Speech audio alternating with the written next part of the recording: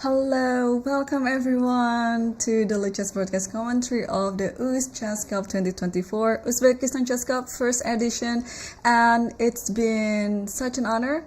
Well, today is the first day, so I'm going to be a bit emotional, unfortunately, but it is a good thing because, well, the games for 8 rounds have been very interesting and very instructive so far, and today is the day. Everything is going to be at stakes. Who is going to be the first winner of the first edition of the UzChess Cup 2024? Because everything is still up in the air. We still don't know who's going to emerge as the winner. Today is the decision day. So I would urge you to get your popcorn, to get your coffee, because I have mine with me here.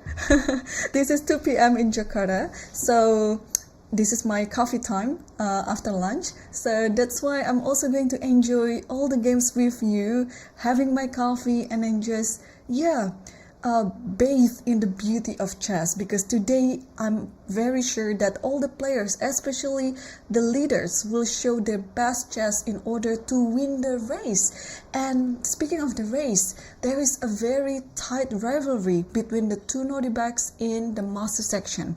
So if you ask me again if they're related, no, they're not related. They're just sharing the first name, not the last name. So without further ado, let me remind you about the standings so that we can update ourselves who is leading in the tournament and who is coming second, third, fourth, and etc. The two Nordibacks, Abdusattorov and Yakubov, they are sharing the first place with 5 points out of 8 rounds. And also sharing the third place here, we have Yangyi and Sarana with 4.5. And on the fifth place, the sixth place, they're sharing the place Sindarov and Rapport. And on the 7th place we have Fidit and Mamedyarov with 3.5, and sharing the last place is Parham Maksudlu and Alexander Grishchuk. And today unfortunately is the last day of the tournament, and we start 3 hours earlier because there should be a closing ceremony after the round so that the VIP can come at a reasonable hour. If we start at the normal hour, it's gonna be too late for them to attend the closing, so that's why we start 3 hours earlier today. I hope you have your schedule on, because yesterday I already announced it in the stream.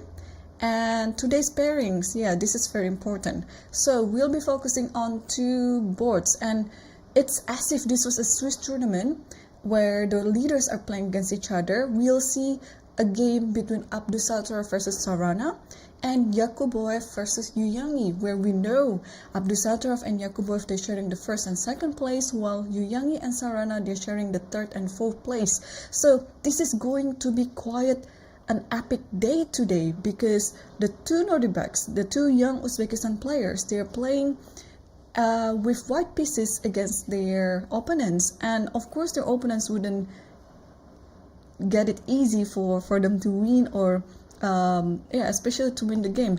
Well, what's going to happen, I don't know yet. Yesterday Sarana played a very, very beautiful game.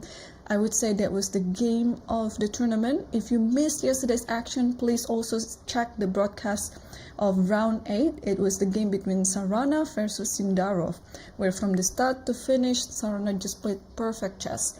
And I think coming close to that game, which was also equally beautiful, was the game between Abdusattorov versus Grishchuk. I forgot which round was that. I think it was one in the earlier rounds, probably like on the 3rd or 4th round. Please also do check it, because those games are very instructive, and also, well, they're very beautiful in their own rights. Okay, so without further ado, the game have started, and in this UzChess Cup we have 3 sections, and in the 3 sections we have Masters, Challengers, and Futures. And just to update you just a little bit about the other sections, in the Challengers there are 2 players sharing the first place, Fakudov Shamshidin and Alexander Pratke. They are sharing the first place with 5.5 points, and on the sharing the second place with 4.5 points, there are 3 players, Yevgeny Romanov, Alexander Yinchich, and Maxim Matlakov. So, and in the future, Yeah, not to mention there's future as well. So this is why Uzbekistan is growing so fast in their chess world, because they are covering pretty much all the bases, not only the top players, not only the medium player, but also they're trying to gain more generational players, and the futures is just the platform to do it. And sharing the first place in the futures, we have, all right, I will have some trouble in pronouncing this name, so I'll try my best. Muhammad Zohid Suyarov, and Suyarov is from Uzbekistan, and also Vitaly Shivuk and Daneshvar Bardia. So those three players are sharing the first place with 5.5. And on the fourth place, there is Rasulullah Fugar with 5 points, and then I think the newly minted Grandmaster, Mukidin Madaminov, he's on the 5th place with 4.5, sharing it with Said Akbar Saidaliev. So today is the decision day for all the sections, because the winners are still not sure yet. In all sections, everyone is still fighting for the first place, and of the total prize fund, $166,000. Such a big prize fund, and also such a very well organized tournament.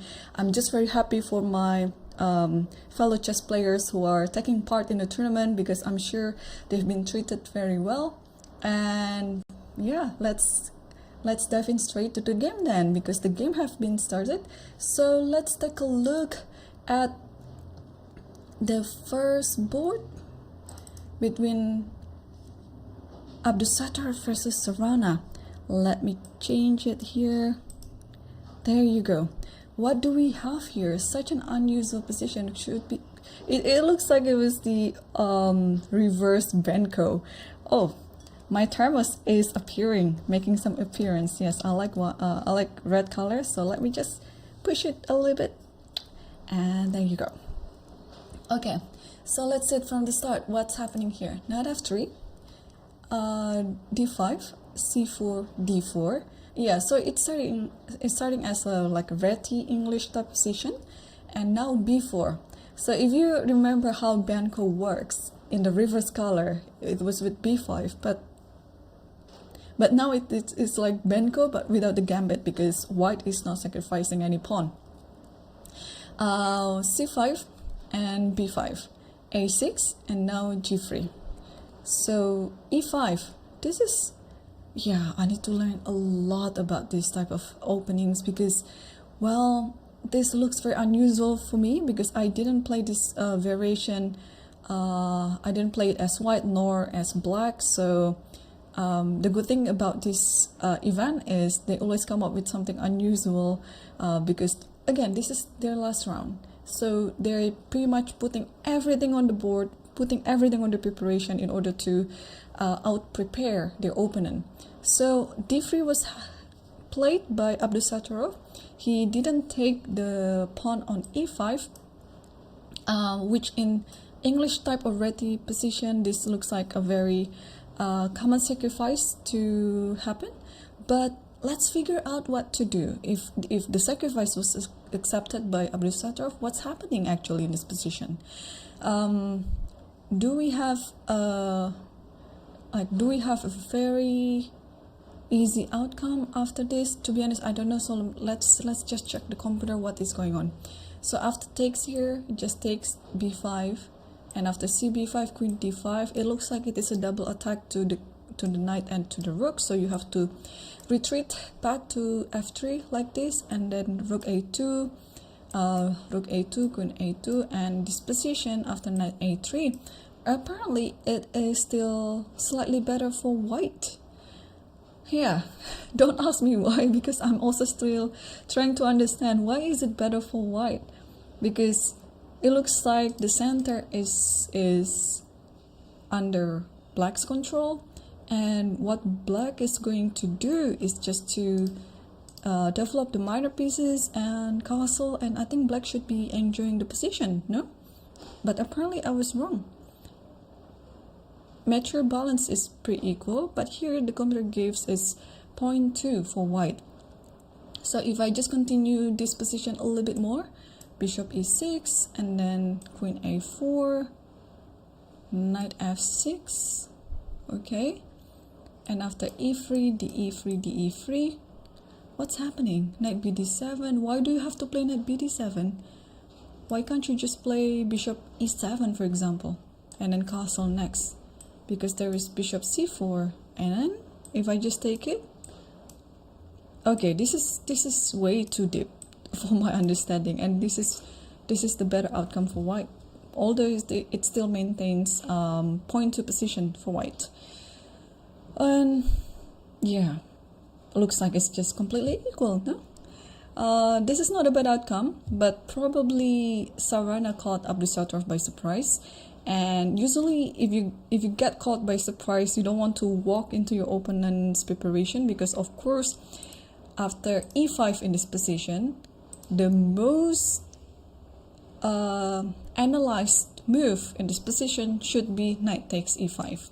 So that is like the psychology of preparation, and when the preparation doesn't meet on the board, that somehow your opponent turns up with other sort of variation, and then you get caught by surprise. There's some idea like, okay, we shouldn't walk onto your opponent's preparation, and then just play a calm move, try to get out of the opening as soon as possible, and therefore d3 was played. So d3 is totally, I would say, a very fine move.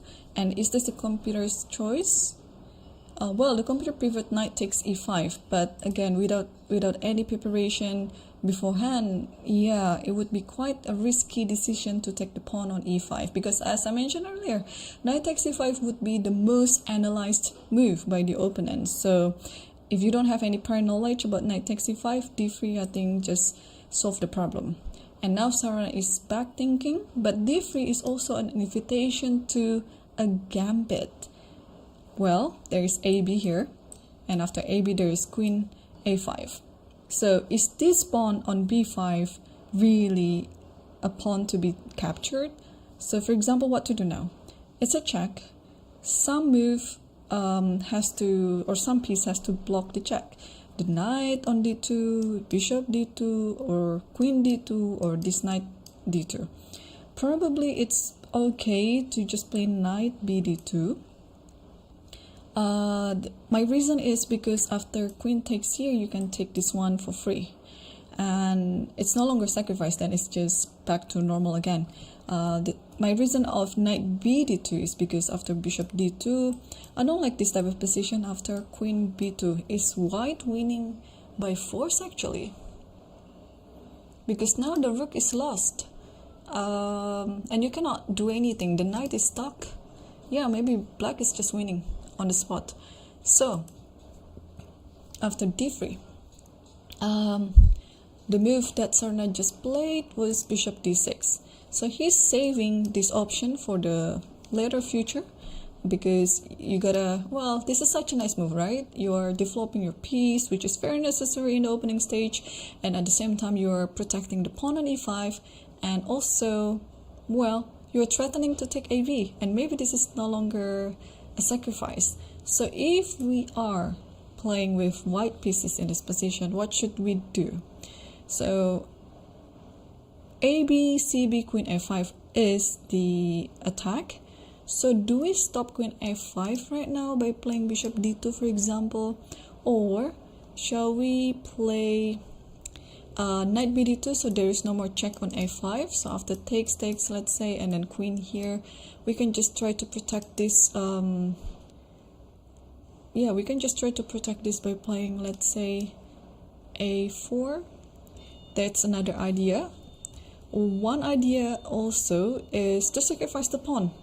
Yeah, it's always an option to sacrifice a pawn, and then you get a better development. You are ahead in development, which is in many cases is very important. So maybe in this position, let's just play bishop g2. My idea is after takes and queen f5, I will just let this pawn be taken, and I'll play knight bd2 here, and after queen takes, I'll just castle, because this square is a very important square, and the next move white will be able to just occupy it. And also, what do I want to do here? I can insert a4 as well. I can go knight e4. Oh, these two squares are yummy. Like, if you're playing with knight here, it's like a dream to put one of your knights in those squares. If you can put both knights on those squares, it would be like the dream of the dreams. So what's happening here? Oh, Abdusattorov played bishop g2. So he totally didn't care about the pawn on b5. Yes, so such a sacrifice is always an option. And this is what Abdusattorov played. He prefers activity over material. And after bishop g2, Sarana also understands the same thing, and he doesn't take the pawn on b5. Instead, he just played knight f6 here, trying to continue his development. And here Abdusattorov castled, also Sarana castled. Alright, so this position I think is quite typical in the Reti type of position, but usually this pawn is still on b3 or b2, in fact, not so much advanced on b5. It looks like having the pawn so advanced like that, sometimes it's a good thing, but sometimes it's also a bad thing. The good thing is you gain more space. The bad thing is it allows some counter attack with a6 immediately, where usually if you have the pawn on b2 here, you would be focusing on your development first and then potentially playing a3 b4, not pushing it to b5. But here the pawn on b5 is already there, so I think what white is trying to do is allowing this to happen. So the idea of having the knight to c4 is always preserved on the board. But yeah, now let's think of a concrete line or any good line that white can play in this position. Naturally, I would try to play a4 here, although after a-b like this, of course I will not take it with the rook. I will take it with the c pawn, and then this allow me to play knight a3 maybe, and then going to c4. Yeah, the route can be from the edge of the board via a3. Also, you can play the traditional route from d2 to c4. And here what just happened, Abdusattorov just played knight b d2. So he's preparing for this, and this again, for sure. So normally in this position, I think eventually you would like to push this pawn to a5. Push pawn to f5, and since this diagonal is very dangerous as well, I have some random move like rook a7. So let me just show it to you. Like this one, a5. And then let's say a4, because if you don't play a4 here, let's say you play h3, this is sometimes is useful. Here black can push the a4 pawn, and then somehow this diagonal, I don't know, at least this square on a5 can be used by black. So I think if a5 happens here, Abdusattorov has to stop it by playing a4. And now it would be quite a dream to play b6. So maybe play rook a7 first, because if you play b6 immediately, then maybe there is knight e5, bishop takes a8. It's uncomfortable. So you're not in a hurry to play b6 anyway, so you can just play rook a7 first, because in the long term, it looks like the look of the rook is pretty ugly.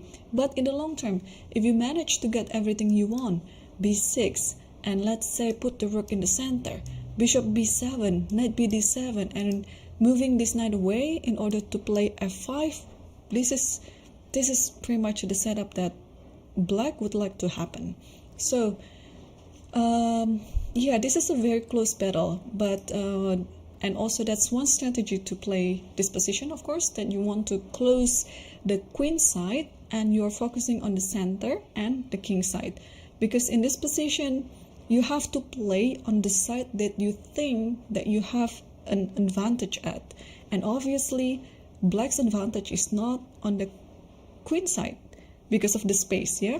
So black, I think, has to divert its attention to the center and to the king side. Although it will take some time to build, to set up, to prepare. But I think all those preparation moves are very necessary. So Sarana is thinking, and this is one of the critical positions in the game, I would say, because now this is the decision. What strategy that you are going to play, what sort of game that you want to aim, whether it is like a close game, semi-close game, or open. I don't know yet if I can play some open position here. For example, there's another idea that you can try to play a move like bishop f5, because you want, okay, this battery between the queen and the bishop. It's very common to happen in many games whenever your opponent has a fianchetto bishop. So you can pair it up with queen c8. You're aiming towards this h3. This is also one way to go. And if this doesn't really work well, you can play h6 and put the bishop on h7. So black is having many type of strategies here, because I think that is also a very, very decent strategy, because imagine the position when you have the bishop on h7, rook will go to e8, and you are preparing the thrust of e4. So everything is now on Sarana's mind. What strategy, what sort of position that he is going to play in this one. That one I think is also very decent, because you don't commit into closing up the position on the queen side as well. You can always threaten AB at some point if the position is to your advantage. So maybe bishop f5, it's giving more flexibility. Also, if you're worrying about many things, you can wait for a tempo and then play h6 with the similar idea, actually, bishop f5, bishop h7 if necessary. So yeah, we'll see which one that Sarana is going to choose in this position, because everything looks pretty decent to me. It looks very good. It's just a matter of taste on what favorite position he has in this type of, well, so far it's a close position in the Réti English variation. Okay, we'll move on to the next game. And actually, I'd like to move on to the next game of the leader, the fourth board. It's between Yakubov versus Yangyi. So let's see what happens. d4, knight f6, c4, e6, and knight f3, d5. Knight c3, we see the position of the queen's gambit decline. And bishop b4, now it's Ragozin. So queen's gambit decline is the opening, the variation is Ragozin.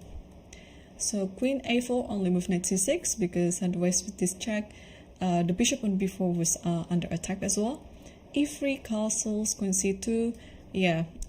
After the check on a4, yeah, this looks a bit, for those who are not playing this as black nor as white, you might be thinking like, why is the queen giving a check to a4 and then put it back to c2? Well, eventually the queen will be settled on c2. It's just that after queen a4, you're forcing your opponent's knight to be on c6 rather than on d7, where it is pretty much the normal position to be, and it's more flexible. So, but it doesn't mean that it makes black's position worse. It's just one of the variation with ideas like that. So here, after queen c2, knight e7. Here in this type of structure, you have to allow this pawn to move. It would be depending on which variation you play. You can play c6, but if you feel ambitious enough, like Yangyi actually in this position, you can push it to c5 as well. And after bishop d2, he pushed it to c5, a3, and not to lose any tempo, he just took the knight on c3, bishop takes c3, and c takes d4. Bishop takes d4 and bishop d7.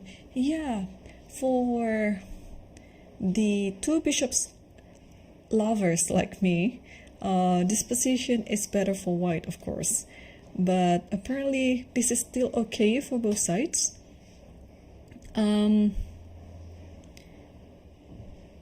Yeah, this is still okay for both sides. And okay, how are we going to play this as black? Because it looks like with these two bishops, white can do so many ideas. pretty much around the king side because the bishops are aiming to the king side. Well, except this bishop, but this bishop will go to d3 anyway. So bishop d7 is the move, and Yangyi is preparing for rook c8, attacking the c4 pawn, or pretty much having some control over the c file. What do we do in this position then?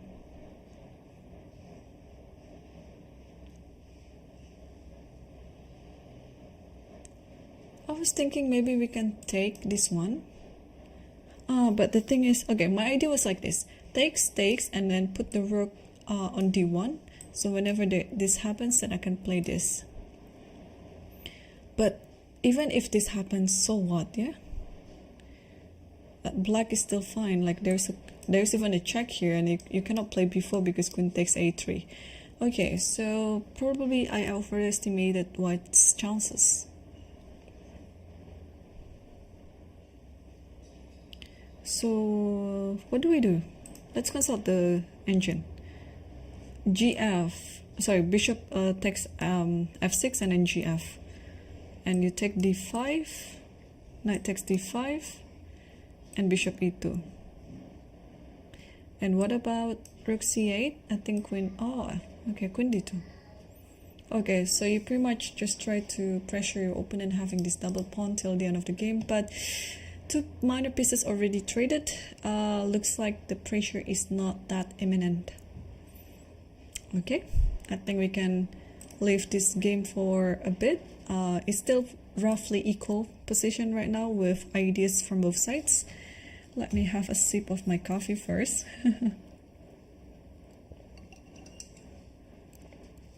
Yeah, I don't know. I'm a coffee person, but I'm also a tea person. But these days, I think I've been drinking coffee more just because of the workload that I have, just to keep me awake all the time. All right, let's continue to the other games. So Abdusattorov versus Sarana, Yakubov versus Yangyi. I'm just trying to imagine some other scenario because only the winner of the master section is only out of these 4 players. Judging from the points that they have so far coming to the last round. So only out of these 4 players can we see the winner from the master section. So it would be quite a disastrous moment for the Uzbekistan chess if in both matches Yangyi and Sarana win the games. It means that they are taking down Abdusattorov and Yakubov. So it means Yangyi and Sarana will be sharing the first place. That is if that was the scenario. Actually, what about the tiebreak? The first tiebreak is direct encounter. So it's very, very important to win the game because in this type of scenario, for example, okay, Abdusattorov and Yakubov, they drew their game. So direct encounter is half-half. So it will come down to another tiebreak. The second tiebreak is the Sonborberger. And the third tiebreak is the number of games won with black. And Abdusattorov has the same tiebreak as Yakubov on the first tiebreak, direct encounter, because they drew their game. The second tiebreak is Sonborberger, and apparently they have also the same score. It's 18.50 or 18 and a half. But the third tiebreak, number of games won with black, apparently Abdusattorov has one more win as black. Oh, maybe he has, hang on, how many wins does he have? But he has more than Yakubov. So that's why if the game, in the scenario where the Uzbek boys won today, Abdusattorov wins against Sarana and Yakubov wins against Yangyi, Abdusattorov will be the first winner because he has better tiebreak than Yakubov. So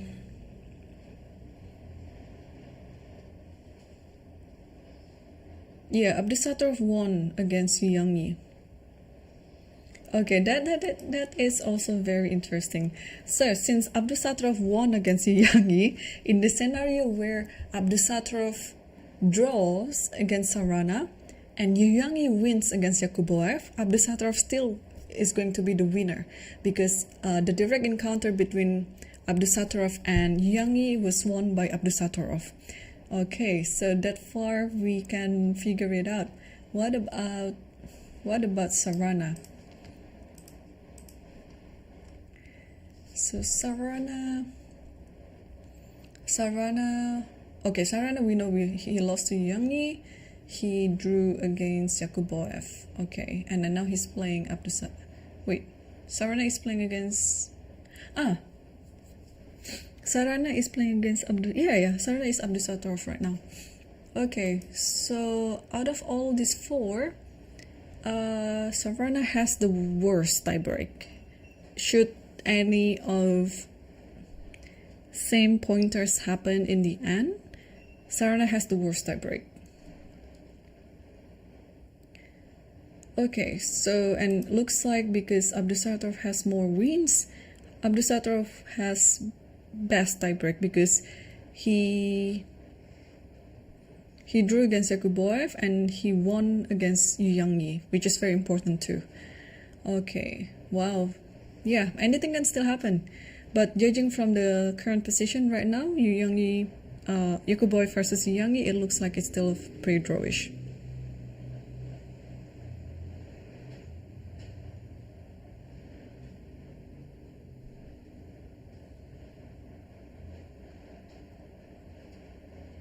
Okay, haha.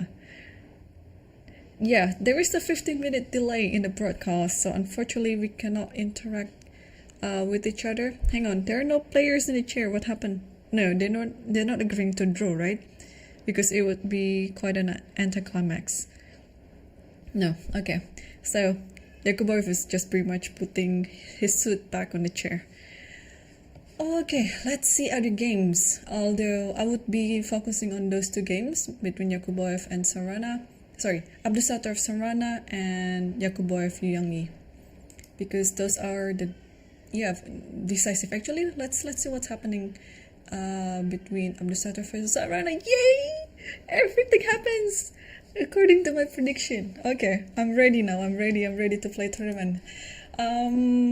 So after knight bd2, here Sarana played rook a7, and I mean at least rook a7 is there whether or not you insert f5, but it looks like it's such a dumb move, right? But it has quite an idea. So a4 was already on the board. So he went for this idea, then he want to close up the position like this. So maybe also in this position, what do we do? The thing is, if b6 was played here, I think it's still fine because eventually you play f5 unless white is planning to play f5 himself, which I don't know what's going to happen. No, f5 is bad, sorry, because there's just AB here and then this one is lost.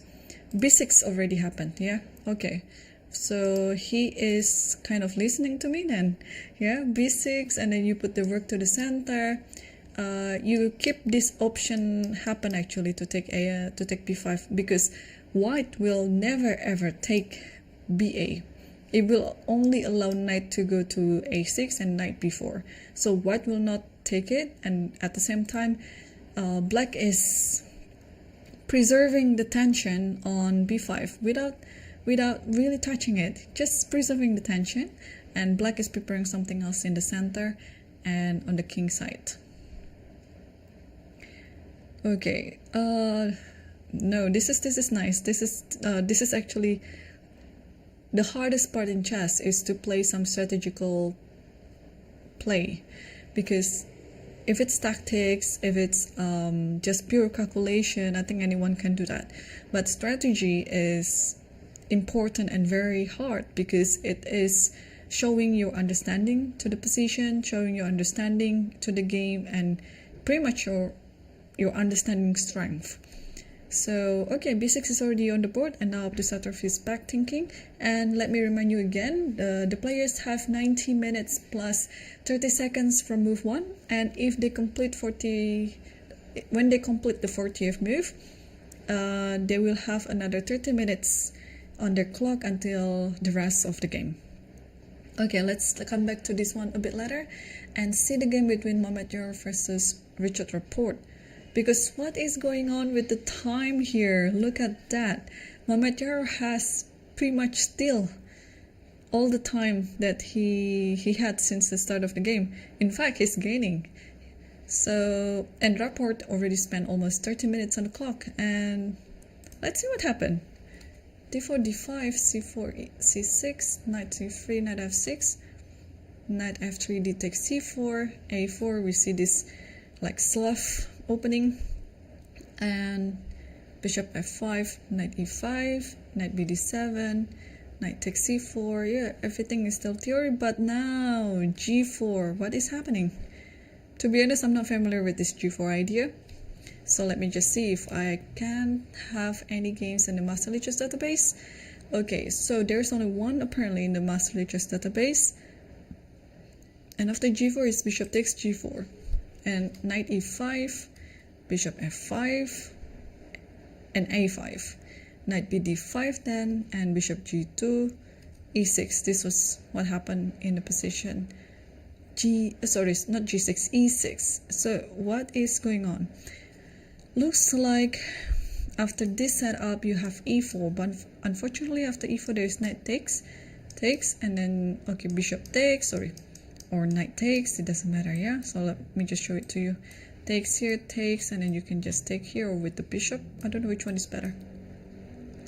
And this looks just nothing because everything is now, yeah, I think everything looks good for black now. And black has how many pawns up? 2 pawns up. 2 pawns up without any compensation, I would say. So no, e4 shouldn't be the move. But after e6, what should we do? If you take this one first, black will take it with any of the pawns. I believe it should be the e pawn. Yeah, because you don't want to leave this one hanging with the check. Yeah, with the e pawn, and bishop will go to e7 or d6 and castles. So black should be fine. But what else can we... now I think I understand. You take this one. I mentioned that black should take it with the d pawn, but with the e pawn, but after e takes d5, there is a6, and you're weakening this pawn. So it's gonna be very hard to protect everything actually. And whenever there is this check, king will always step aside like this, so you don't really have to castle right away. And now it's a bit hard to take care of everything because having the bishop on b4 is not really helpful. Although you can castle now, but now after a b, let's say, king rook here, and then no, knight c6. Yeah, so, and you have to castle because this bishop is just invitation for white to attack via a4 or b3. Yeah, not to mention it is on the square where the knight can make a fork to c6 at some point, you know. Alright, so is that a move then? Because if you take this with the c pawn, there is this check, and I don't think you would like to play this delayed pawn cloud by playing king e7 because it's just, I think, what, b3 or bishop b4 with this type of idea anyway. So maybe bishop d2 actually, about to give a check here, and then white is happy to just sacrifice a pawn for this position. So if you block the check by playing knight d7, now white will try to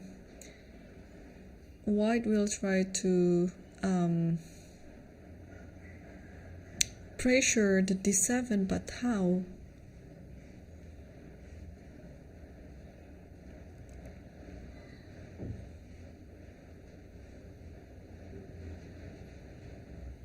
Yeah, that's very curious to me. So maybe I'll play bishop, or maybe just play bishop f4. You cannot play bishop d6 because of this, I guess. Although there's knight f7, but I'm thinking if there's any good discovery with this. Takes, or maybe I'm just wrong. Is there any good discovery? Probably just winning the exchange, yeah? I think that's enough too. Yeah, I think that's enough. Here and then just win the exchange. So you cannot play bishop d6 because of that reason. And if you play bishop e7 still, you cannot castle because this is pinned. And maybe now it's the time to bring the rook over here. And yeah, and then put the rook on c7. So there should be some compensation to the pawn that was sacrificed on g4 then. And this is now Mamedyarov thinking. And well, he has so much time on the clock, so he can figure things out. E6. Yeah, now it feels like this is the move, yeah?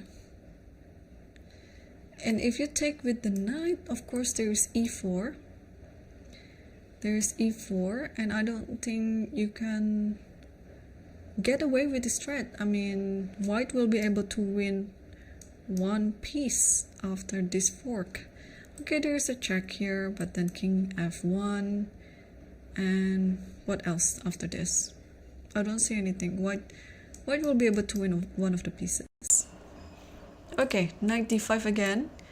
I think we cover most of the lines, right? After knight takes d5.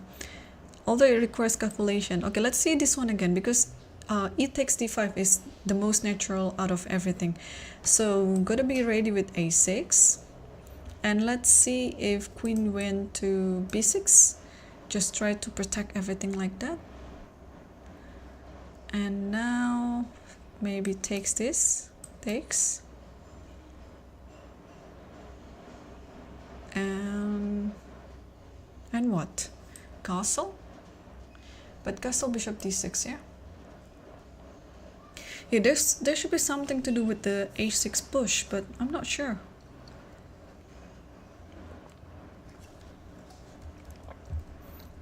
Yeah, because in this position as well, after a6 and then queen b6, black has one tempo to go to b4 and then castle next, so black will be quite safe.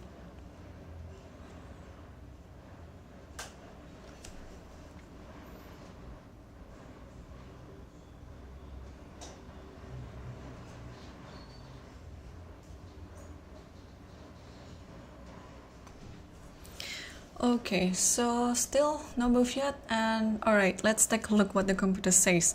We figured out that much. So knight d5 is my candidate move here.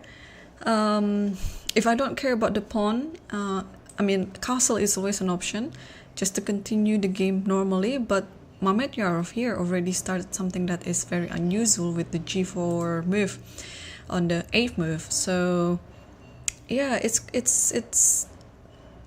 stirring me up. Like, should I keep continuing according to his style, or should I just come back to the principal chess, because I'd like to get my king into safety and then potentially attacking the center.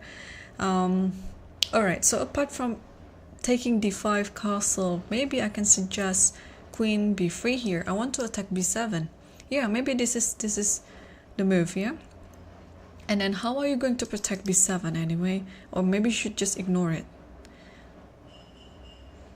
Oh, bishop b4 is there. You cannot take d5. And now castle, let's say, because the idea is to take d5 followed by e4. But if this happens, then probably you can just play queen e7. And after knight takes d5, you take it with the pawn, because queen is protecting the bishop. Yeah, queen b3, although it looks nice. Oh, actually a6. Yeah, I shouldn't forget about a6. But maybe just castles, yeah? Takes this, queen takes. Yeah, there is this idea. Okay, if black managed to play a5 without any problem, then black is completely better. So maybe now it's time for the knight to take c6. Queen c6, queen b4. Looks like it's just pretty much drawish, yeah? Alright, it's time to see what the computer says. Queen b3. Alright, so the computer likes queen b3. The last move that I suggested. So not bishop b4, but queen c7. What's happening after bishop b4? Bishop b4 just castle, that's correct. And after queen e7, a6 immediately. Ah, what's the difference? Let me castle. e4. Oh yeah, e4.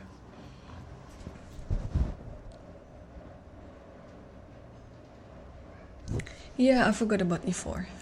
e4 was always white's idea, but somehow I forgot to include e4 in my calculation. Yeah, I see it now. Okay, queen b3 is the move then. What about knight takes d5? Knight takes d5 is not good because e d5. And after a6, yeah, just like what we saw, rook b8. Oh, that's simple. And after takes this, rook takes. And you don't have to be worried about this because why? Queen c8. Oh, that is very tricky. That is very tricky, this queen c8. Do you understand what was going on? The trickiness is if you play knight here, for example, there's bishop c2, the queen can only go here, and then bishop b4, and the queen is pinned. Wow, queen c8. I see. So can I take? I know this is very risky because the knight might not be able to come back. Yeah, queen c7 and you lose the knight. So wow. Okay, so a6 is still on the board. Will Mamedyarov find the best move here? Queen b3. We'll see. He's been thinking about more than 10 minutes. So let's see if he's going to find the best continuation for white here. Yeah, meanwhile, I'd like to come back to our first two boards, Abdusattorov versus Sarana, and later we'll also update ourselves on Yakubov versus Yangyi. So what's happening now after b6 here? Abdusattorov played e4. And this is the type of moves that's stopping everything with e4, yeah? And you don't want to end pass on this, because this is only going to be better for white, because after this happens, you're kind of losing control of the center. The pawn on d4 was a good pawn, but you traded it with this pawn and you don't have that pawn anymore, while white still maintains everything very intact with the pawns. And the bishop will go to here, and eventually at the perfect time it will be d4, and then you'll have, or white will have the majority attack with the pawns on the center to the queen side. So after e4 here, Sarana played g6. Now black already loses its right to en passant. And the idea of g6 is, and also thanks to the rook on a7, it is quite ready to play some sort of like a King's Indian attack. So you're getting ready for the f5 push eventually, but it's gonna take some time, maybe with some rerouting to do. But I think now, since g6 is already happening on the board, before the rook moves to the other side, to the center or to the king side, black will play a5 first, just to stop everything on the queen side so it can focus on the other side. And probably the bishop doesn't really have a good idea on d6, so maybe it would be great to transfer it to g7, and yeah, just put everything on the king side and then push f5. This knight belongs to h5 for sure. So I think you'll see this type of idea of knight goes to h5, and then f5. I don't know whether black will have enough time to reroute all the pieces to go like this, but at least now I guess knight h5 should be the move. If you want to continue playing in such a manner, this is totally the place that belongs to the knight. You cannot push it like this because of this bishop, and yeah, you're just getting ready. The queen will eventually be here, maybe. Okay, it would be depending on how the game goes, of course. So king h1, white is also preparing for the f4 push. So it's very important now to who's going to strike first. So king h1, the idea is knight maybe go to g1 and then push f4. Also, maybe, I don't know, these two knights, they need some rerouting to do. So probably one knight over here and one knight over here, something like that.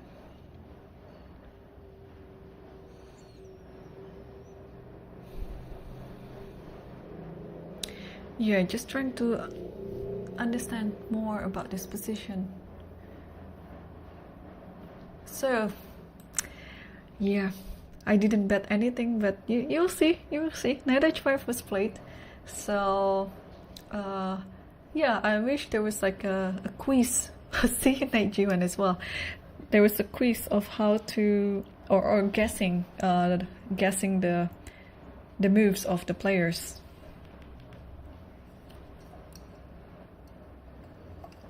Yeah. Oh, unfortunately, I'm 15 minutes later, so I cannot really interact with the chat. But I just saw the chat from, if you're watching it now, from 15 minutes ago. Yeah. Linux Ricky said, looks like Irene's coffee has definitely kicked in. Yes, totally. And it is a good hour for me now because it is still, well, the game started at 2 p.m. my time. It is when I'm very much alive. Although I'm a night owl, so I started my morning late, and I literally just woke up like a few hours ago. I gave my one lesson in the morning. I took my brunch, and then got ready for this commentary. So yes, I'm such in a high spirited now. It's a good thing, right? It is the last game, but also I can just feel it, especially for the players, because I'm a player myself, that going into the last round, and especially if you're leading the tournament, sometimes you cannot sleep the night before. It happens to me many times.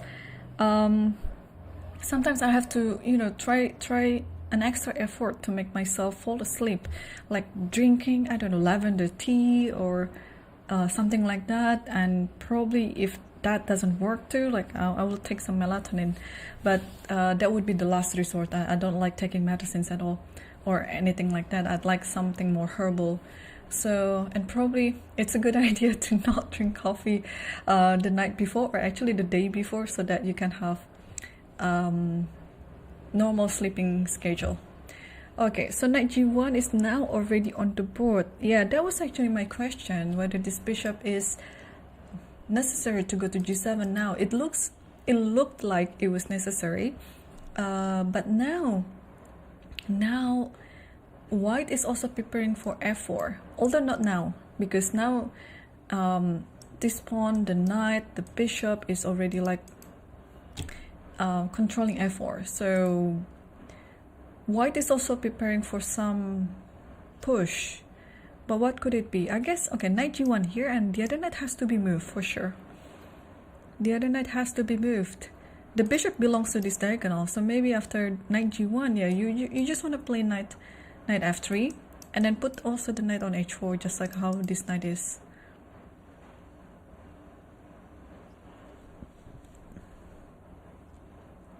Yeah, so, well, this is still quite another strategical battle between these two. So let's come back to this later and update ourselves on the game between Yakubov versus Yangyi. What has happened here? I think we saw the position after bishop d7. Okay, so it's interesting decision by Yakubov. He played c5. He wants to close up the c file. But yeah, I saw this move before, but I didn't mention it because it looks a bit risky. Because there's always b6 at any point, even now actually. I don't see why not. But here Yangyi decided to escape from this trade, so he played knight e4. Also, this is an invitation for bishop d3, but again, the idea of knight e4, if you know, it is also a preparation for f5. So if bishop d3 happens, I'm very sure Yangyi will play f5 in this position. He wouldn't mind trading all of these pieces like this and then have more pawns in the center than whites. So that's why Yakubov didn't do that. He played knight e5 himself. So pretty much allowing f3 to be an option should this knight be annoying on the center. So probably what to do after f6, because I'm sure this is what Yangyi is thinking right now. Like f6 is just very natural move to make. You want to get this knight away from e5 square. But is this an option to take d7, queen d7 like this? To be honest, why not, right? Yeah, to be honest, why not? I know that this is like a pair of bishops versus pair of knights, and usually it is better for a pair of bishops, of course, but the position is quite semi-close, semi-open. Yeah, to be honest, how do you call this? Is it semi-open or semi-close? It's like when there is a water in the middle of the glass, right? I mean, it's not full, it's not empty. How do you call it? Is it half empty or half full? Well, I know about the idea of, are you an optimist or pessimist, but does it really work with chess as well? Like if you're optimist, maybe you would say like semi-open, and then if you're a pessimist, then you would say it's semi-close. I don't know. It's up to you to decide it. Okay, so knight e5, f6 is the critical move, I would say. Apart from f6, what else? Because this looks like it's an invitation of f6 anyway. Like f6 is your opponent is okay. Let's get the f6 work. Come on, because my knight is just on the center, just like your knight. But your knight will be met with f3 soon. So why don't you meet my knight with f6? So. And apart from f6, is there anything else that we can ask ourselves here? Maybe knight c6. Knight c6 could be also another candidate move. Yeah, you just also want to trade this one or trade this one. That's not a bad idea. Or a move like rook c8 also. I don't think it's bad. And also, yeah, knight e5. It's not forcing black to do anything, right? Black can actually focus on building some other attack that looks like very important as well. The attack around the c5 pawn, that you can have b6 later. So now I'm leaning toward rook c8 actually. I don't want to get provoked by playing f6, although after f6, knight d7, queen d7, everything looks okay too for black. So maybe it's another matter of taste here for black, in which position that he's going to play, whether he likes to clarifying it rather quickly by playing f6, or he just keeps the tension on the board and preparing for another attack by rook c8. So we'll come around to this one, while we have to also update ourselves on the game between Sindarov versus Grishchuk. So Sindarov suffered quite a heartbreaking loss yesterday against Sarana. Although to Sarana's defense, it was the best game of his life, probably. Like, it was such a good game. But let's see what's happening here. So Grishchuk has also been playing lots of Gyujo piano in this tournament. But here, a very, very provocative move, a3. So usually, of course, you'd like to get a position where you play maybe knight c3, a4, or you play c3, a4, pretty much all with the a4 idea these days. And it's very, very rare to see a3 on the board, but Sindarov played it in this game. And after d6, now h3, and h6 now. This is kind of also a waiting game, because h3 and h6 are already played. So you can actually imagine the position when let's say after this one white castle, then black might have an additional idea of playing g5, because this is a trick in the Gyujo piano. So if you want to do castle, don't play h6, or if you're white, don't play h3, because this is just going to be a little bit annoying. There's some additional plan that your opponent has that you also have to take into account, because then there might be g4 takes and all this sort of attack, and then eventually black will choose to do long castle and then attacking the king side. So that would be quite unpleasant. And here Sindarov just playing at c3, waiting for any committal move like castle. Here bishop b6 and knight a4, and since, yeah, I guess since the knight is already moved away to the edge of the board, like knight a4 here, black feels quite safe to do the castle, because enough since black already castled, white also castled, because I guess after this, if you play g4, yeah, the knight is again already moved to this side of the board, so it means it is time for black to meet this g4 with another counter on the center. So the timing isn't right to play g4. I guess if the knight was still on c3, then g4 you could think of an option, but now it's only better for black. Or maybe if we turn the computer on, it's going to be like 0, 0, 0 again. But for human perspective, it's a little bit more practical to play as black here. So let's say d4 and then you take. Alright, if you want to insert this, it is fine too, because this bishop is very dangerous anyway. So take stakes and take stakes like this. Yeah, what are you going to do? If you play g5, be careful with your own king as well, because usually if you want to attack in such a way, you have to be very safe with your king too, so that you can focus on attacking rather than defending. So this might happen, so that's why after knight a4 and black castled, Sukandar didn't play g4 and attacking the king's head, but he also castled himself, and after rook e8 here, he played b4. So the idea of knight takes b6 can always happen at any time. It's not very urgent to take the bishop now. So in the meantime, Sukandar is just trying to improve his position as much as he can, and especially on the queen side or on the center. And I guess this is still pretty much balanced, yeah, although Grischuk has been spending so much time on the clock. Well, b4 is such a nice gesture to gain more space advantage in the queen side.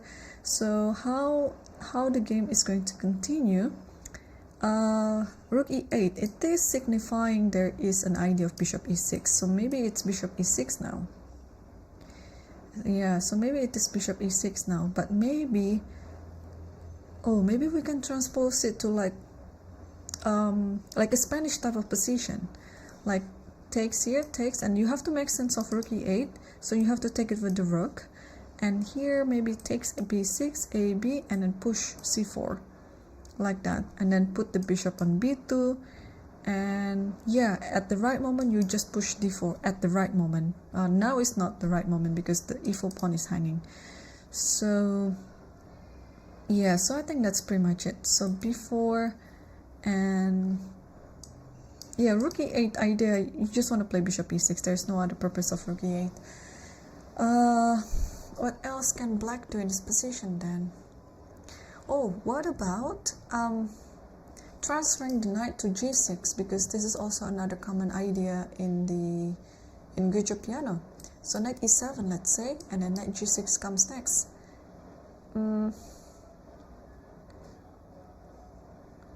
Maybe after knight e7, what do we do? Knight h4? That is a bit annoying. Oh, maybe knight h4. You know, at the right moment you take this bishop and then you push f4. Yeah, this bishop needs to be challenged. No, the source of the strength in white's position is bishop c4. It is always bishop c4 because it is aiming toward f7.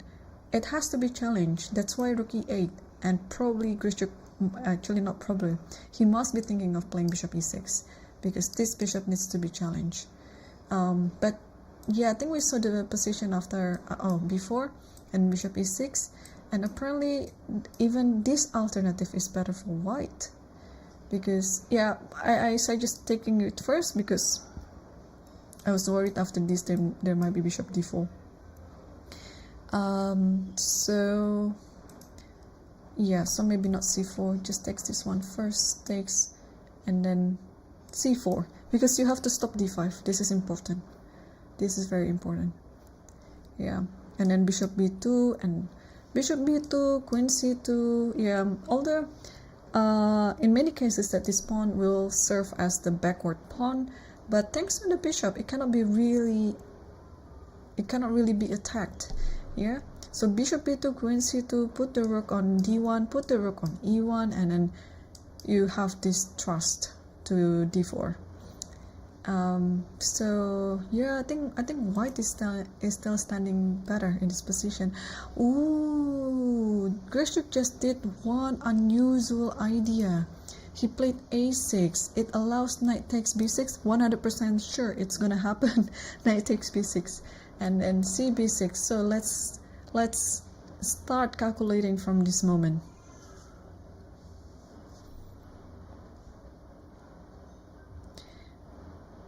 Yeah, let's start calculating from this moment because it's going to happen for sure. What do we do here? Bishop b2 looks normal. Again, I think Grishuk wants to preserve d5 all the time. But why can't he just play it right away? Oh, he cannot play it right away because of the simple trick, this one. And this has been around for centuries. c4, queen has to move. Doesn't matter where. Queen e6, queen d8, and then the bishop is trapped. So that is the idea. He wants to play d5, but if he plays d5 immediately, it's not it's not a good thing because the bishop is now trapped. So that's why he played a6 first in order to get d5 after knight takes, and here white cannot stop d5 at all. Even after bishop b2, yeah, there's d5 like this. Okay, guys, I think you have to try you have to appreciate me. It's so hard getting into the minds of the 2700 because, well, they're 2700 for a reason. And correct me if I'm wrong, I think Grishuk has crossed 2800 once in his life, right? But it was back in the day, like maybe around 2010 or something. Let me double check because I'd like to refresh my knowledge on that one as well.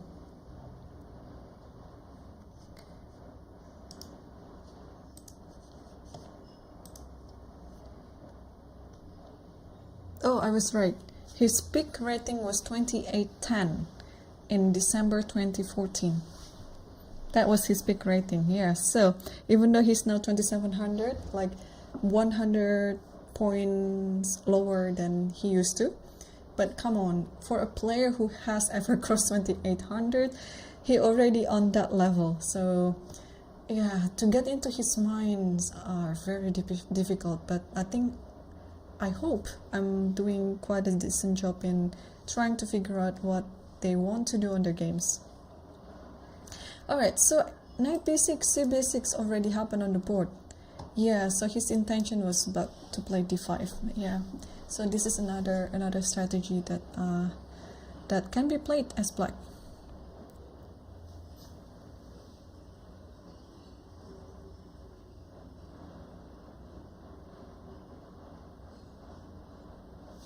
Okay, and let's come back to this game later and update ourselves on the game between. Do we have any updates on this game? Nope, still nope. Knight e5 is still on the last move here, and I'm very happy everything went smoothly actually. Or I don't want to jinx it. Okay, I don't want to jinx it because yesterday was such a hard day at the office with all these technical issues, especially about the camera feeds. But today everything has been going smoothly, so I'm very happy. Let's come back to Abdusattorov versus Sarana. Still no move yet from Sarana after knight g1. And what about have we seen Parham versus Fitted? I don't think so. Okay, let's take a look. c4, c6, d4, d5, knight f2, knight f6, and e3, e6. So we see Queen's Gambit decline, probably going to semi-Slav variation. Oh, but takes on c4 right now, and c5. So it's Queen's Gambit accepted, normal stuff, and I think more than 90% of the games ended with a draw. Castle, knight c6, and queen e2, a6, and a3. Okay, so Yeah, there's one approach here, like b5 was played by fitted, but there's also another idea that you don't want to meet this position with b5 and you just play b6 because yeah, b5 might be quite a weakness later in the game, like after like a4 you have to play b4 and something like that, and you create some weaknesses there. But this is a variation. b5 is also one of the main lines. C d4, rook d1 and d3, rook takes d3, queen c7 and e4. Well, in a quick glance I prefer white's position, of course, but here, yeah, actually judging from the time situation, this might not be Fitted's preparation. He might try to work everything out on the board actually, and it's always a difficult moment when you are not sure about your own calculation as well, instead of playing your own preparation. So e4 is now on the board. How to continue this position, because obviously white wants to play e5 and all this sort of attacks, and having the rook on d3, it's already a plus, because at some point you might want to divert it to the king side to play rook g3, rook h3, attacking the king. So are we allowing e4 e5 to happen, or should black do something else after e4? Like bishop b7 is always a move, because I mean in this type of Queen's Gambit accepted position you always want to put your bishop on the fianchetto b7, but this allows e5. Are we going to be a bit worried about this? Let's say knight d7, and yeah, the thing with knight going to d7 is this pawn is now hanging. So what am I doing? Oh my gosh, I totally forgot the bishop on c1 is hanging. So can we just take this then? Because if you take it back like this, queen takes, although you can make a reason that okay, this is a sacrifice, like rook d1 here, and then what next? Maybe queen here, yeah, attacking the checkmate. Yeah, so not sure. Yeah, not sure. Is it better for white here? No, I don't think so. e4. All right. Now we gain our understanding on this game, or on this position.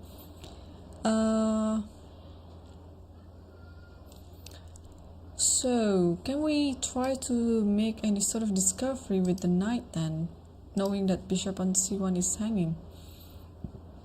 Or maybe you should just wait, like what we saw, like bishop b7, knight and e5, and now knight takes. Although in this position, can I play here bishop f4? Maybe, I don't know. This looks complicated. Takes here, you take with the queen, take the queen, and this bishop has to move. Let's say the bishop moves here.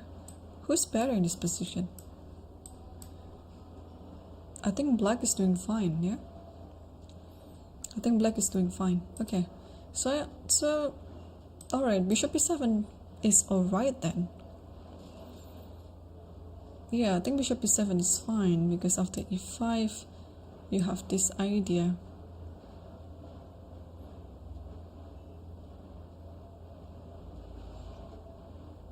Yeah. So maybe not e5, but what else? Oh, knight c3, yes, to stop it. And e5 is always there to be played. But after knight c3, maybe it's time to play knight e5 to stop it. Like that. And takes, and takes. And you just need to develop this bishop and castle. Okay. I think we understand it that much. What does computer say about it? Bishop e7. Or bishop e7, so you don't have to worry about e5. Bishop e7 or bishop e7 then. And then knight c3. Yeah, you can play knight e5, I guess, but computer suggested to just forget it and play bishop e7. Ooh, knight d5. Knight d5. It takes d5, and castle. Okay. Alright, so that is the idea. And after d takes c6, bishop takes c6, and bishop g5. Okay. That is interesting continuation, yeah. Alright, let's see if Fidit will play it. And meanwhile,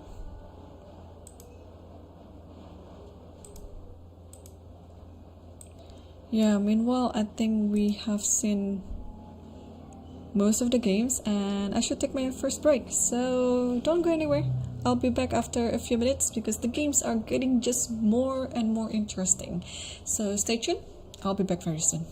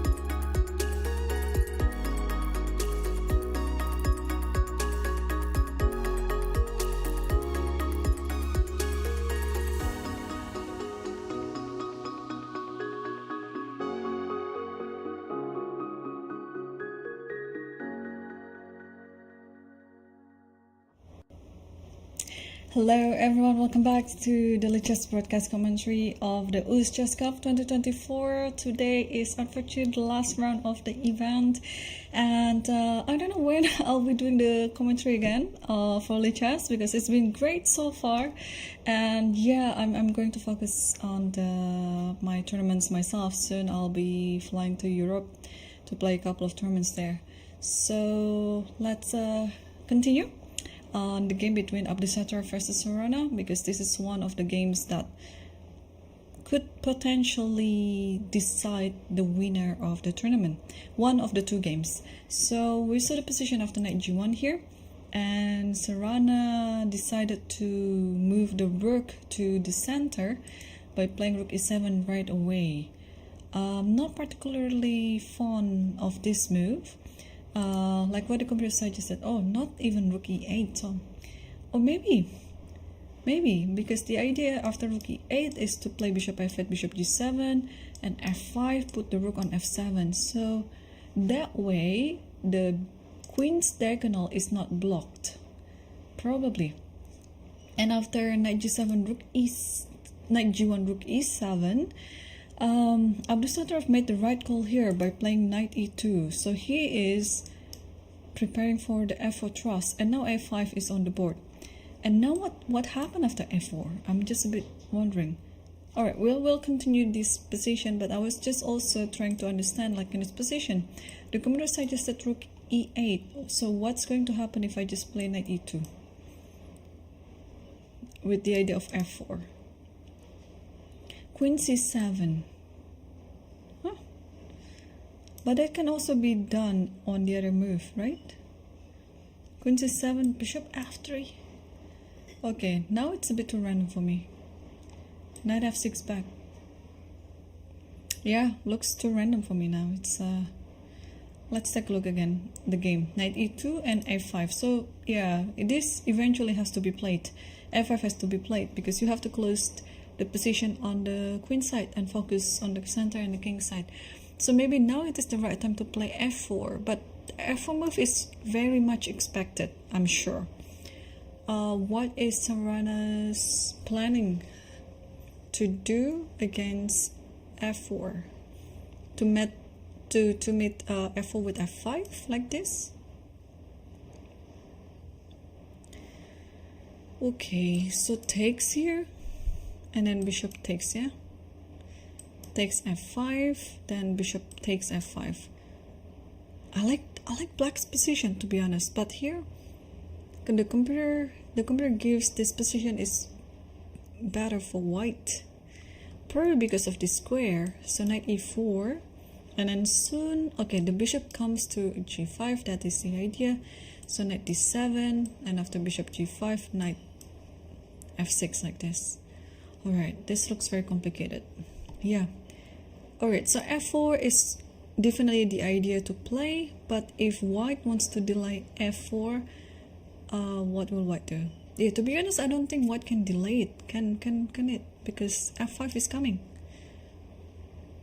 Because, okay, let's say I play rook a2, I don't know, I want to put, I don't know,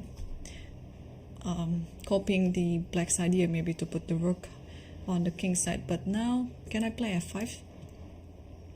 Still cannot play f5 because the pawn, this knight is hanging, so after this black would wish to take it with the pawn, but unfortunately there is knight d4.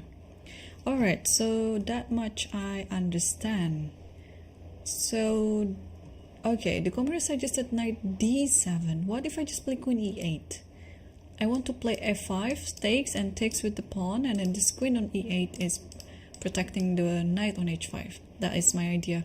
But apparently black is a bit too slow, and now f4 is gonna happen. But okay, after f4, f5, yeah, and takes this, bishop takes. Okay, takes this, bishop takes, and knight e4, I guess. And this is roughly equal. But there's already a move by Abdusattorov, and he played f4. Yeah, he played f4.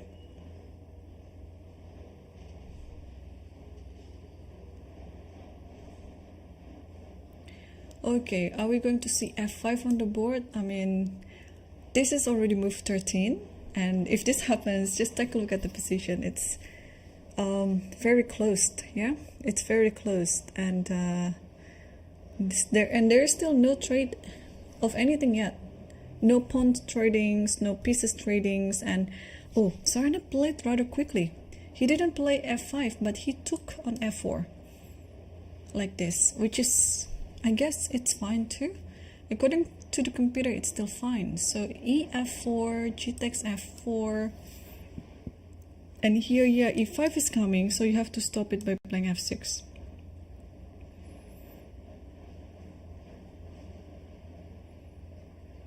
Unless Abdusattorov took the f4 with some other pieces, probably with the knight. Yeah, I think it's fine taking with the knight. Bishop takes, and then takes like this. And now, since, yeah, now you can play f5 if you want to, because the bishop is no longer gonna be locked by playing e5. Now the bishop is already away out of the board, so you can play this, and after e5 it's not threatening anything. Okay, which one will Abdusattorov choose to play? Will he take the f4 with the pawn, or will he take the pawn with the knight?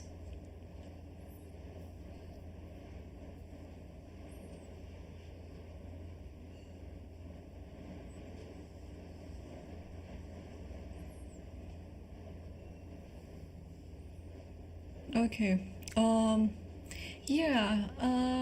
we're focusing on the master section, but let me go to the challenger section just for one game here, because Pratke was one of the leaders in the, okay, that's not the camera for the challengers.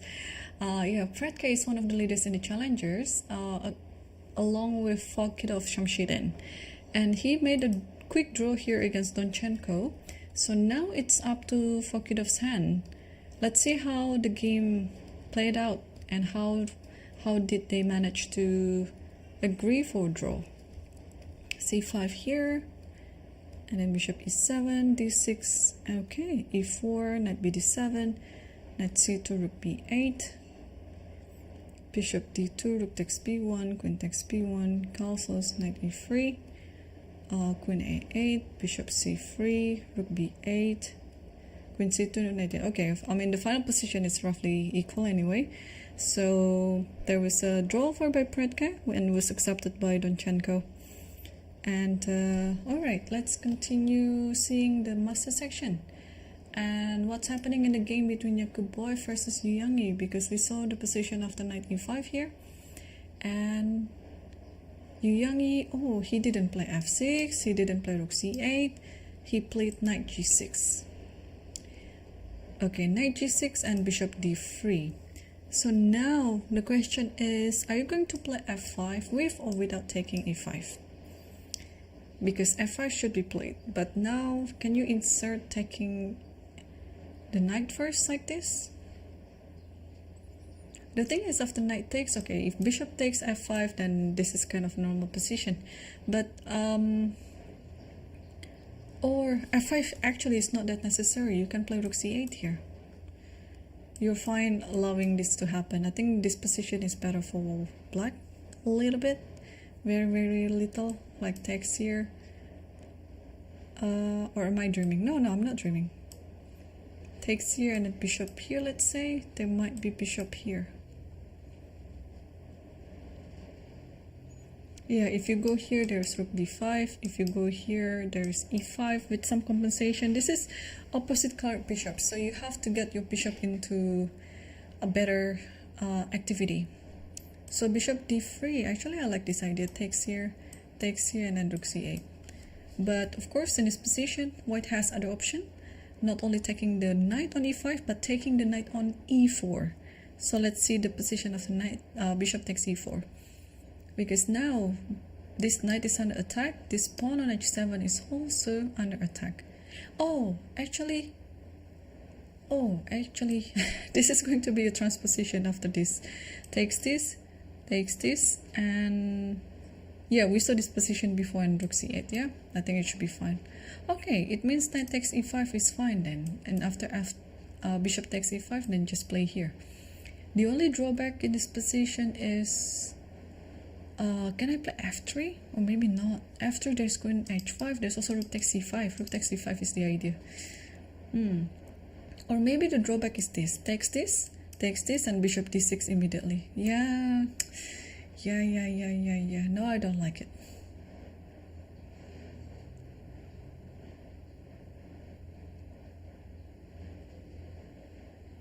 Oh, that was one funny idea. Like,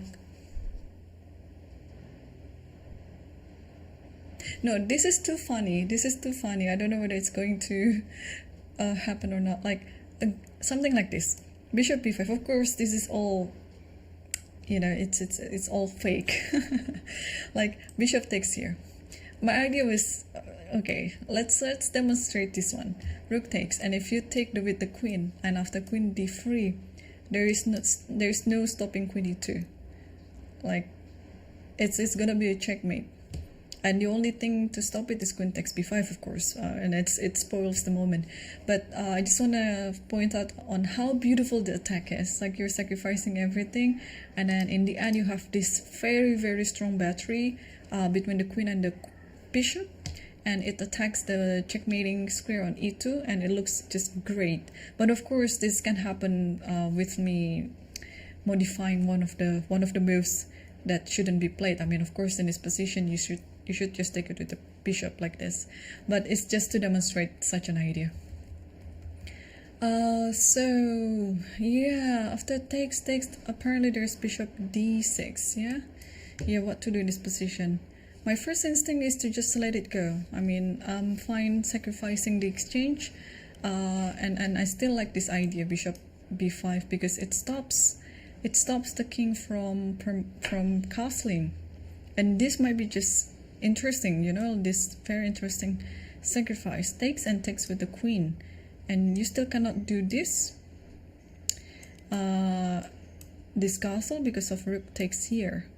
And this comes with a check, otherwise there is some checkmate on the back rank. So since you cannot castle either side and this one is under attack, you might have to protect it by playing b4. But now activity is everything. So one idea is to play b6 just to destroy this pawn structure, because at the very least you can have your bishop on d3, and even though your exchange down, I think you shouldn't be worried about it. The compensation, I think it should be enough. Let's see what the computer says on this one. Plus 1.7. Yeah. Oh, maybe because of this pawn, yeah? So, alright. On this position, let's say after b4, yeah, bishop d3 first. I think there should be some compensation to this, but of course you're not necessary to give the exchange up like this. What does the computer say? The computer likes taking the knight on e5, and after bishop takes e5, f6, like this. Okay, if bishop g3, yeah, you don't take this, yeah, because it's gonna be disastrous. Takes this and takes this. So you give a check on a5, and after b4, offering the trade with queen a4. Queen takes a4, bishop takes a4, and f3. Yeah, if this happens, then it's just going to be, oh well, it's already quite an equal position, and it should lead to a drawing endgame. Okay, still no move yet from Yangyi, but Yangyi is so much ahead in time apparently. Before the last move, he was 1 hour and 23 minutes, so he's like 30 minutes ahead of Yakubov. And now after bishop d3, okay, he's been thinking quite a lot, yeah.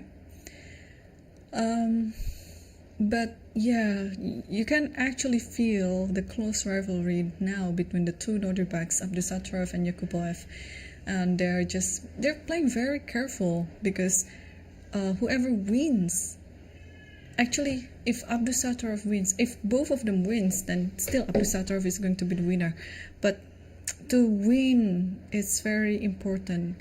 If both draws, it means Abdusattorov is going to be the winner as well, because the tiebreak is better between those two. So, alright, so we understand that much. I want to also see other games. Let's see Mamedyarov versus Richard Rapport. What's happening? Oof! What is going on here?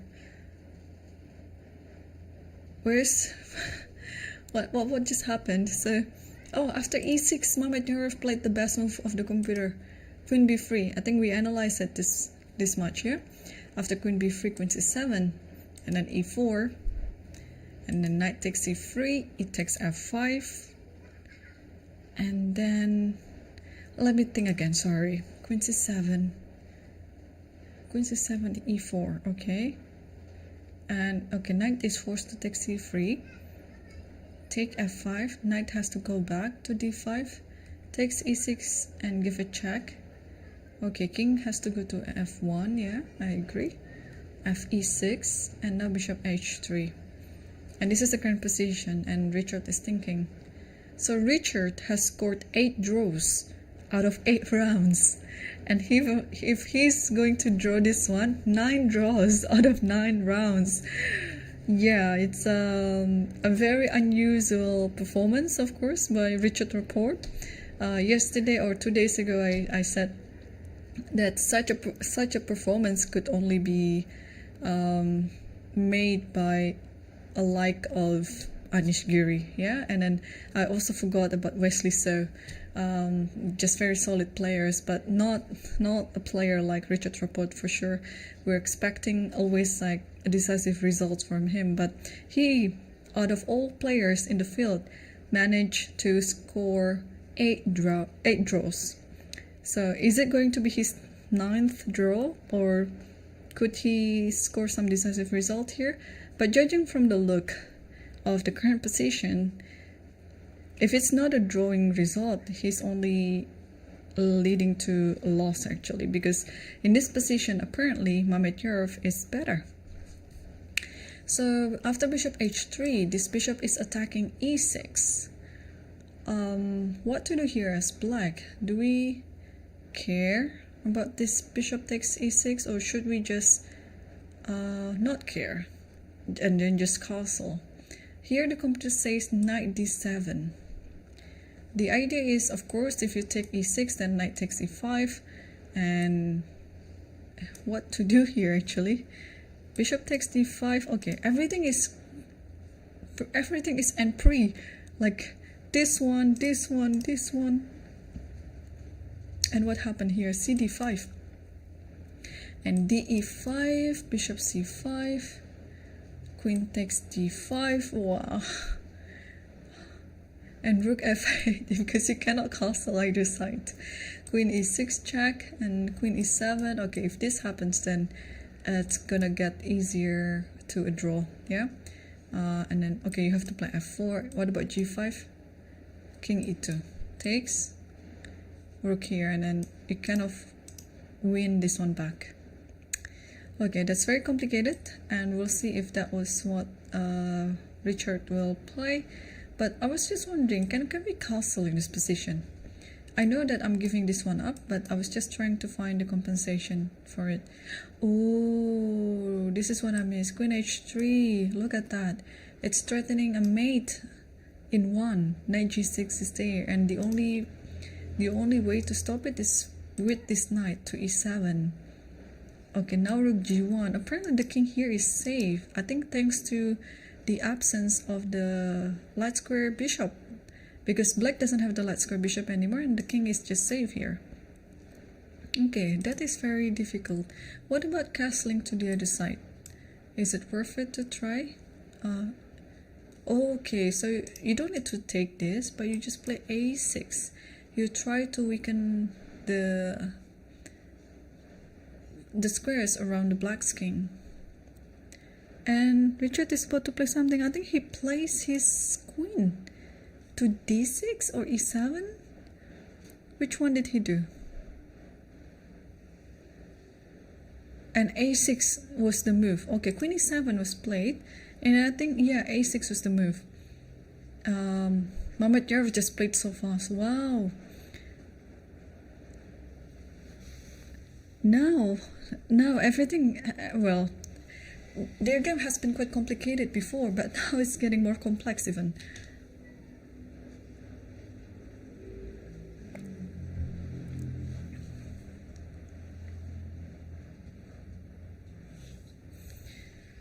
Okay, a6. How we deal in this position? Okay, according to computer, it's rook b8. And if I just take, you take with the rook, yeah? And knight takes c6. And it's fine, queen d6. Okay. I mean, these two players, they're very creative. And somehow, I have a feeling that somehow, even though the game has been quite complicated and very, very complex, somehow they will find a way to neutralize the game and end it with a draw. We'll see. Okay, what's happening in the game between Parham versus Fidit? Because we left it before the break. And here, we saw that Parham played e4. So Fidit didn't play bishop b7, didn't play bishop e7, he played knight g4. Okay, that's a very ambitious move because instead of defending or consolidating his position, he's attacking. Look at this, h3 and h5. So he's using this principle or kind of strategy idea in this type of position where the knight is being and pre here, but you kind of protect it with the pawn on h5 so that it cannot be taken. Because if it was being taken like this, there's this idea with queen h2, queen h1, checkmate. So there should be some compensation to that. And here, after h5, of course, Parham knows that he shouldn't take the knight on g4. And he just continued normally with knight c3 because, well, this is still requires some development in both sides. White is not done yet with the development. Also, yeah. So is black, yeah. So here Kubota suggested bishop c5. I think I like this move because not only that it's developing, but it's eyeing toward the f2 pawn. And just imagine the position with the queen g3, yeah. There could be you know, some idea like that. I don't know whether it's gonna happen yet, but also after bishop c5, the other idea could be knight d4. Yeah, imagine if, okay, let's say you play bishop here, just to demonstrate the idea. Oh, actually here you can take, sorry, I'm so sorry. I thought it was a rook. Yeah, you have to protect f2, by the way. So yeah, only knight d1 can stop it. And now, okay, bishop b7. You cannot castle yet because your rook is kind of needed there on h8 in order to create some attack along the h file. So bishop b7, I like it. Yeah, just keep developing the pieces. And after bishop g5 with the aid of rook c1 as well. So judging from the last few moves, both parties are just attacking each other. It is always a good spirit to see such a game like that when both white and black are attacking. So now after bishop g5, yeah, I think it would be transposed to bishop h4 and not necessarily on g3 because it's kind of and pre again right now because the f2 pawn is pinned. But that can be, you know, that can be an additional idea. But for sure, after bishop g5, white wants to play, so not this one. White wants to play c1. Not d1. Okay, so this is going to be quite complex too. But unfortunately, this is quite out of the contention for the title or for the top winners. Let's move back to Sindar versus Krischuk. We left it a while ago, and although we left it a while ago, we didn't miss much because there's only one move happening on the board after cb6, b5. Alright, so this is, yeah, why b5, yeah? I know that white has to protect or to anticipate d5, but why b5? So if takes here, let's say, takes, and then can we play d5 in this position? Yeah, we can. If you don't want to get over too complicated, you can just play this position and this is still equal. But if you want to maintain the pawn structure, because yeah, I agree, it looks ugly after this. And in the endgame, it might be your source of weaknesses. So if you want to maintain having this pawn structure, you can play knight f5, bishop bishop d5. Wow, and bishop a2. Okay, bishop a2 is it's more natural, so I'll go with that move. Bishop a2, ab5, and tripled on the b file. Here we play rook b1, so white is going to play with the pair of bishops, although that can easily be neutralized after bishop e6, right? Okay, the computer prefers d5 here, but what happened after bishop e6? I think everything should be fine. Takes here, takes b5 here, and now d5. Yeah, so things should be fine then. Okay, so this is still the last move on this game, and Grishuk played knight a5. I just saw it from the live feed. He played knight a5. He didn't want to take the pawn on b5. And Sukandar played bishop a2. Yeah, that's a more natural move. Although for some reason computer suggests the move bishop d5. Yeah, that's really not human-like. So bishop a2 is on the board now. Are we going to see a b5 or not?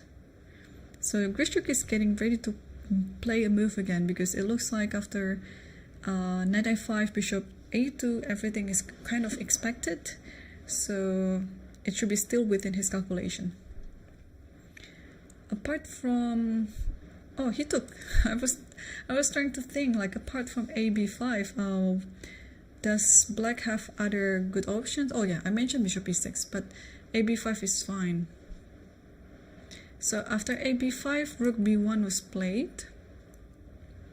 And here, instead of bishop e6, Grishuk tried to protect the pawn by playing bishop d7. See, the position is that equal even after other move that we didn't mention before. It's still pretty much equal. So bishop d7. And now how to utilize the pair of bishops that white has. So probably, yeah, d4 is always an idea, right? Eventually, I guess d4 is the breaking move to be played.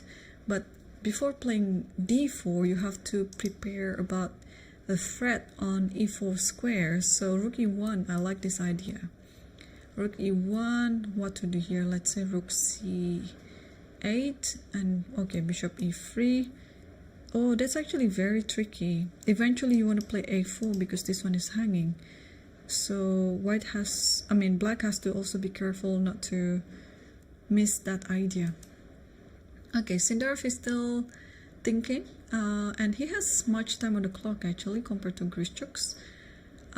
He has 58 versus 22, 30 minutes difference. Okay, actually 36 minutes difference. Yeah.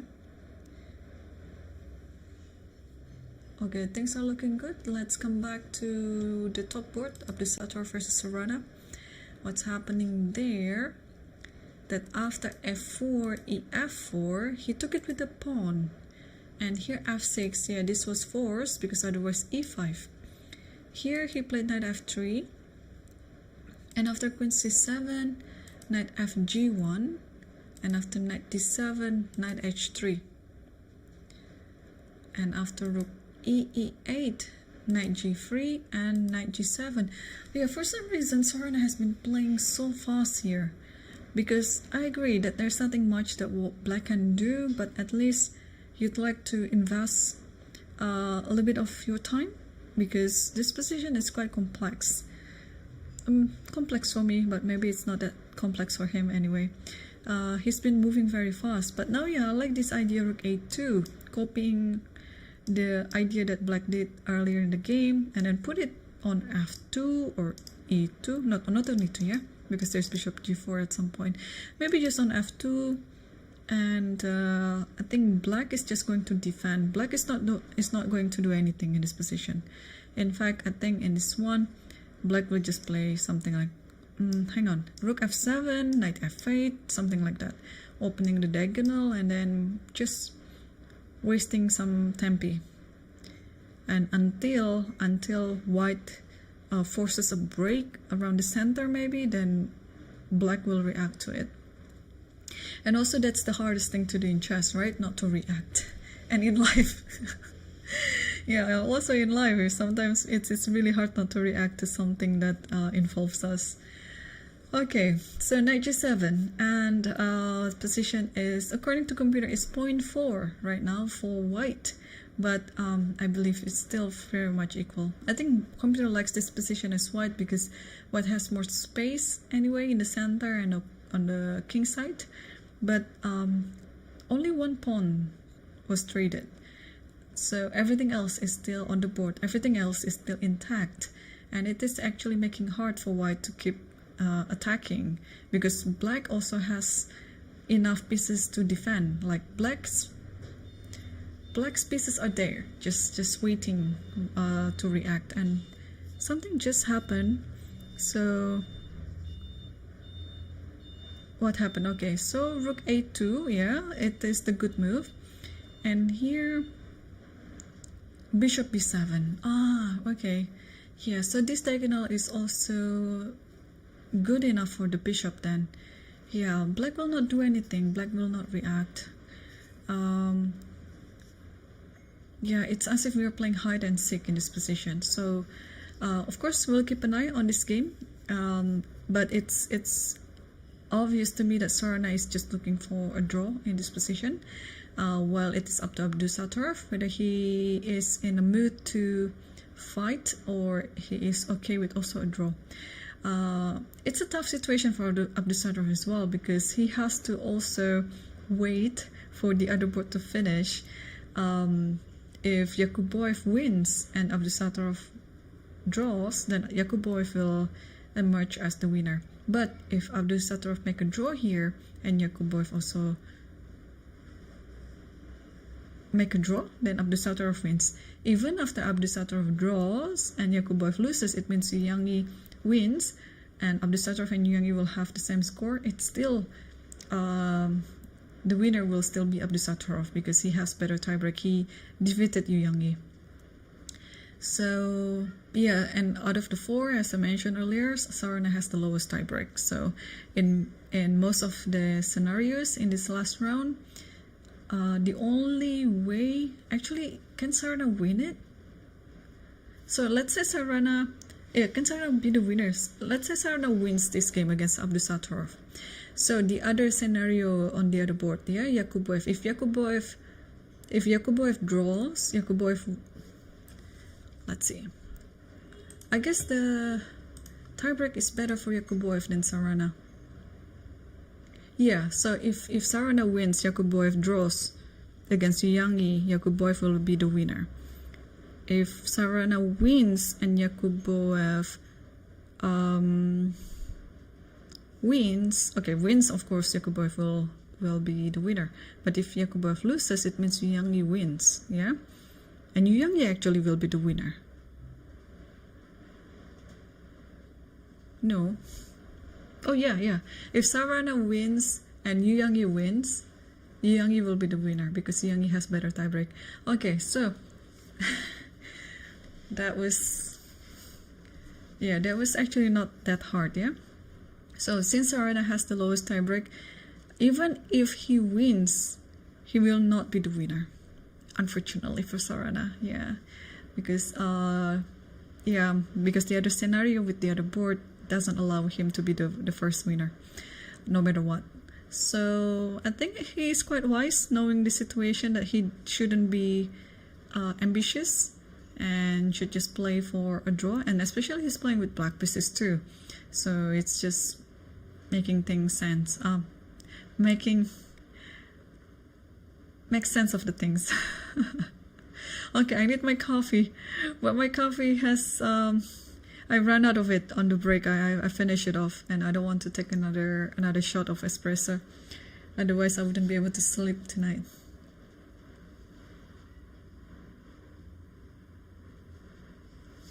Okay, let's come back to this position later. Yeah, I don't know whether Sarana offered a draw actually after bishop b7. He might as well, because he wouldn't be able to get any other result here unless Abdusattorov offered pushes. So there's also another case when you feel like, okay, you're playing white and you're playing for the title, so you tend to overpush. But so far, I think Abdusattorov is in control. Like he's not, he's not showing anything that more than his necessary. So what happened in the Yakubov versus Yangyi? Yakubov has a better position now. So after knight g6, bishop d3 here, takes e5, takes e5, and queen g5. Sorry.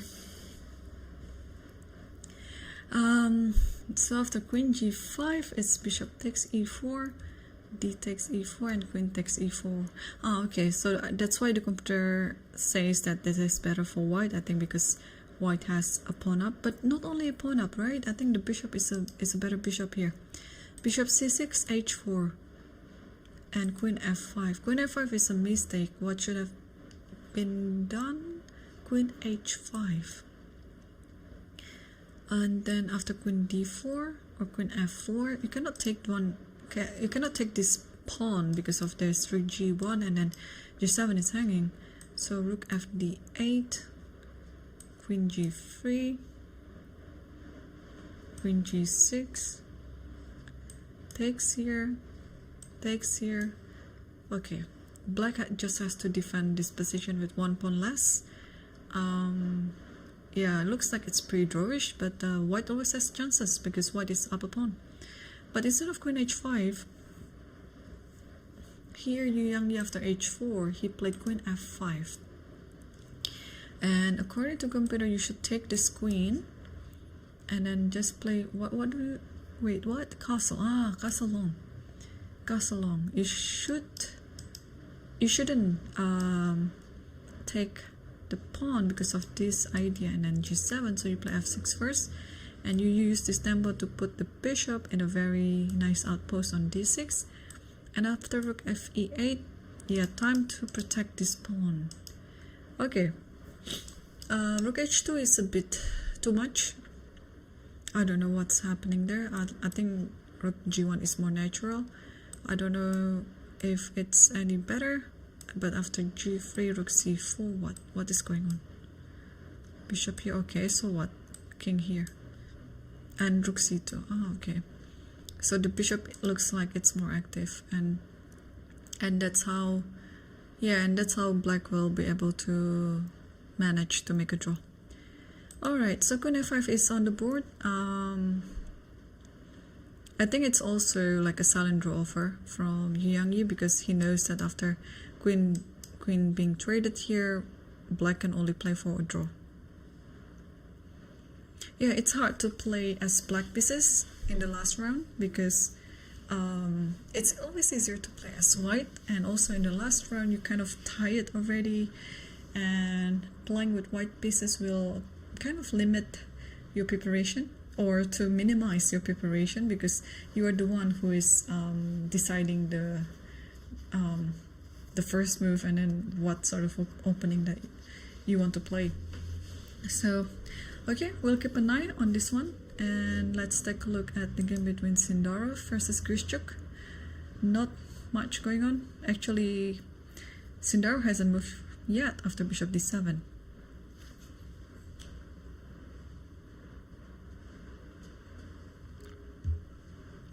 Okay, we can leave it for a while and see again Mamedyarov versus Rapport, because what's just happened. So after queen e7 we saw it, and a6, and then here Richard played rook b8. I think this is the best move. And after queen g3 he played bishop d6. Still, you see, very complicated position, but this is a 0-0-0 position. Bishop d6, and now what's next? Rook g1, let's say. And after rook g1, okay, the thing is you cannot castle here because of bishop e6, I guess.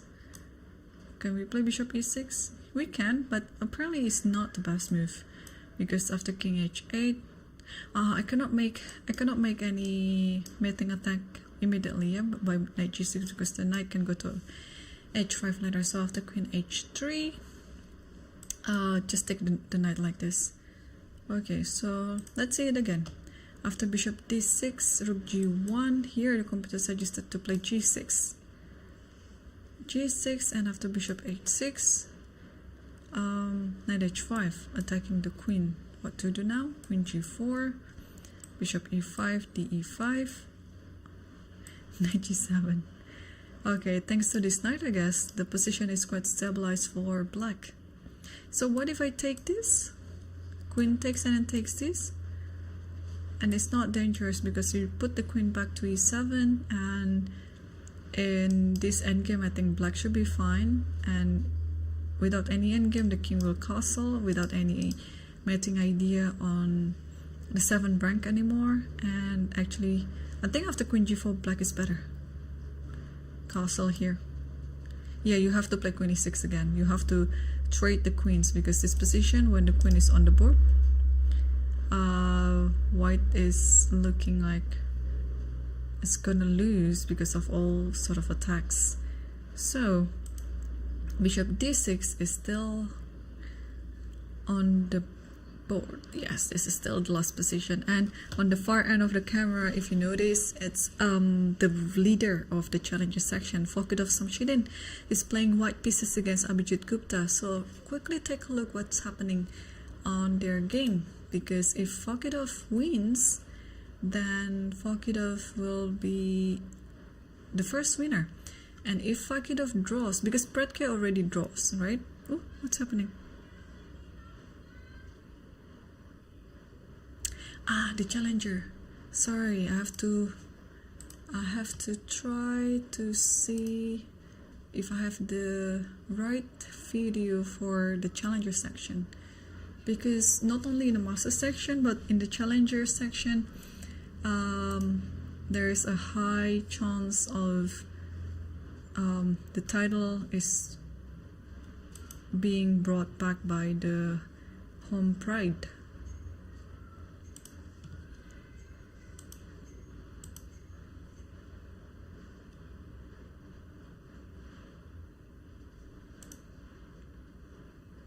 Yeah, I don't think we have.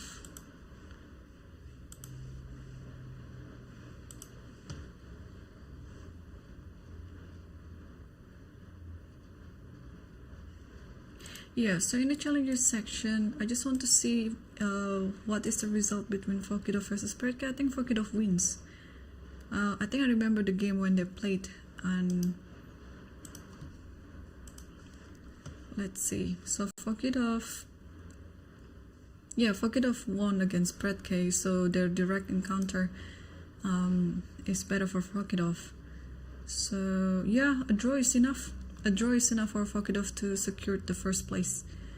Okay, let's move back to the top board game. Oops. I don't know what's happening. There you go.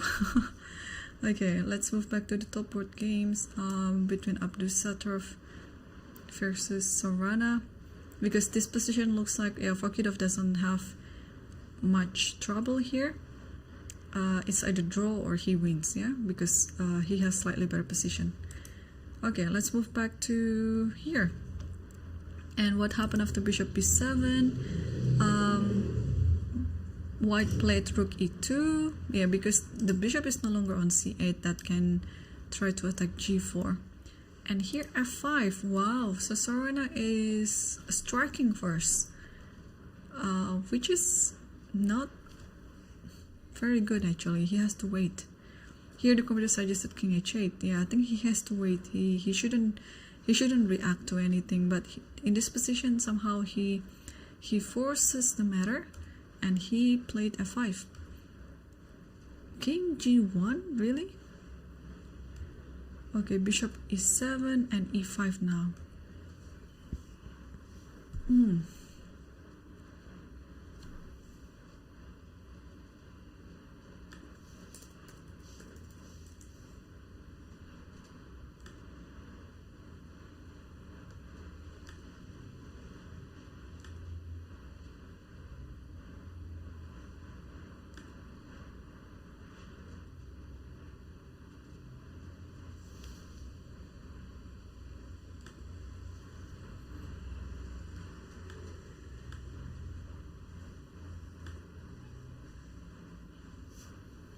Okay, so this is the invitation to take the bishop, yeah, on g2. What do we do here? Bishop takes g2 and rook takes g2. And the knight will go to e6 for sure, just to stop everything. Yeah, it's gonna be another hide and seek position, although computer likes white better. But I think the reason why the computer likes white is because of this pass pawn on the center and more space, pretty much. But I don't see a way in this position for white. And maybe Abdusattorov will prove me wrong. So we'll see if it's going to happen. And Parham versus Fidit. Do we have... Ooh, so Parham just took the knight on g4. h5, knight c3, we said, and bishop c5 was the best move. And here he just took the knight on g4. This is a very risky decision. Because after takes g4, okay, he come up with this idea. What is going on? It's so crazy now. A knight d5. Okay, these guys make me, give me so much hard time to calculate and understand everything. Alright, knight d5, what do we do? E d5, E d5. It's a check. So, can you play knight e7? If knight e7, then suddenly white is better after knight e5. Is it? Bishop f5, bishop f4. Man, is this going to happen? Bishop takes d3, knight takes d3, I guess. No, queen takes d3. Whoa, keeping this discovery alive, because maybe knight goes to g3. Like that. Okay, knight d5, what else? E d5, E d5, and you have to stop this check with queen e7. And you have to take it because the queen was hanging. And now knight e7, knight, no. The knight is now on the attack. Ah, okay. So Parham was brave enough to take g4, knowing that after all this idea, black has to trade the queen. And when the queens are off the board, then the attack around the h file is no longer existent. Although there's g3 as well. Poof. Okay. Let's see what the computer says. d6 and then bishop f5, d7. Look at this, and you have to play king d8. You cannot play king f8 because it's just checkmate over here. Damn. No, this is too much. This is too much. So d7, you have to play king d8, and now rook c3. Okay, this just keep attacking, yeah, because your knight is also under attack. And after that, gf. And rook c5 and bishop e6. Okay. Alright, and this is still a 0-0-0 position. Amazing. Alright, so we have a move already. E d5 was already on the board. I think, yeah, after knight d5, I think you have to take this knight, yeah, because it's very dangerous knight. If you don't take this knight, then you're just pretty much losing a piece, right? I mean, the knight on g4 was already taken. So e d5 was played and e d5 now. Now Fidit has options on how to handle the check. The best one is queen e7, but will he play something else? I think if it's something else, even queen f8, it's a mistake. Yeah, you just take c6. So you have to play queen here and then going to this idea. Takes, and then d6 and here, and then keep checking. And if the thing is, I don't think you can take this one, can you? You can, but it allows this attack.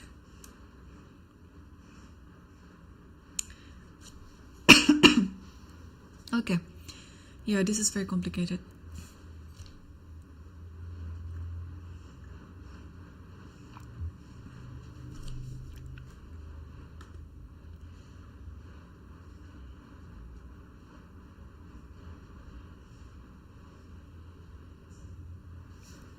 Alright, e d5 is now on the board, and Fidit is now thinking.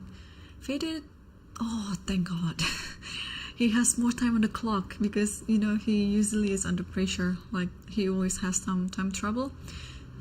Sometimes, yeah, he has this tendency of thinking longer than most of his opponents. I see Sarana was walking around, just want to see what's happening on their game, whether there is some substantial development in their game. So after e5 here, Sarana took the bishop on g2. This yeah, we expect, and queen b7. Yeah, I guess knight e6 can happen at any time anyway, so you don't have to do it now. And yeah, we'll see. Queen b7. The computer suggested knight e2 here. So hang on.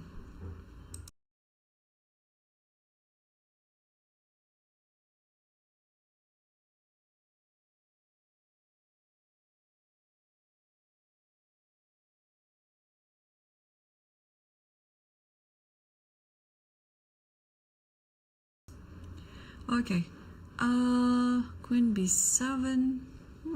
What to do now? I guess this diagonal is very important, yeah, because otherwise if you play knight e6 here, there's queen f3, yeah, and the queen can nestle on d5 like that. So before it happened, queen b7 was played, and I guess after queen f3 you just take it.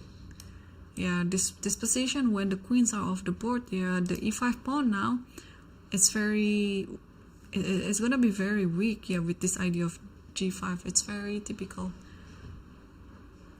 Yeah, okay. Queen b7, rook ff2.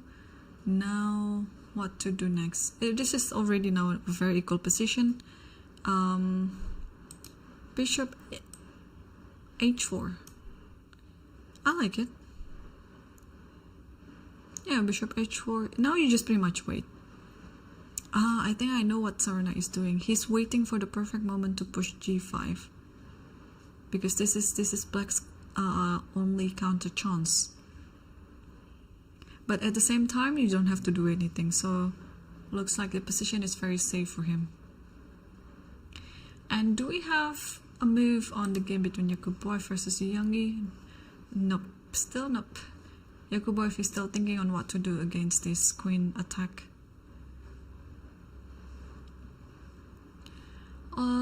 And any updates on Mamedyarov versus Rapport? Yeah, the camera will be back on soon. But meanwhile, I think I can change it to board default. Okay, and here, ooh, g6. I think Rapport has been playing like very good chess here. Like he saw everything. g6, yeah, rook g1, g6. Yeah, this is what we saw. This was being the best move in the position. Wow. And also entering, actually, yeah, 2 hours and 20 minutes already into the game, and the players are all still fighting on the board.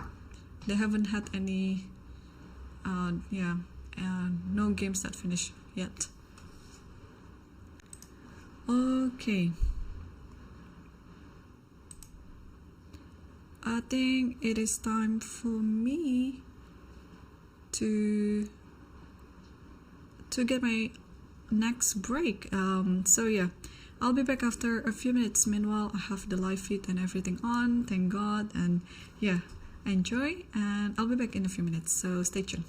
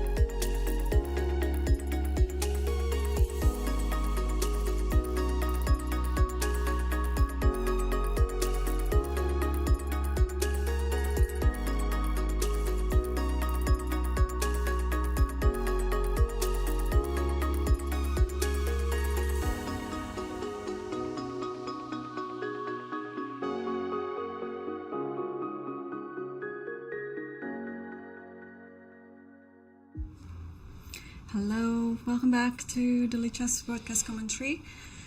Okay, so only a couple of moves happened in the game between Mamedyarov versus Rapport.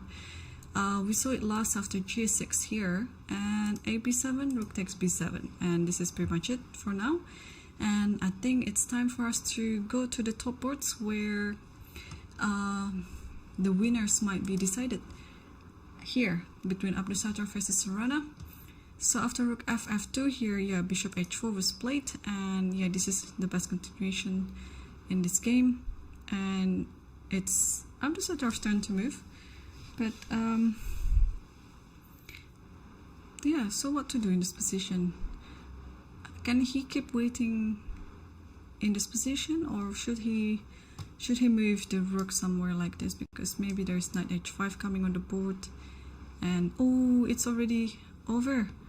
I guess there's a draw offer after bishop h4. Why is the camera not moving? Come on, why is the camera not moving? Let me refresh it. Okay, hopefully it's gonna be here soon. Okay, there's still a good chance that Abdusattorov might win the whole tournament anyway. Yeah, I mean, wait, why is the camera not moving? Okay, the camera is off at the moment, probably because it has been moved around to other board that is currently playing. So, well, with this draw, I think, first of all, Abdusattorov is leading, And if the other game also drawn, then Abdusattorov will win the master section. I was just thinking of a scenario, because of course when you are organizing a tournament, you would like your own player to win it, right? So I think with this draw, it is guaranteed that the winner will be either Yakubov or Abdusattorov. Yeah, because on the other scenario, this one is already drawn. On the other scenario, right, between the game between Yakubov versus Yangyi, if this is a draw, Abdusattorov wins the tournament. If Yakubov wins, Yakubov wins the tournament. If Yangyi wins, Abdusattorov wins the tournament. So now the Uzbekistan Chess Federation, I guess they can be a bit relaxed here, because it doesn't matter how the outcome is, one of their own will become the winner. So my advance congratulations for the Uzbekistan Chess Federation, because this is such a tough event to play, and yet their young players managed to win. So okay, we have this one board running, and then what about the other board?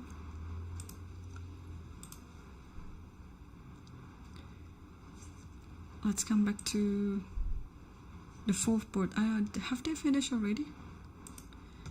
I have a feeling that they might already agreed to just shake hands and make a draw. Yeah, unfortunately we don't have the video feed for now. Yeah, all the video seems to be stuck. It was so good before though. Okay, hopefully we'll get them in time. And that means, okay, let's take a look what happened, yeah? We saw the position after queen f5 here. So eventually Yakubov took the queen on f5 and takes e5. And after castle, rook fe8. And then bishop f4. And then rook a d8. Yeah, everything looks very normal. Takes, and f6. You want to also improve the king. So after f3, king f7, king f2, rook e7. Yeah, this is the last position. Okay, the clocks are still ticking, so they haven't finished yet, but it's very close to draw here. The only chance that you can have is probably with this idea, yeah, like keep going like this, but of course black will be able to stop it by playing a6.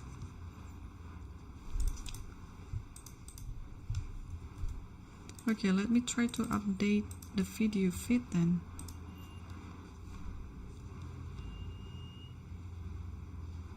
Yeah, it's still not up and running. Let's move on to the other board.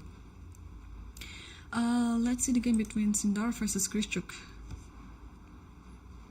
And this has gone quite a while. So what happened after?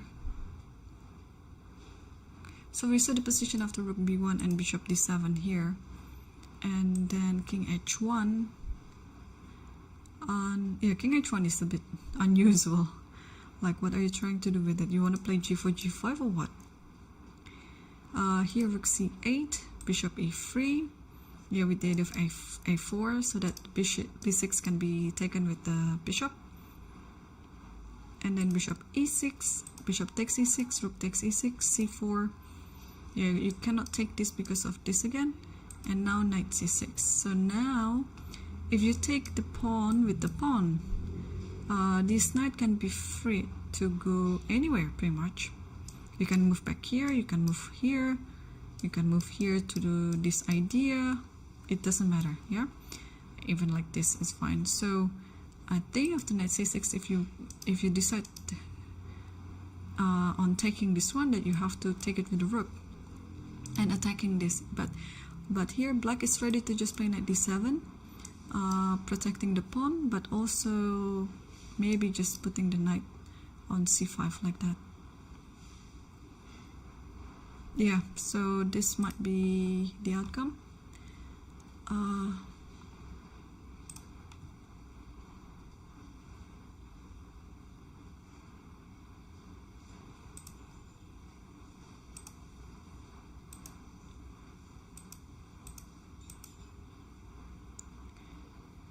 Yeah, unfortunately the video is not moving yet.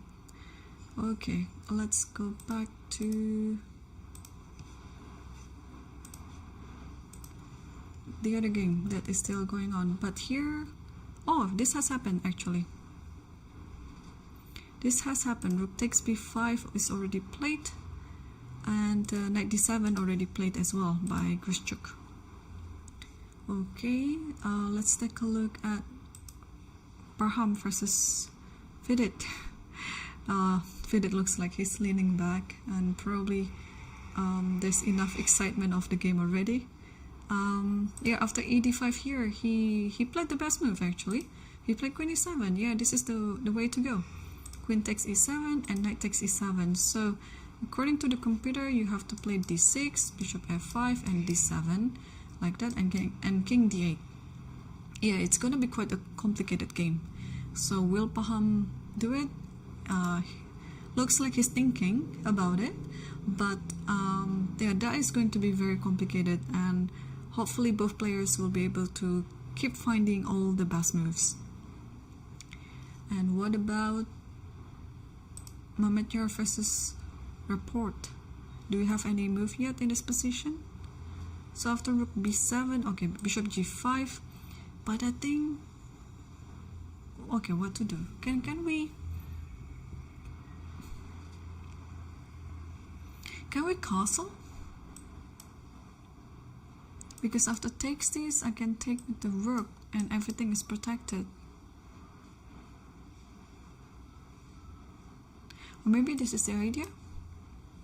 And after bishop takes, knight takes first, like this, and then at least now after this, rook takes g3, and black is fine, or white is fine actually. Alright, still no move yet after bishop g5, and Rapport has enough time, although now he needs to make another 17 moves until the time control. Yeah, let's go back to Yakubov game. I'm curious on what to expect on this game, because it looks like it's drawish, but I guess there is no risk in Yakubov's position, so he can totally try it. He can totally just give it a try. Yeah, until it looks like it's really drawish, then he can stop it there. Yeah, so it means if Yakubov wins, then Yakubov will win the overall master section. And also, if you remember that Yakubov is the lowest rated player in the field, so if he wins this, whoa, it's going to be amazing. If he draws, then Abdusattorov will be the first winner of the master section, even though the points between them two will be the same, but Abdusattorov has better tiebreak. So bishop d6 has already played, and I guess it should be rook d7. Yeah, I think we'll have the move soon on the board, because I just see from the live feed, Yangyi just stepped the rook away to the side to d7.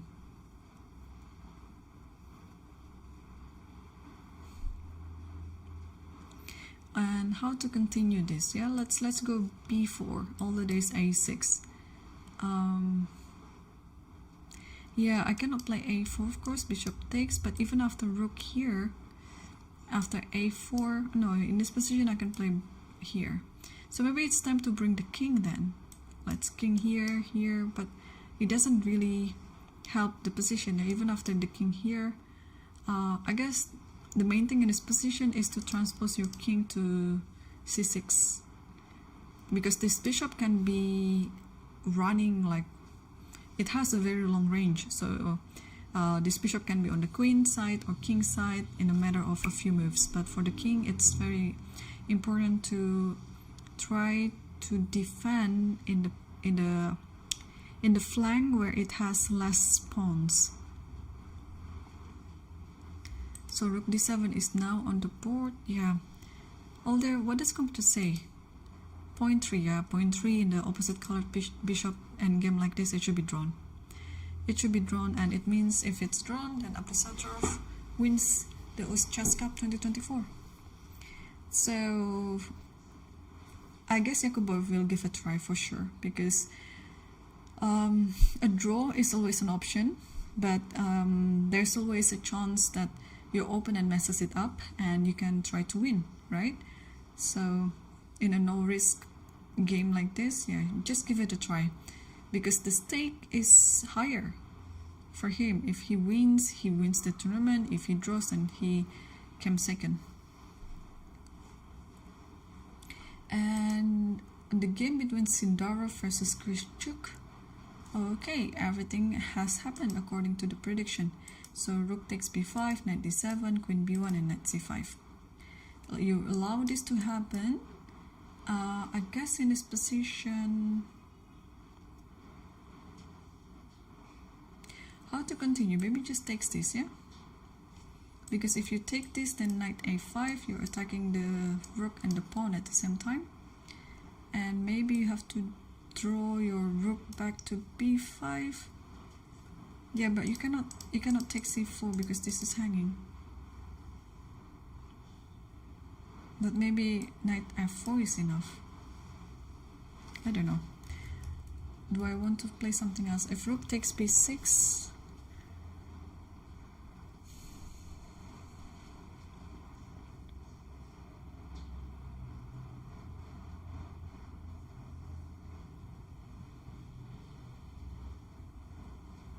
yeah, what do we do if rook takes b6? Probably rook a8, like this, attacking a3. Because if you takes this, takes a3, and this one is also hanging. Yeah, I don't see why not.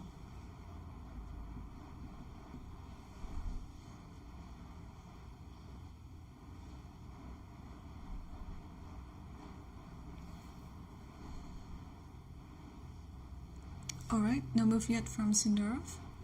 Let's come back to this position ladder and see what's happening with Parham versus Fidit. Ooh, so after the taking on e7, here Parham didn't play d6. According to the computer, it was the best move, but instead he played bishop e3. What's his idea? So he wants to attempt like this and takes, and then if gf, and then this one,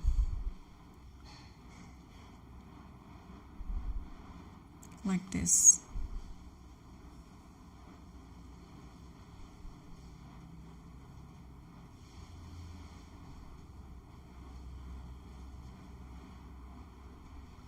And if castles, let's say, I guess the position is better for white after this, yeah, because you're threatening d7 as well, and you're pressuring f7. Okay, so bishop e3. Yeah, takes, yeah, that's fine. Oh, or also in this position there is bishop f5. Yeah, if you take this one, bishop takes d3. But there is rook e1 attacking this. Yeah, this is always tricky. But I guess in this position, can you castle here? Or maybe just takes this. Takes king here. Who's better in this position? Maybe d6, bishop b6 is there. And takes this and this. Okay, this looks messy, and maybe white is better. Oh. No, just one funny idea. Bishop f1. If king takes, it's mate on h1. just one funny idea. Of course, white is not forced to take it, and probably in this position, it's best to take the pawn like this, yeah. But just an idea.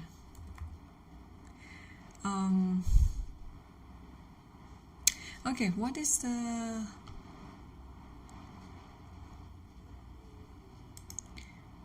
Okay, so after bishop e3, Fidit didn't take the bishop. He didn't do things like that.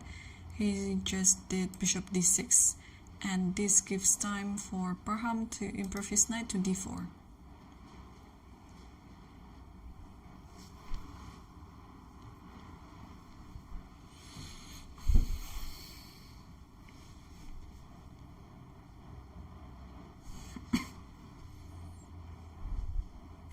Okay, so how are we going to continue this position if we are black?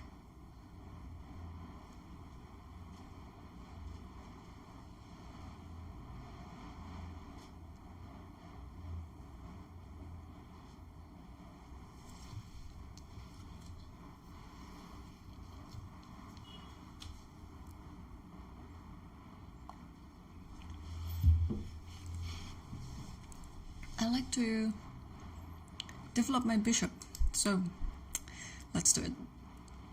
Let's go bishop e7, and then I can castle later if I want to. How to continue this position? Rook e1 maybe? Rook e1, let's castle. Yeah, I think the position is pretty safe now. This bishop holds everything. Yeah, okay, so things are looking good for Fidit. I think Fidit shouldn't worry anymore about his position. Let's come back to Yakubov versus Yangyi. Because yeah, as I expected, Yakubov is pushing. He wants to win this game. Yeah, because also there's no risk in the position. He just has to try. And what about Mamedyarov versus Rapport? Wow, the queens are already traded. So I think we saw the position after bishop g5 here, and okay, Richard initiated the trade by playing knight e4. Bishop takes e7, knight takes g3 check, h takes g3, king takes e7, knight takes e6 check, king d7, knight went to a5, rook takes b2, knight c4, and rook c2. So I guess his original intention is to take the bishop like this, takes, and probably just like this. But oh, there's a tactic here, I just realized. Like if knight e3 takes, give a check here on f8, and king has to go here and give a check here, and king has to go, I don't know, at e2 or f or d2, then this one is captured. But of course, rook takes a7 is another move. Yeah, you give a check first, and here knight c7.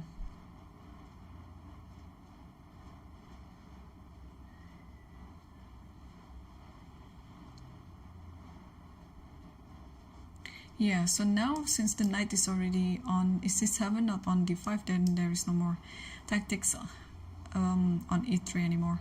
So if we continue with this, takes, and maybe what to do here? King g2, if rook f8, and then rook f1. So I guess that's fine. Are they signing the score sheet? Yeah, I think they agree to make a draw after knight c7. Yeah, I think the last position is quite equalish anyway, and okay, so I think it's a fair result. And according to my prediction, even though the position looked complex, these two players will find a way to neutralize everything and then make a draw in the end. So after this draw, how are we looking at the final rank? So Mamedyarov will be with 4 points. Rapport will be on 4.5. So yeah, so I guess Rapport will still be on around the 6th place then of for the final ranking ladder. Okay. Well done to both of them. Oh, then it is officially over for Rapport, and he managed to score 9 draws out of 9 rounds. When was the last time Richard Rapport managed to score all draws in his classical tournament? Please, anyone in the chat, please do your research, because I don't think it ever happened to him before. And this is such a nice statistics and very interesting one as well. A player like Richard Rapport managed to draw all his games in the UzChess Cup 2024. Yeah, so let's come back to the game again. To the games that are still going on, especially this one, Yakubov versus Yangyi, because yeah, Yakubov is very, very determined to win the game apparently. So h5 is already on the board, and I think we saw this position before. And what's happening in Sukandar versus Grishuk, because the time there somehow it's off. Like, I don't see the timing for Sukandar anymore. So I don't know what's happening, but we are actually seeing the position that we analyzed before. So after knight c5, yeah, Sukandar took the pawn on b6, and here Grishuk played rook a8, trying to attack the pawn on a3. So what's happening after bishop takes c5 anyway? dc, and then rook takes here.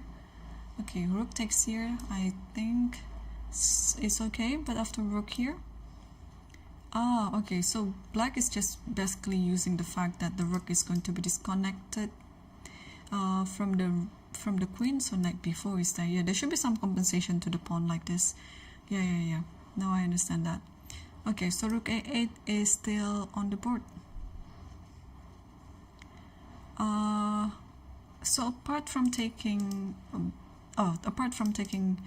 c5 with the bishop like this, white can also play rook b5, but it's just gonna be quite a transposition. Yeah, takes this and then rook d1, and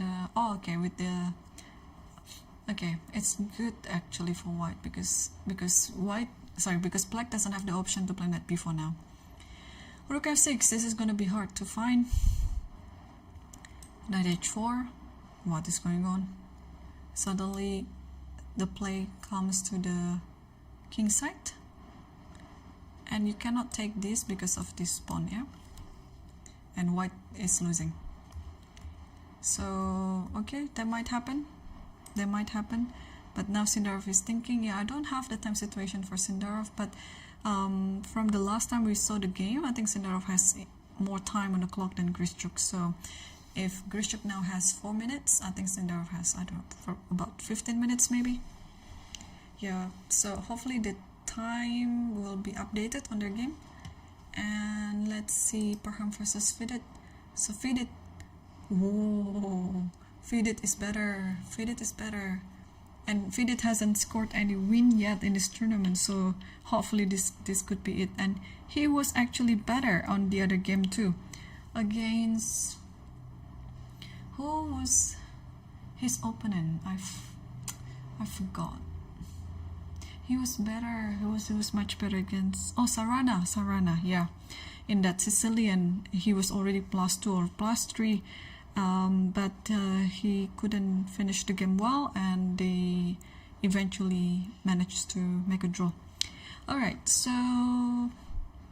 yeah, knight d4 here was played by Parham, and bishop f5. Yeah, the thing is, if you take, it doesn't really help the position for white here. Everything is stuck because of this pawn, and eventually this pawn actually will be quite weak in the end.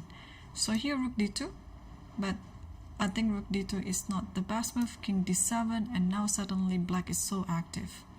Yeah, this is always an idea, to give a check and then pull it back, something like that. But while it is not really good to be played now, at least we can preserve the idea, so that it might be useful in the future.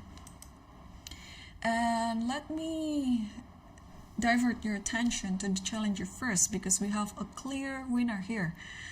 In the challenger we have Fakidov Samshidin. It already finished a while ago actually, and he won the game against Abhijit Gupta.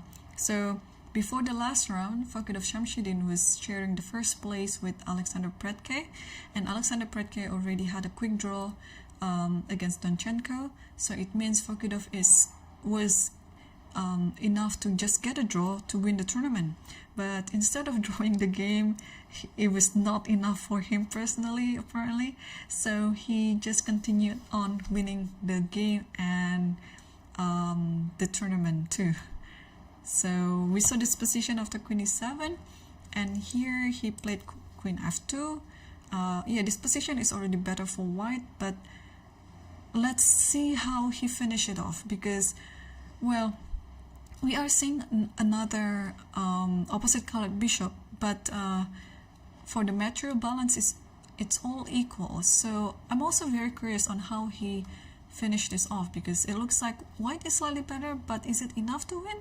But apparently after knight c7 and here knight e6 is a blunder, because Abhijit Gupta just completely missed this idea of g4 and f5.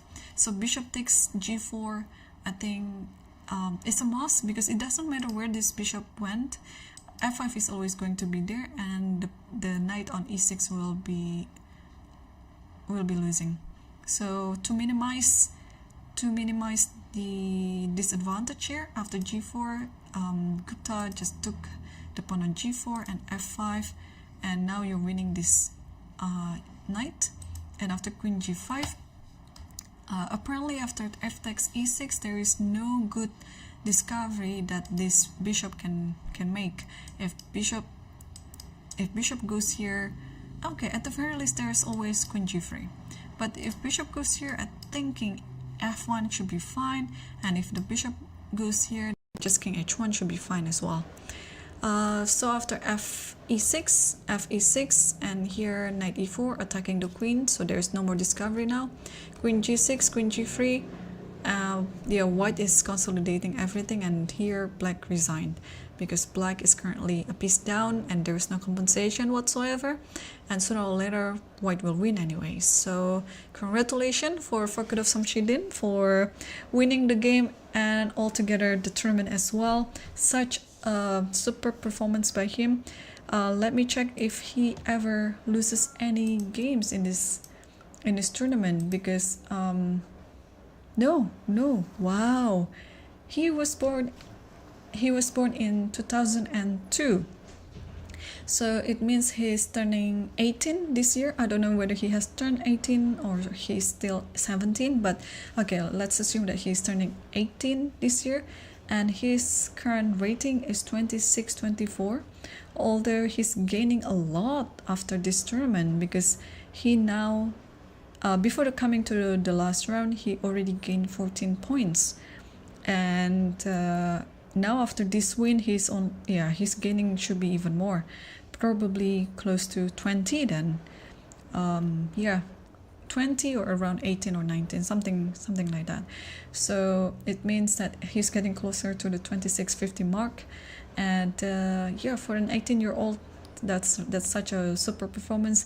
He didn't suffer any loss in this tournament, only making draws and wins. So it's a very talented player, of course, and we're going to hear his name more in the future. I'm very sure of it. And in the future section, we had 3 leaders coming to the last round. It's Suyarov, Shivuk, and Daneshvar Bardia. And let's take a look what's happening in the futures, just to update ourselves. Okay, so actually the 2 leaders are playing against each other, Daneshvar Bardia and Shivuk Vitali, and they already agreed to a draw. It was kind of like a quick draw actually. So let's see it. So it's like a Queen's Indian defense, some classical approach like this, and takes. Okay, everything looks very equal. Queen d3, knight d7, knight h4, g6, and the game ended here. So the two leaders already agreed to make a draw, and it's up to Suyarov right now. If Suyarov wins, then Suyarov will be also the winner of the future section, but it looks like he is currently losing. This position is better for white, so the title is still up in the air. Yeah, it's not too sure who is going to win the future section then. But if Suyarov draws, I think Suyarov will be the highest in the tiebreak among the 3. So we'll see what's going to happen in the future section as well. Meanwhile, let's get back to the master section and update ourselves on the game between Yakubov versus Yangyi, because after rook d7 here, h5 was played, and here Yangyi had quite a long thing, and he decided to challenge the c5 pawn by playing b6.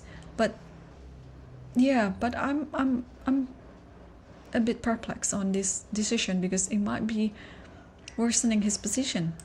Rook d4 was played, but this is wrong. Because, okay, I can easily tell it's wrong because of the computer says so. Yeah, according to the computer, you just have to go to this endgame.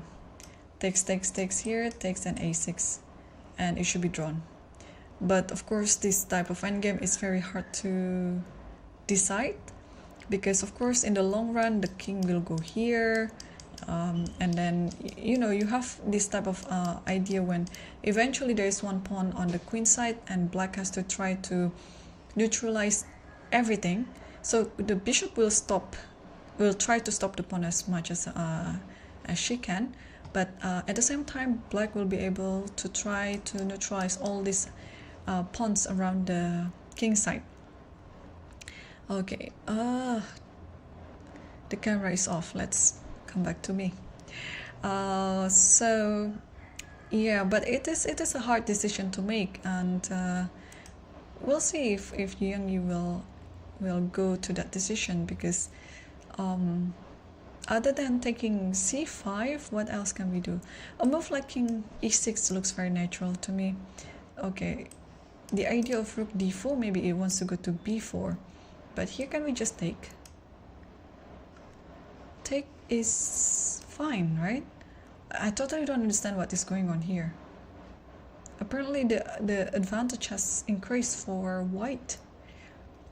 Maybe because in the future this pawn is quite weak then. You can totally feel what is Abdusattorov must be feeling right now, like he's waiting for this game to finish, because yeah, it's only up to this game whether he's going to win the tournament or not. If Yakubov draws, then Abdusattorov wins the tournament, but if Yakubov wins, then of course Abdusattorov will come second. So rook d4, let me check if the video is back on. It is back on. Okay.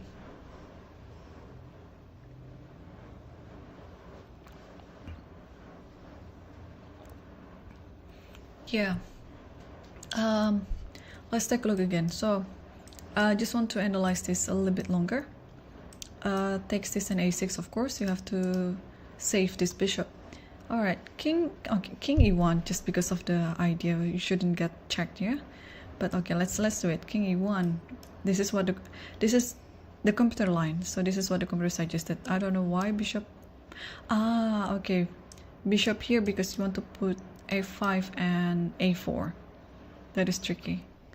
Okay, bishop here, and now okay, let's move the king. Let's move the king as well. Bishop here, push. Bishop goes back. Okay, I wanna put like this and then play it here. If this happens, then after this, h6. Wait, h6. Yeah, I can just play king c3, right? I can play this now. Bishop here. Yeah, let's play this. Oh, of course, the other pawn is hanging. I see, and now g5 is the idea. Okay. All right, that much is clear. Let's see it again. King e1, bishop b5, bishop b6, king e6. Okay, so in the end, this pawn is kind of hanging then. Yeah, and you cannot really improve it, can you? Okay, so you have to play h6 first, you give it away, and then g5. Okay, now the pawn is not hanging anymore. Can I just play on the other side? Okay, I like g3 just to stop it. King goes back here, and let's go here. King goes here, but then I have this, or I have bishop d8 actually. f4. Takes, and this is still drawn. You just pretty much move anywhere, yeah. Okay, let's move to the queen side. I want to improve my side. Okay, it doesn't matter there. I'll go here. That's good. Takes here. Let me push one of the pawns. Okay, king here. Let's say I move, yeah, this one. Okay, there's always some idea like that, yeah, like this. Bishop here, like this, king here, like that again, and king goes back here. Yeah, there's always some idea to counter white's plan on the queen side.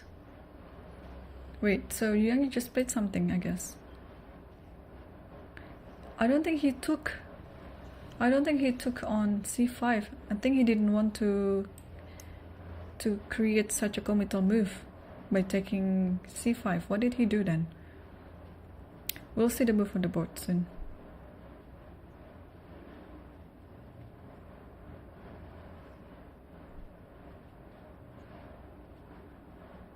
Yeah, what could he possibly do in this position? Yeah, I didn't check the live feed. Because I think the rooks are still there.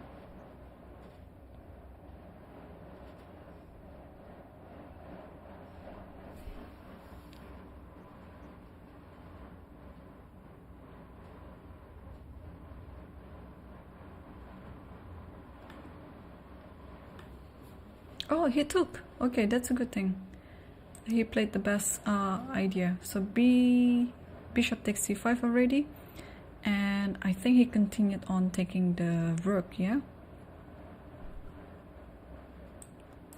Or no, he played a5 and now b3. Okay, but this position is still fine.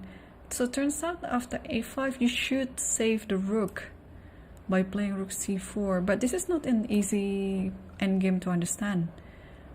I like rook c2, and then okay, this should still be drawn anyway, but let's see what happened in their game. So after b3 he played rook d5. Okay, rook c4 has to be played now. Yeah, the key idea in this position is somehow you should preserve the rook as long as you can and try to improve your position with the pawn, and only in the certain moment you trade your rooks off, but not before that. Do we have, yeah, rook c4. Okay, so now Yakubov is back on the driver's seat, and he's better.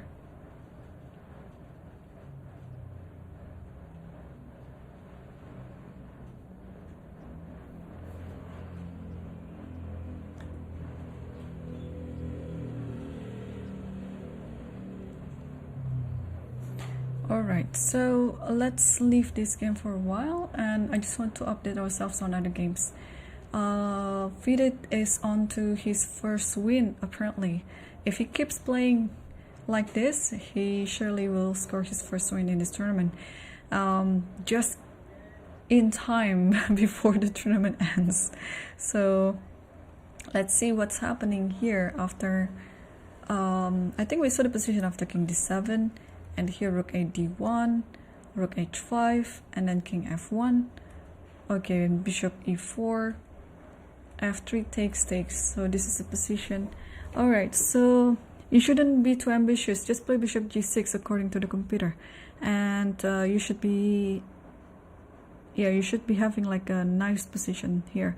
You just need to bring the other rook to come to h8, perhaps. So after bishop g6, rook is going to come to h8, and you're kind of attacking the back rank then. But Fidit is still thinking. So let's also take a look at Sukandar versus Kuschuk. This has equalized a lot. I mean simplified, not equalized. What was the last position that we saw? I think it was rook a8 here. Oh, so Sukandar here played d4. Okay, d4 takes, and bishop takes, and here knight, not knight e4, but rook e4. Very brave. So the rook is not hanging after this because the other rook is also and pre here. So black can totally take it, and this should be like a drawish endgame. So Sukandar didn't do that. He played rook d1. Threatening bishop c5, of course, and after queen e7 here, bishop takes c5, d takes c5, and take b7, and now queen e5. Wow, rook takes f7 is already on the board, and here rook b8. and rook b7 back. So white has 2 extra pawns. Although white, is this a draw? Okay, queen takes is a must, right? And what about here? Takes, queen takes. Oh, it's not a draw, yeah? Because there is g3. Yeah, there is g3, like in this position. Check here and then queen f4. It protects this one, protects this one. Alright, so queen b7 is already on the board. Yeah, instead of trading the rook to e1, of course, you just grab more pawns on the way. So Khrushchev took c4. But yeah, this position looks a bit shaky for black. Okay, computer gives 0.2. So it's a total defendable position for Khrushchev. But also, he is in time trouble right now. Khrushchev has only 1 minute for the next 10 moves. So he still has to make another 10 moves to get to the time control. Yeah, it's not an easy position. So queen b3, pinning the rook looks very logical to me. And queen c3. Okay, if we come down to this endgame, then it's an easier draw. So we have to keep the queens on the board if we were white. So if this happens, then yeah, you just have to play something else, like queen b8 maybe, king here, and do something else. Oh, even rook here is possible too, because apparently this diagonal was already protected. So after a check like this, you can just move up to but there is this check, yeah? Takes here, and it should be drawn. King g1, and let's say rook here. Yeah, it should be drawn, I guess. Maybe not. Rook d3 here and then here. And this rook is kind of passive. The king will come. I don't know. But to me, it looks still pretty much drawish. But rook c4 is still on the board now, and it is still white turns to move. I'd like to come back to Yakubov game versus Yangyi, because this is very decisive for the tournament's overall standings. And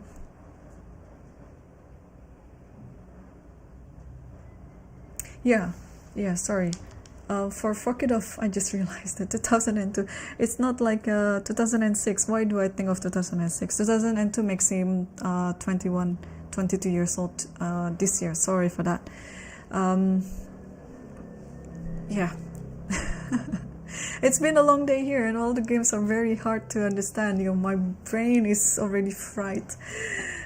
So hopefully I can stay strong until the end of the commentary, because there's still so many difficult games going on. Like, all the games are pretty much hard and difficult. Okay, so rook c4 was the last move that we saw in this game, and there's still no move yet from Yangyi.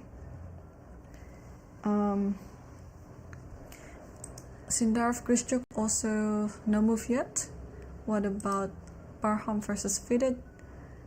Yeah, so still okay, Fidit still hasn't moved yet too.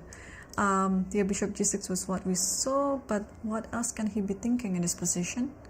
Could it be thinking like knight f5 here? Which is still fine too, apparently. Yeah, knight f5 is still a good move, because if you take this, then you take this one, and the pawn is lost. But here, he didn't play knight f5 after g takes f2. He played bishop g6, the best computer line. So Parham is now under 5 minutes, yeah? And okay, so Fidit still has much time on the clock, and they are still on move 26, so 14 moves to go. What did Parham do?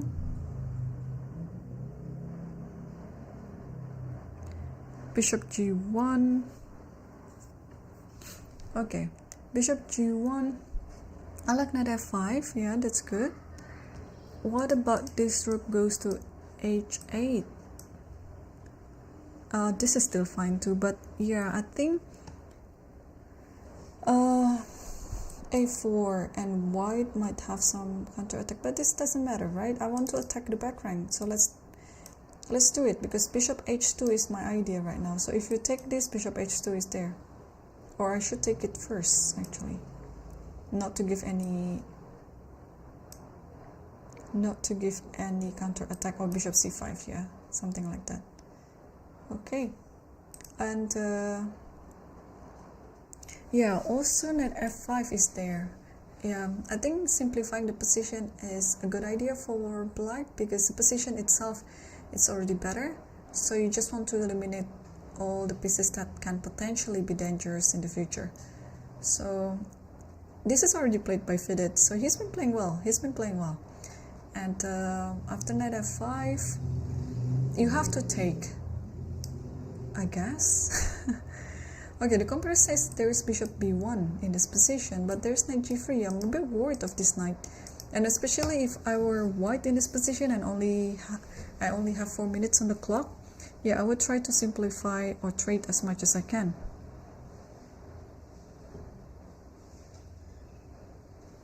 So knight f5 is still on the board, and Parham has 3 minutes and 30 seconds, about 30 seconds.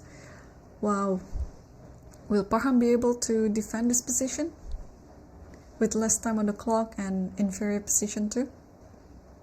That's actually not a good combo, yeah?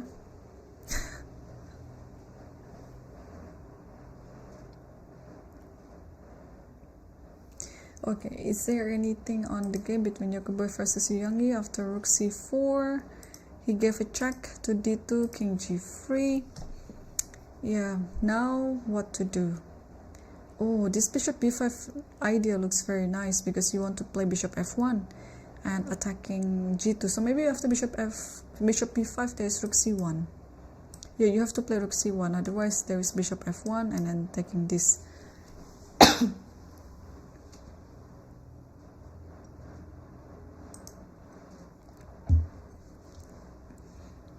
But this is still on the board after king g3. Apart from bishop b5, what else can Yangyi do in this position?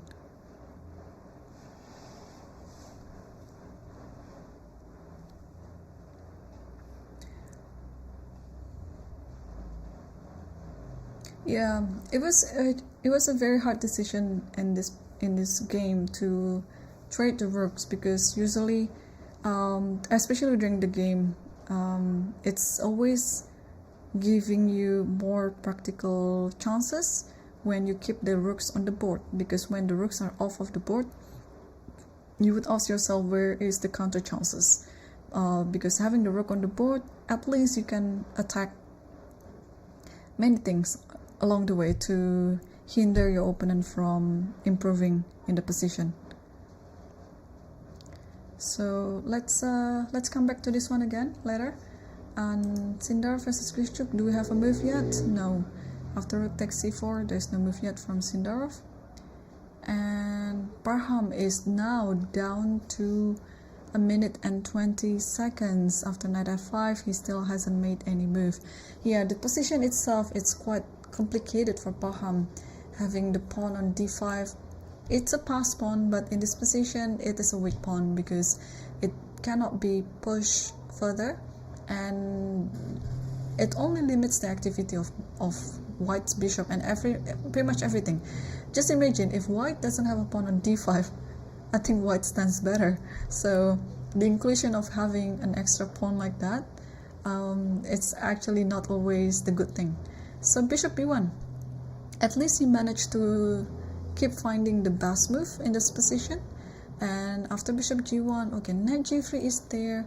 What happened actually if knight takes d4? If I want to simplify everything, apparently there's bishop g6, and after fg6, okay, I thought knight f3 was a check. It was not a check. So of course you have to take the bishop on g6, and after bishop takes d4, here the position is kind of equal right now. So after bishop b1, you have to give a check to g3.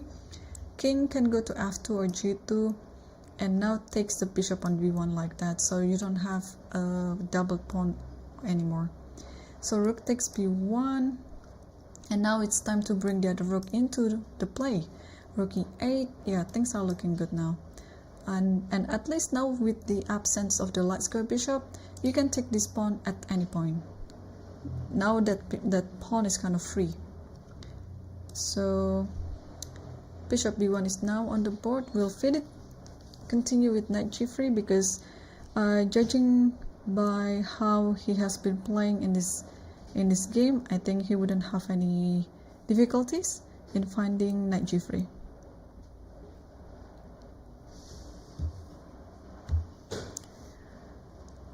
Okay, Yakubov and Yangyi, do we have a move there? Apparently after, yeah, it's a double-edged position right now for Yangyi, because it feels like it's close to drawing, but every move that he's making, it's actually making things worse for him.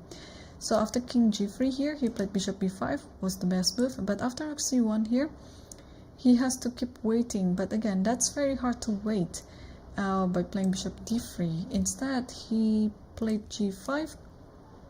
To be honest, I don't know what's wrong with this move, yeah? But apparently, Yakubov made all the right calls. So after g5, a4 was played, and then bishop d3 now.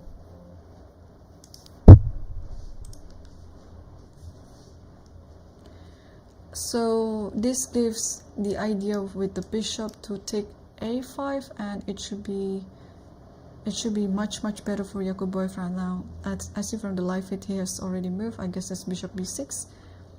Yeah, it is bishop b6. So now if we try to get to this rook, I guess it's rook c3. Oh no, just bishop a5. And after takes this, maybe rook c3. No, rook c7. Ah, let's go up here. And rook c6. Okay, so with this bishop and rook, it is actually aiming toward the f6 pawn, because the bishop will go to c3, and both of them are going to attack the f6 pawn.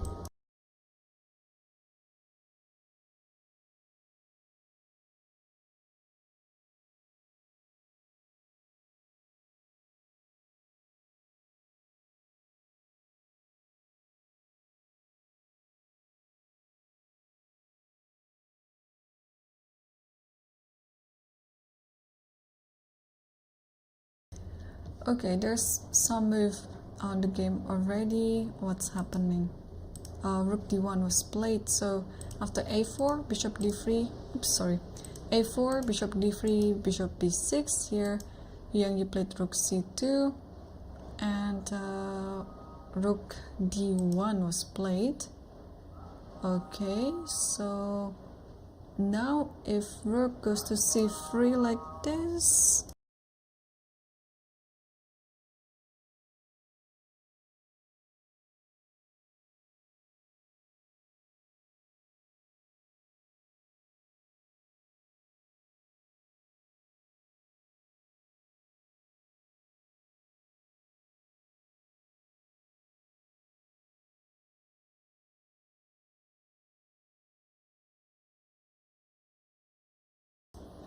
alright, so if rook takes c3,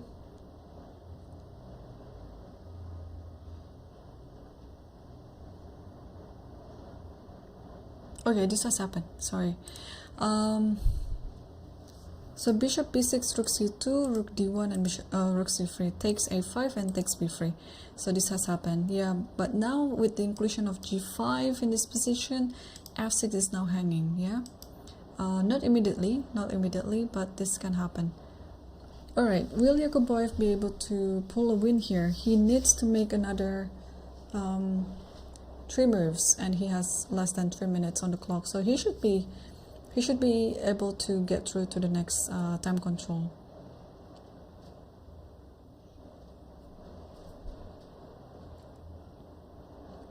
But what's next? Because the pawn is now on the light square, so okay, on that note, I think the bishop has to move, so allowing the pawn to be on the dark square. So if bishop goes here, let's say, and then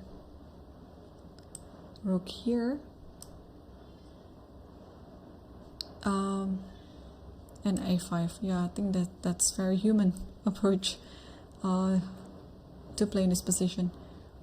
And now king e6.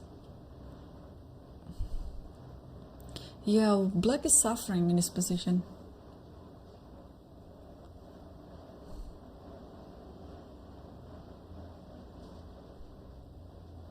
So it didn't happen like that, but rook d2 is on the board. So I guess it's still fine. Even if you play rook a3 here, you just move the bishop, yeah, because you cannot take the pawn because of rook d3.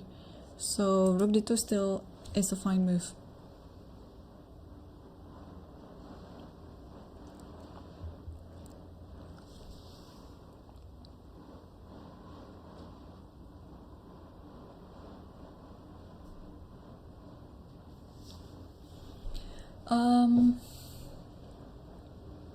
Okay, we can leave this one for a bit.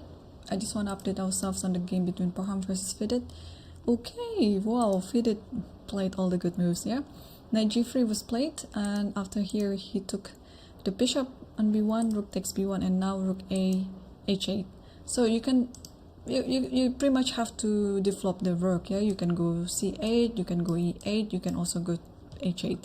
So he chose to play rook h8, and both players need to play another 10 moves to get the additional 30 minutes. And Fidit is, yeah, luckily Fidit is he has more time on the clock, because usually around this hour he would be the one who is having the time trouble.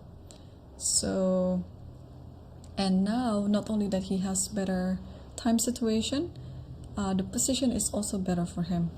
Okay, rook has gone back to d1, and according to the computer, rook g5. So you just pretty much attack this king.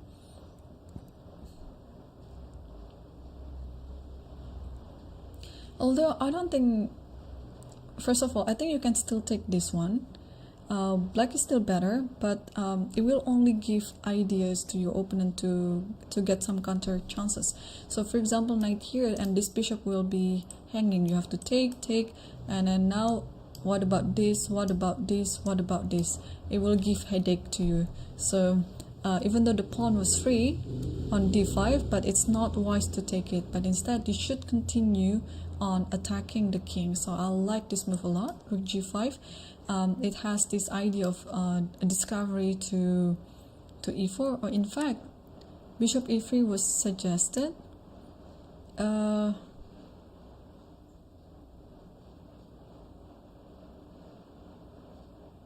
Okay, I thought there should be some discovery, but since the rook is now under attack, can I just go here?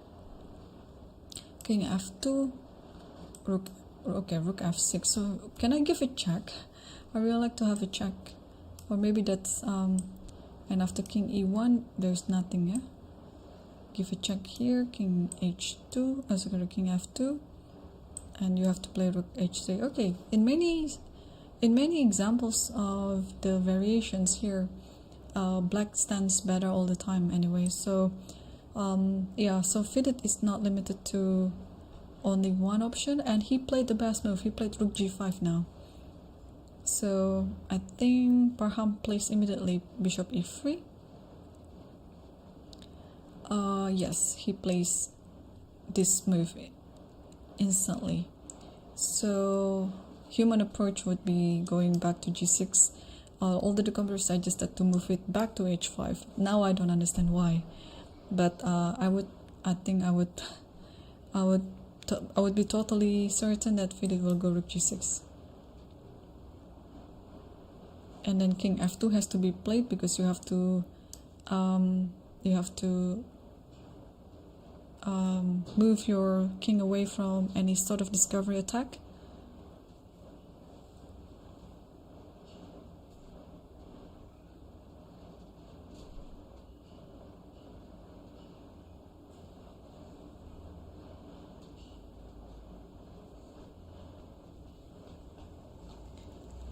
Okay, still this position is on the board.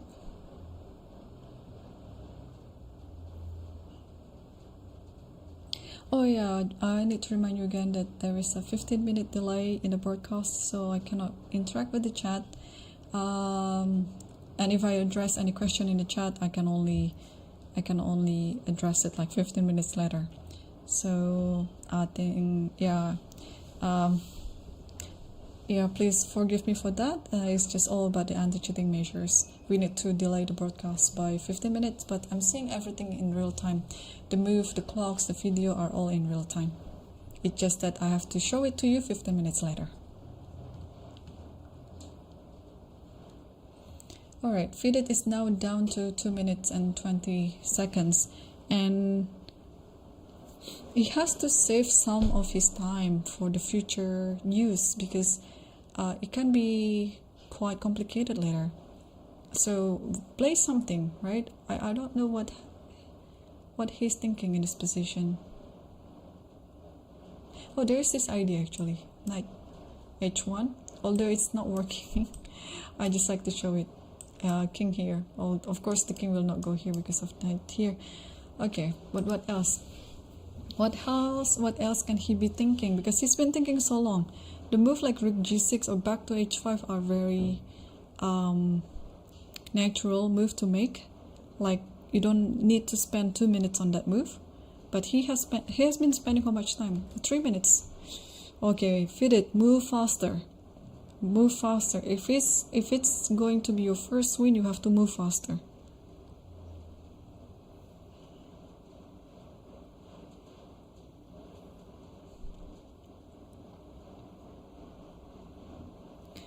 Okay, I'm just wondering what else can he be thinking in this position, because he takes so much time already.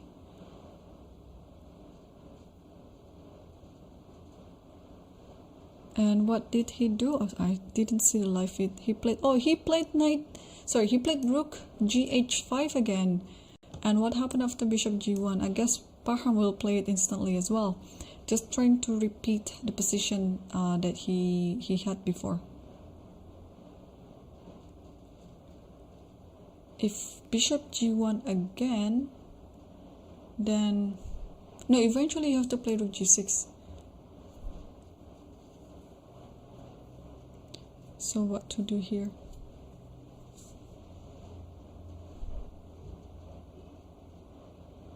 Alright, let's leave this for a while and then go back to Yakubov versus Yangyi. They are about to enter move 40 and they're on move 39 right now. So, okay, after rook d2, king e6 was played and bishop b6. This is a tricky position now. The bishop can actually go to d8 if he wants to. But now it's offering some option for Yangyi to take here and then go to the rook endgame, but with a pawn extra on the queen's side. How is it looking actually? And this is still winning for white, yeah? Rook a6, I think rook d4. Yeah, rook a3, rook d4, I think should be fine. Either. And then the king will come eventually like this, or here, and then push f5, something like that. So yeah, it's a tricky position right now. Do you want to go to this rook endgame, or you want to keep on this bishop and rook endgame? I don't have the right time situation for Yangyi, but obviously he doesn't have 4 hours on the clock.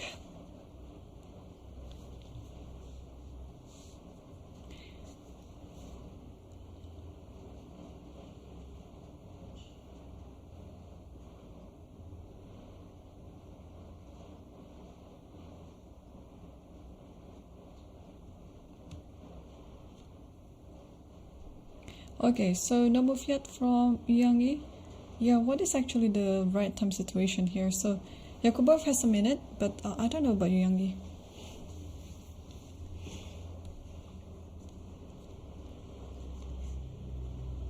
Okay, what about Sukandar versus Grishchuk? It has been simplified to rooks endgame, and okay, 3 against 2, it's theoretically drawn.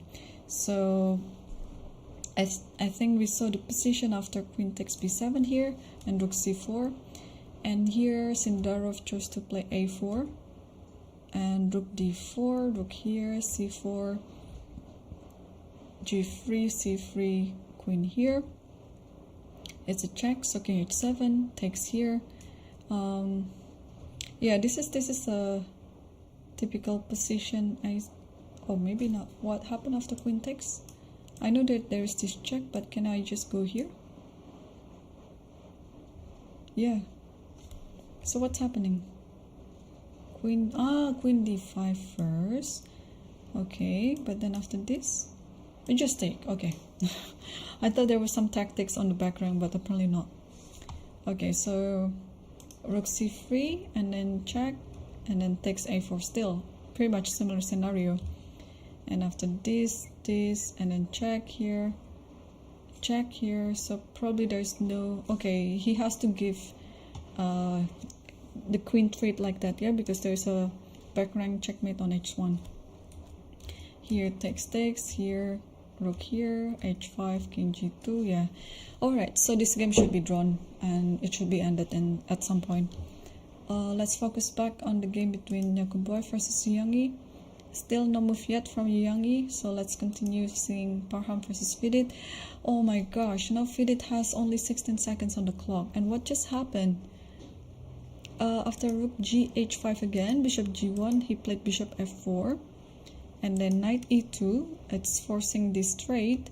And after this, give a check, and king has to go to f1 only move. And now rook g3 attacking f3. Okay, Parham is now thinking, but the idea is if you play rook d3, then there is rook. You just want to grab this pawn. You cannot stop it. And after this, just bishop here back, and then bishop c5 is the idea. So after this, just rook here. So, and takes this d6, give a check first, and after this, okay, rook endgame should be winning for Vidit. And he played it, so rook g3 is now on the board, so it's now Parham's turn. And they have to make 4 more moves to get to the time control. And I think Vidit made the right move, and he made it with only 6 seconds left on the clock.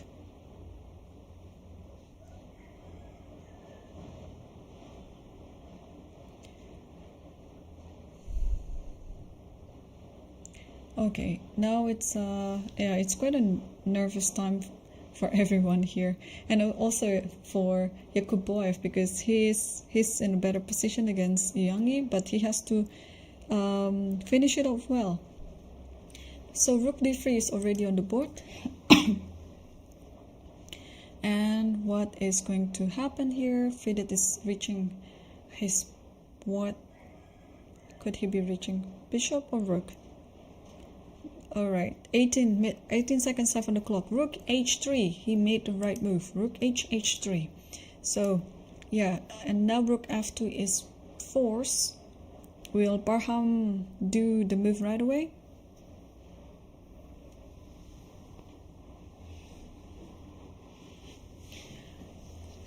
Rook h3, rook f2, and probably bishop d6. This is what we saw. But can white stop it by playing king f2? I doubt it. Again, bishop d6 or bishop c7 even. And now you have bishop b6 with the idea of check here and then bishop here. Okay. Parham, how many seconds? 45 seconds left for Parham. Okay, let's go. Three more moves to 40th move. So they just completed move 37 now. Yeah, I think both players can already feel it, that if somehow the game turns to the rook's endgame, black has always been better, but it's just going to be easier for black to convert the advantage into victory. Yeah, Parham, you gotta move. About 15 seconds left. 15 seconds left, and now 10 seconds left, and what did he just do? I think it's rook f2, yeah? It should be rook f2, yeah, he did rook f2. And now Vidit has to retreat the bishop so that he can try to control the diagonal of g1 and a7. Can Vidit do that in less than 25 seconds? We'll stay on this game for a while until the game has entered the second time control. I missed the live feed. What was happening? I think it was bishop d6, yeah? Yeah, wow. Vidit is playing very well in this game. He plays all these important ideas. So b4 to stop bishop c5. There is b4, but maybe you can put it back to c7 and then play bishop b6 or what? And what will Parham do in this position? Yeah, he pushed b4. He pushed b4. This is the current position right now. All right. 2 more moves for Fidit and 1 more move for Parham. The computer suggested g6. Maybe it's just a waiting move anyway, because white will not have enough tempo to just wait. Yeah, while black can pretty much roll around, even take a nap first if you want. But of course not now. Timing is short. Fidit has to complete the 40th move first, and now he has about 10 seconds to play the 39th move. Can Fidit do that? G6. Oh my gosh, this waiting move even is guessed by Fidit. So he's been really on the spot here. He performs really well in this game, although it might be a bit too late because today the tournament is over. But at least he wants to come back home with at least 1 single victory. So g6 already on the board, and what just happened? Did Parham play bishop h2? Yes, bishop h2 is now on the board, and Parham has managed to enter the second time control, and so did Fidit after rook g5. Okay, so now since time is no longer an issue for both sides, they can sigh a breath of relief here. But yeah, Fidit is standing better in this position. So what's going to happen in this position if you take this bishop and then give a check first? Yeah, we saw this as much. And after rook h1, king e2, then you take this one, and then eventually you'll win this one. And since this pawn on a3 looks a bit shaky, I think you'll be able to get it in the end. But Parham didn't take much time. He just played bishop g1 anyway, because he knows that he needs to keep as many pieces on the board as possible, because if it was a rook endgame, then black is just going to win easier. But okay, I'm a bit worried here. It looks like Fidit is still a bit shaky, but he already entered the 40th move, so he doesn't have to play too fast. Or maybe he just wants to make sure that they already had 41 moves. Or maybe the position for them has become quite easier, so they didn't take much time to continue. But okay, I think judging from the body language right now, yeah, it is relaxing time. They have another 30 minutes on the clock. And let's switch back to the game between Yakubov versus Yangyi, because, well, Yakubov has been better on this game against Yangyi, but can he finish it off well? Because we saw the position after, actually here, right? Bishop b6 here, and here f4 was played by Yangyi, giving up another pawn like this. So what's going to happen after this is, okay, if this happens, then you can just take the bishop, because this rook endgame is drawn. Yeah, 3 versus 2 like this. You'll take this pawn on the next turn, and 3 against 2 like that is drawn. So after g takes f4, you shouldn't take the pawn, and you shouldn't go to the light square. It's very important to notice that you shouldn't go to the light square, because imagine if you go here, there's bishop f5. Next turn, black will just take the bishop on b6, and I think the same goes if you went h3, bishop f5, and then rook takes b6. So go to the dark square, but not any other dark square, because king h4 looks very dumb, but I think it's not that dumb, right? It's still fine. But yeah, why moving to h4? It doesn't have any idea. King f5, bishop c5. This might still be drawn because the king is kind of hey, hang on, can I play rook here actually? Just in time to play g4. Yeah, but why playing king h4? Okay, let's move it to a better place. What about king f2? King f2, now you can take this bishop, and after this you give a check first. At least now the king has to go back to the back rank, and you kind of attacking the pawn from behind, and after rook d4, oh, you can play king e5 first. Let's say here you play king f5, and then there's no progress. Yeah, so I mean, Yangyi has been aiming to just get a draw anyway, but the position is still looking better for Yakubov. So let's take a look the best move in this position, king h2. What's the difference? Takes this, and now, oh, you don't have a tempo, right? You don't have a tempo checking the king on f2 so that you can control the pawn from behind. Here you have to control the pawn from the front, which is an inferior position for the rook. So if it happens after this, the rook of course will go to a3, and this is actually, wait, what's going on? The computer evaluation is up and down. Yeah, because looks like white is better, of course. But can white win its position? Okay, rook a5, what's happening? King here even. You give it check, and after king g4, rook a5 again, and you take this. And this wins because the king is kind of active. So king h2, let's see it once again. Yeah, apparently after this, and rook a6, yeah, I think you better protect it from behind like this. Not rook d4, but rook a3. Rook a3 is a better move. I don't know why the computer suggested rook d4. Okay, tricky situation.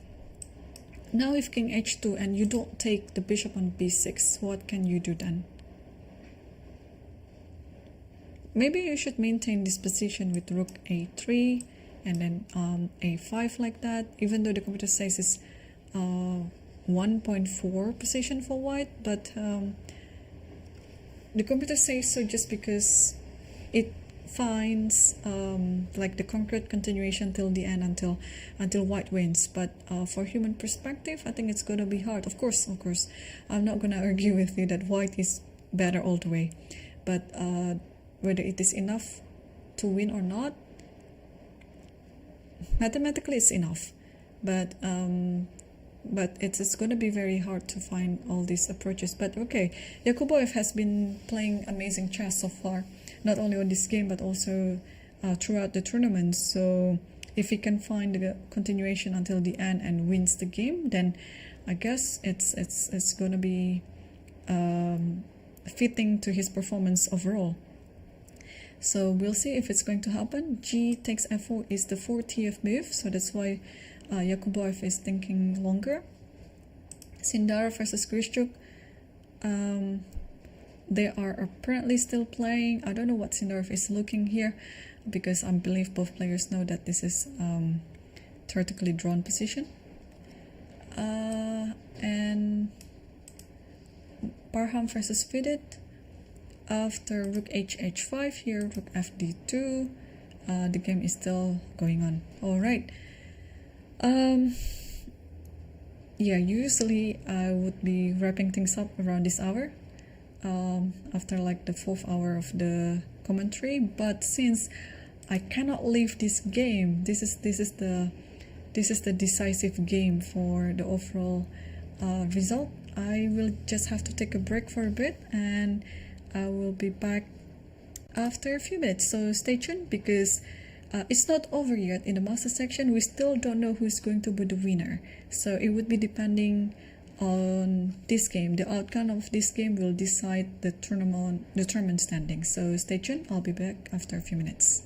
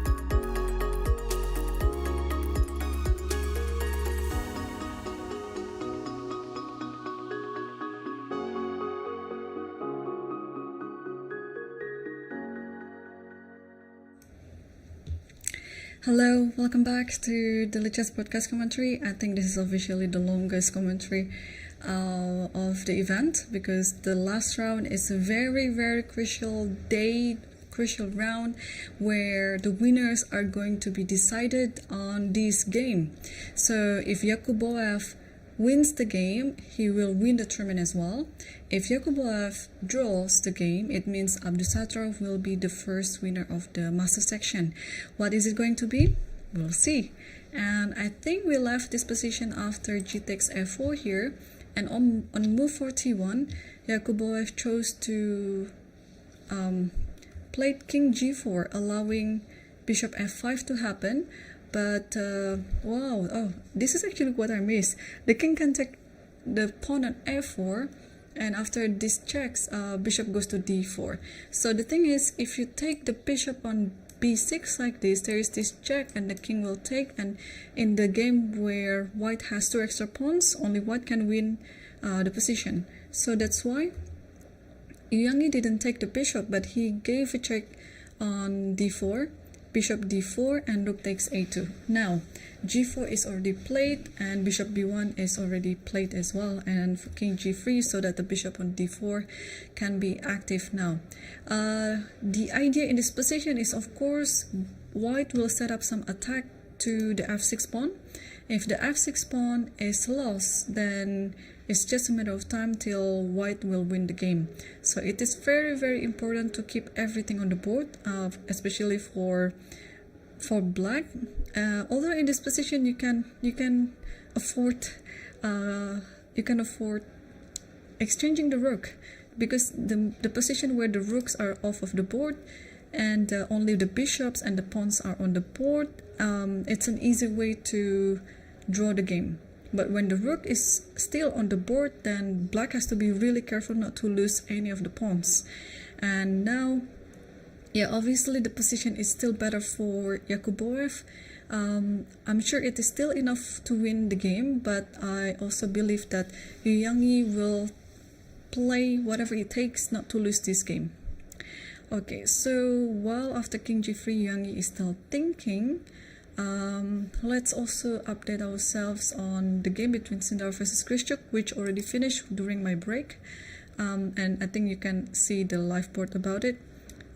Just want to show you how it goes. Okay, somehow the camera moved. Alright, let's take a look. Yeah, it's been very drawish, like many moves ago, but they agreed to make a draw after f5. So okay, and let's see the game between Parham versus Fidit, and it has transposed to the rook endgame.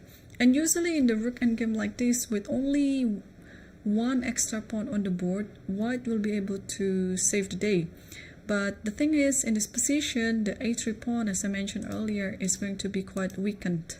And not only about this pawn, probably the other idea could also be like king b6 here, and then you trade this one up so that not the pawn on a3, but the pawn on b4 that's going to be weak.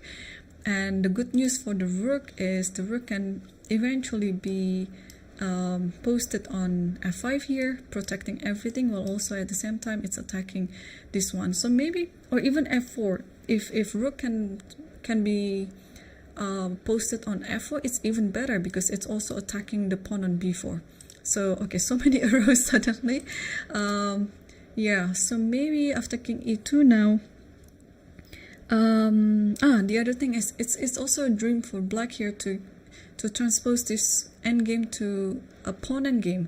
So any exchange with the rook is always preferable, but of course you cannot do rook e5 now. Probably some preparation with king d6 and then rook e5, or even rook d6, so that rook e6, this can happen as well. Also, the good thing about rook d6 is you are forcing the king to go further away from the a3 pawn. So maybe, I don't know, we can use this time to play this and then play rook f4, g5, f6, something like that. So in the long run, yeah, it's not going to be quite a problem for Fidit to win this game. It is pretty much it's just some technicality to win this one. Yeah. Okay, let's come back to Yakubov versus Yangyi, because yeah, after king g3, Yangyi still hasn't played anything yet. There was one game, Injij, Yilmaz Mustafa versus Injij. So let's take a look at that one. Okay, and okay, black looks like black is better. Why black is better? Yeah, why? I'm still understanding this position. Why black is better here?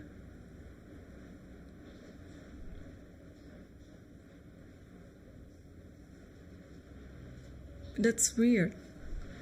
Okay, computer says is 1.6 for black. But why is it that big? It looks like white is holding on. So, okay, I guess this knight is now under attack. You have to go either king e2 or king e1, although I don't know what's the difference. Let's say I play king e1. If king e1, bishop e6, this one is hanging, yeah? So you play knight d5, this one and this one.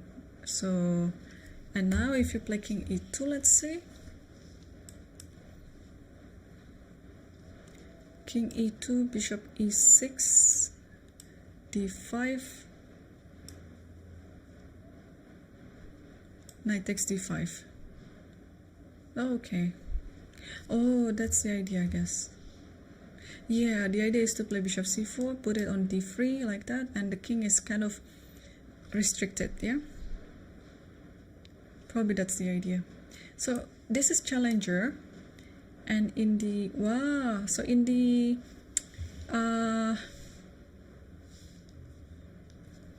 future section, the Uzbek player Suyarov, he couldn't win the game and he lost actually, so it means Daneshvar Bardia and Shivak Vitali, they're sharing the first place. Okay.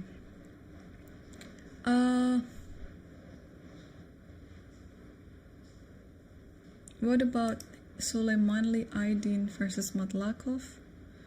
Oh, what a... This looks like almost a fortress. But how to win this position? King e8? Okay, you take everything first and probably back here again. How to win this position actually? Oh yeah, okay, now I got it. You put the king back here again, and once the pawn is on h5, then you can sacrifice. You can sacrifice your rook here, takes, and then because you promote with a check. And whenever this pawn moves, then this will be disconnected from the pack and can easily be your target of attack, although I don't know.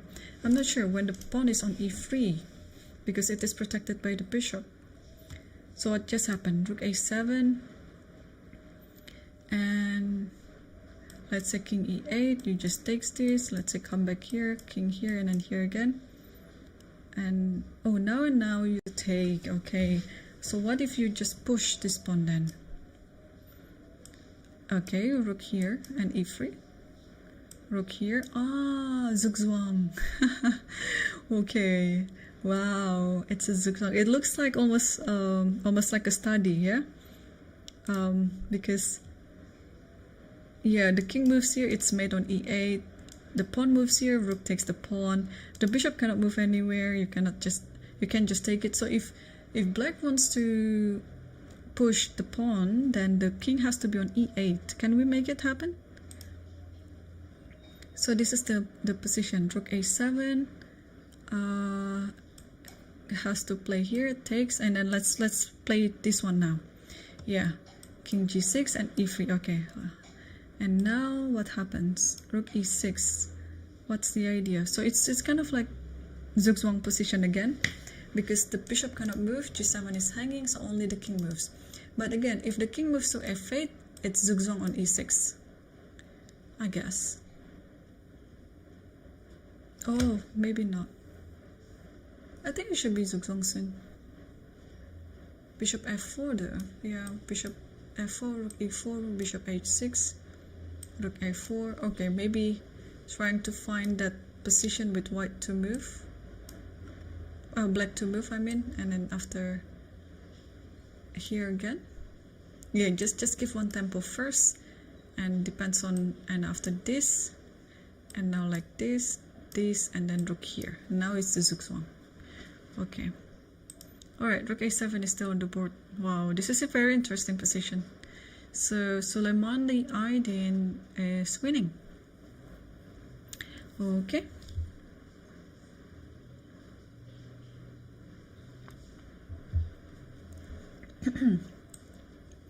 Let's come back to the game between Yakubov versus Yangyi. We have some moves there. After king g3, actually just one move, bishop a2. Yeah, so probably black is also thinking the same, to attack the f3 pawn.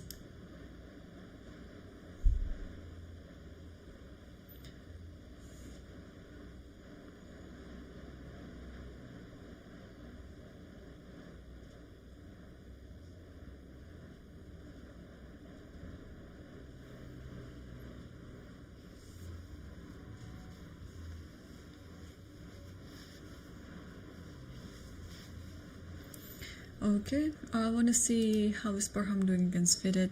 Looks like everything is pretty clinical for Fidget.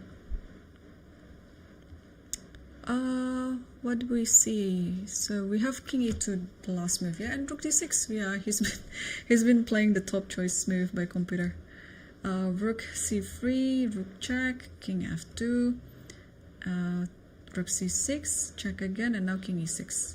Yeah, the king will somehow move slowly to the center of the game. Rook a3 check. I think either king d5, king f5 is fine. So, but here king d5 is apparently the best move. So what will Fidget choose? I think he would choose king d5 anyway. He wants to be centered.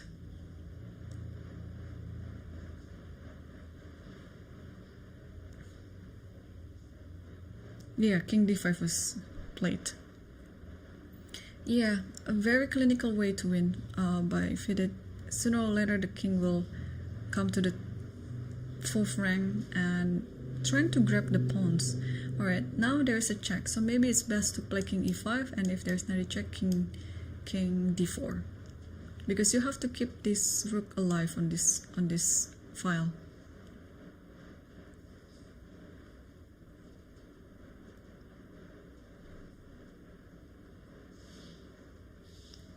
Because after king e5, I think your threat is to play rook c4 and then king f4.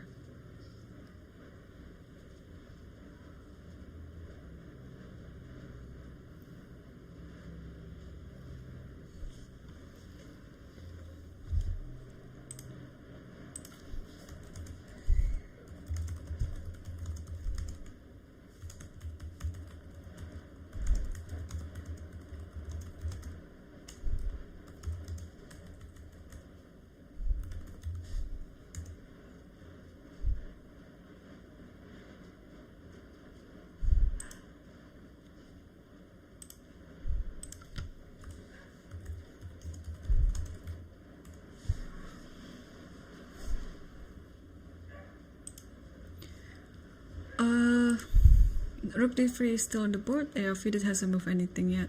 And yeah, he played king e5. He played king e5 here.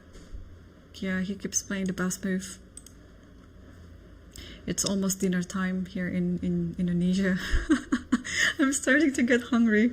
I don't know about these players. They're also thinking, and well, they play at noon, so it is now 4:12 their time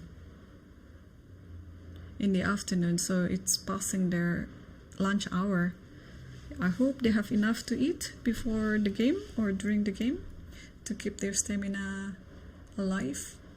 And do you have other moves from the game between Yakubov versus Yangyi? After bishop b1, king g3, only bishop a2. So Yakubov still hasn't played yet. Wow, so the computer suggested to play f4 here. It is quite committal. And what is it going to do? Rook a3, king h4. Yeah, I don't understand. Okay, bishop c4, let's say. The idea is to play f5, king here, bishop here. You wanna get rook d6, rook f6. So you have to stop it. Wow. Okay, and then rook c2, bishop b5. Yeah, the thing is, even though I analyze this, it's gonna be quite random, because to achieve such a thing, Yakubov is not limited to only one choice. He has a few other options as well, but he just made a move. So what did he do? Bishop a2, and he played bishop c5. Yeah, bishop c5. Obviously rook is about to come to d6, so bishop d5 looks very logical. Also it's setting up some not trap, but maybe some threat. If the bishop is not on c5, then the rook can go to a3 attacking f3, something like that.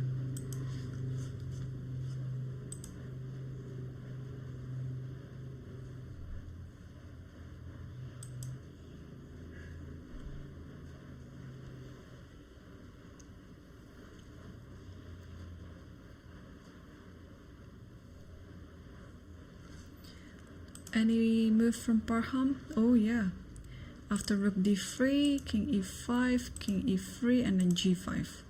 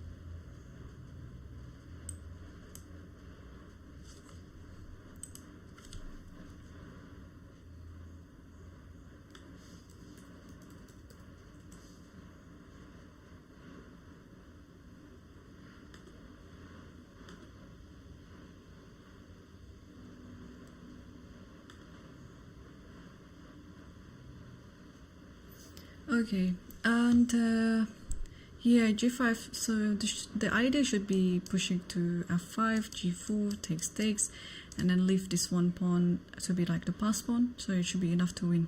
King f2 back. Okay. F5. Yeah, I think if you want to be consistent with the idea, you can play f5, and after king g3 here, rook c4. Yeah, I like it. And after this check, just king here, or king d4 even. Rook e6, rook here, takes here, there's g4, and then you'll grab this pawn, and then you should be winning this one.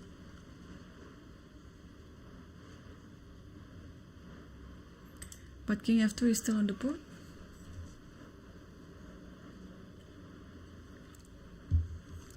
And yeah, this one still also in progress.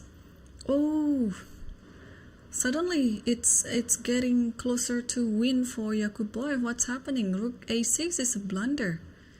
F4. Things are still very vague for me here. Like f4 was also rook e2 mentioned. What's wrong after rook e2? If king d5. Okay, if king f7, you give a check and the king has to go here, only move, and here, and then you have this check maybe. Yeah, so I think I can understand that much. But if king d5, oh, that's tricky. Bishop here. I think you want to play h6 and bishop g7. King c6. I don't believe it. Okay, let's say you oh no, I cannot play rook e6. The bishop is hanging. So okay, bishop c4. Rook goes here.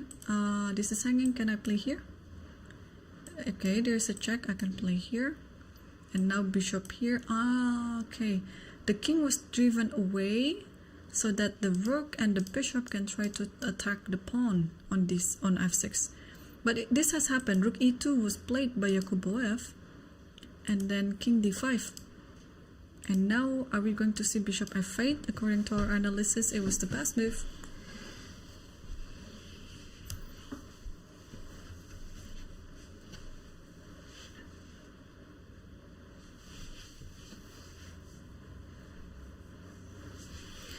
And yeah, Yakubov is about to reach his bishop. What will he do? Bishop f8 already on the board. Yes, from the live feed we saw that he just moved bishop f8.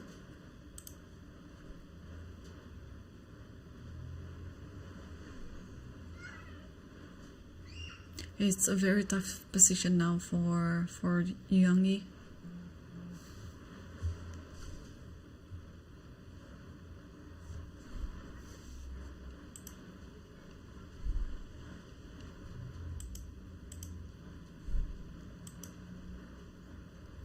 What will he do? So we saw the bishop c4. Yeah, if the rook wants to be active, you have to move the bishop first, because now the rook is tied to the bishop on a2. Yeah, I like this bishop c4, but of course rook e7, such a nice move.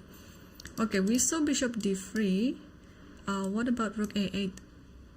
Just bishop g7. You're attacking this one, and then you protect it like this. Wait, what? Bishop f8 again? No, just king f4. King f4, and then you probably go here, I guess, or give a check first. Let's say bishop d3, yeah, to stop king f5, rook f7. So yeah, eventually you will lose this pawn then, and it's GG. King g3 was mentioned, but what's wrong with bishop takes? Yeah, bishop takes is fine. Rook here, and then yeah, the position is already going to win by itself. Okay, but we are still on this point after bishop f8.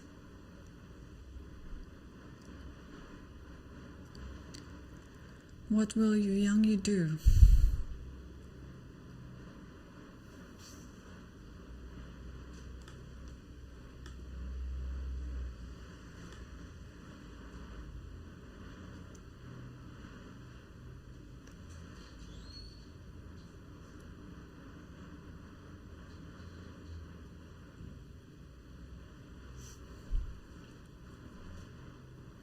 And what happened in the game between Parham versus Fidit?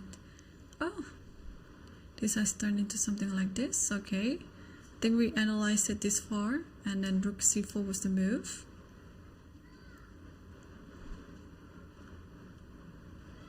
Will Fidit play rook c4?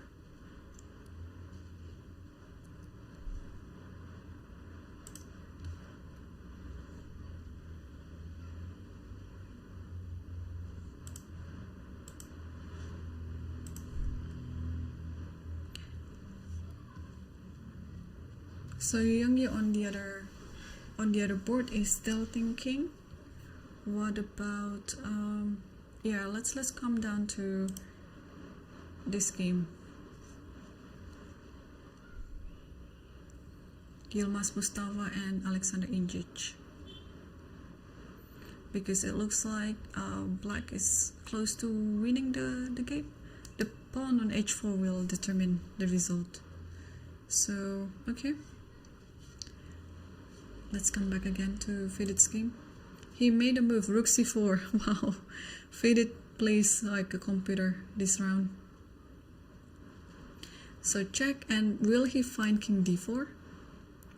Because king d4 means that you are not worried of rook e6, because you have the counter attack by playing rook c3 and then g4. But if you still play king d5, then it's still of course winning. Even if you play king f6, it is still winning. But it means that you're still worried of this, and you shouldn't be. So which one will Fidit choose in this position? King d4 or king d5? Now he's less than 7 minutes on the clock. Okay, perhaps still has slots, because it's not the moves that Paham can play in the game is not as many as Vidit's. So, and also he has to play faster so that he can pressure his opponent on the time. All right, Vidit, you gotta move faster. If he managed to make a draw out of this position again, well, it's gonna be very heartbreaking.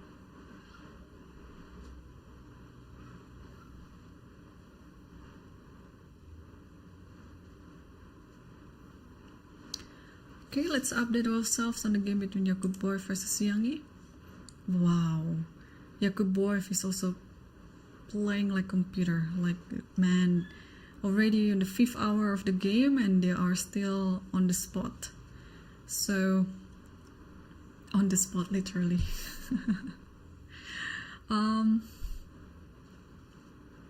The game went after, okay, bishop f8 here. Eventually, yeah, we saw the position after bishop c4, but Yangyi chose to move his bishop to b1, and here rook e7. Yeah, with the same idea, you wanna play bishop g7 and then get after this pawn.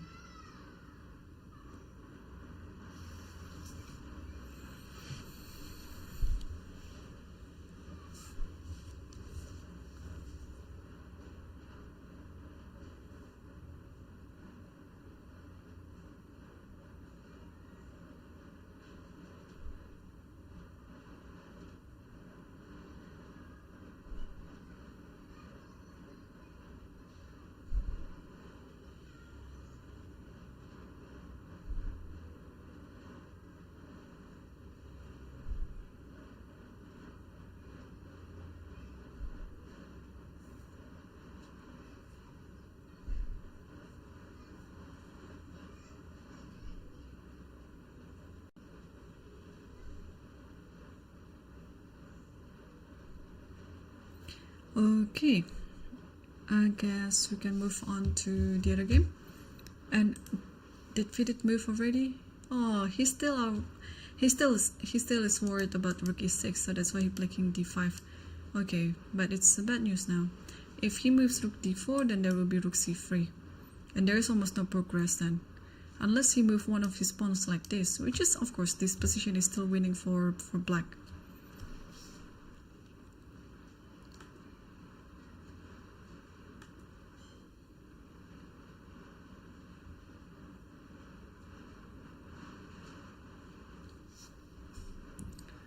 Okay, rook d3 is on the board. What will he do?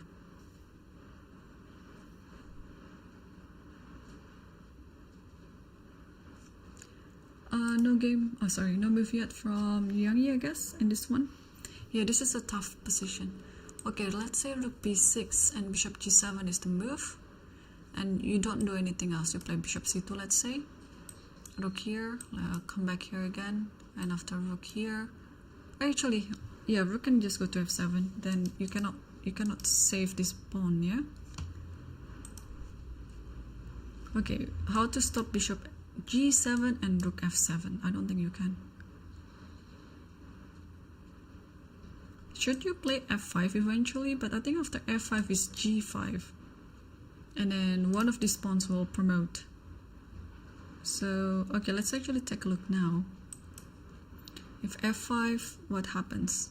Rook d7, king e6 or king c6, king e6, and then here, bishop c2, g5. Okay, rook c6. Can the pawn be moved then? Bishop b4, f4, f4. Ah, to stop the pawn. Takes, rook check, come back here. King d5. Okay, that was hard. That was pretty hard.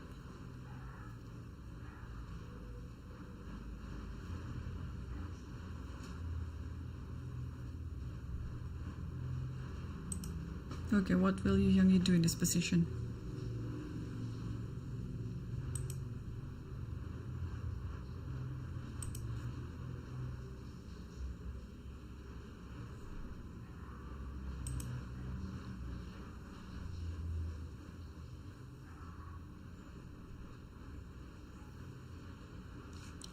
Fidit has moved. What did he do? Oh, he eventually allowed this to happen. Okay, that's pretty good. That's pretty good. So he allowed rook e6 because he has this idea with g4. So it takes him a little bit longer, but he eventually found it. King e5 check, king d4, and after rook e6, rook c3. And now if you take the pawn on a6, there is g4, and I guess this position is already resignable. But if you don't take the pawn on a6, I think you're forced to. Because if you move the king anywhere, just to moving it away from the pin, then rook takes a3, and it's another GG, yeah? So I think Parham is forced. He is forced to take the pawn on a6 like this. But okay, after g4, let's say we continue like this and this. Yeah, you just come back here, and these two pawns will be deciding the game. He's about to move something.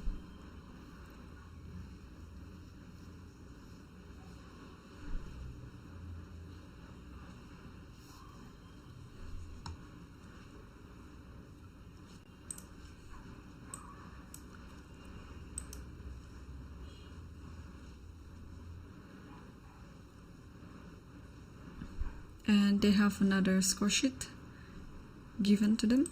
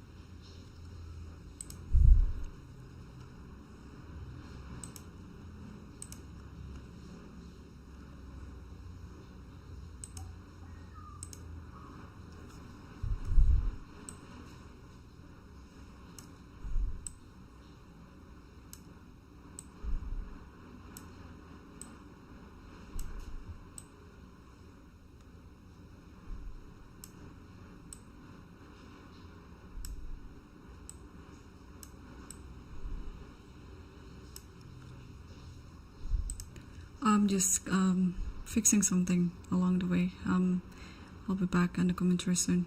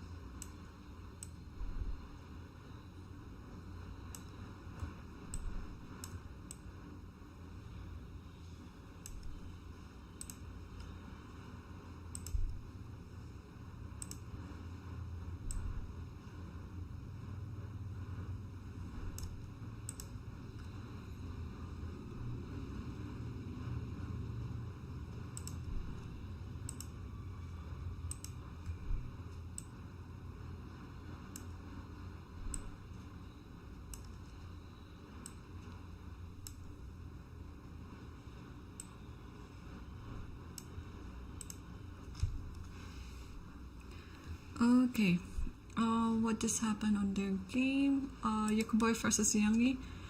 Let's just take a look what happens there. That after...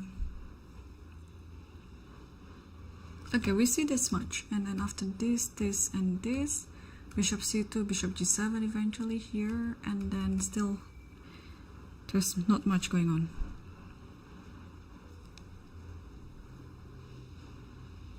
And is Fidit close to winning the position?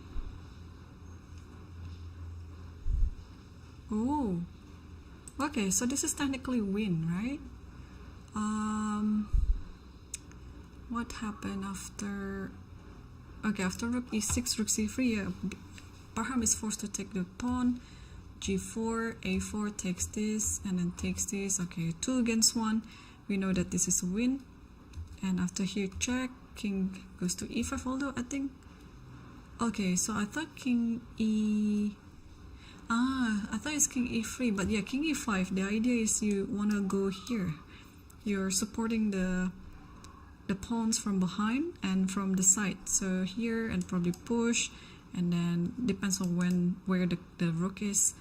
Yeah, king e5, now b6, takes b6, of course this is winning, but let's take a look until the end. King g3.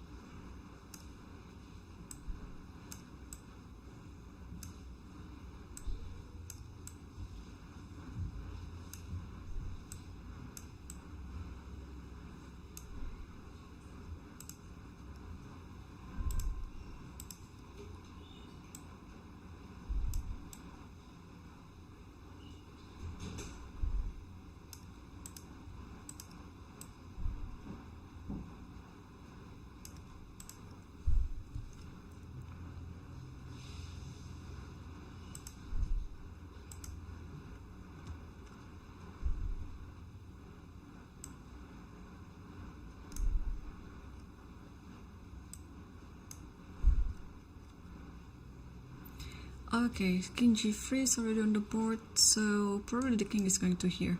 But let's take a look at the game between Yakubov versus Yangyi, just to update ourselves on that one. King e6, so the pawn on f6 is already gone. Rook f7, rook b6, bishop takes f6, king e6, and now only move is rook f8, because you have to keep controlling the bishop on c6, on f6. Yeah, what will...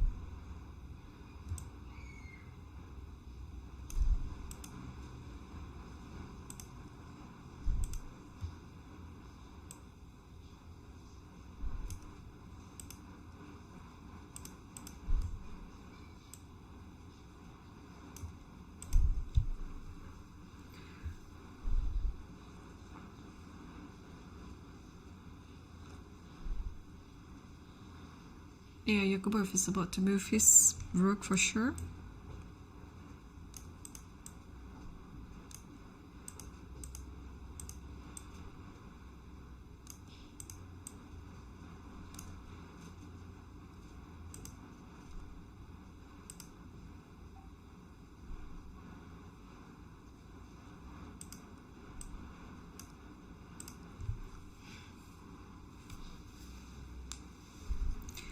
Okay, do we have a move from Parham versus Fitted? Oh, okay. This position after... What just happened? So takes, king here, check here, and check, and king g5. Okay, yeah, this is a nice try actually. And rook have here, and then this is what we call with the stairs. You're gonna move this, followed by this, followed by this, and another this, and then this, and then this again, something like that. So that's like a... Okay, king h4 again, and rook e3. Yeah, Fidit is just trying to gain time, but eventually he will be able to find the win in this position. So rook b4. Yeah, you have to... What is he trying to do here? If rook here, then maybe rook goes back down to b3. Yeah, eventually you have to do this, this, and then g3. I know it looks a bit loose with this g3, but I think you have to play it in the end. Rook here, and then what? King e4, rook here, and then yeah, rook moves down there. So it looks going to be quite easy. But yeah, Parham is not resigning, and it's a good thing because your opponent is down to a minute here, and he might misplay the moves. And the game between Yakubov versus Yangyi, it has been simplified quite a bit there. And f6 pawn is already gone, so now it's just a matter of time until the pawn is moved. Yeah, I'm very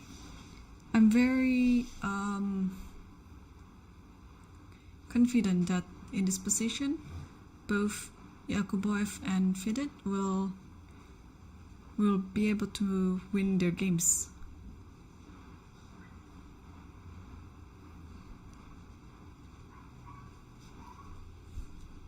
I see. Okay, you just move something. Rook e3.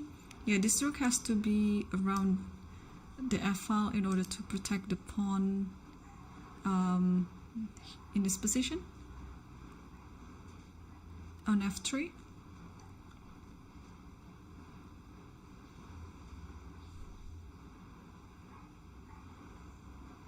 So what do we do here? Maybe rook f4, and then soon we just push the pawns and then put the bishop on d4, and yeah, push this pawn, and push h7 pawn, like that.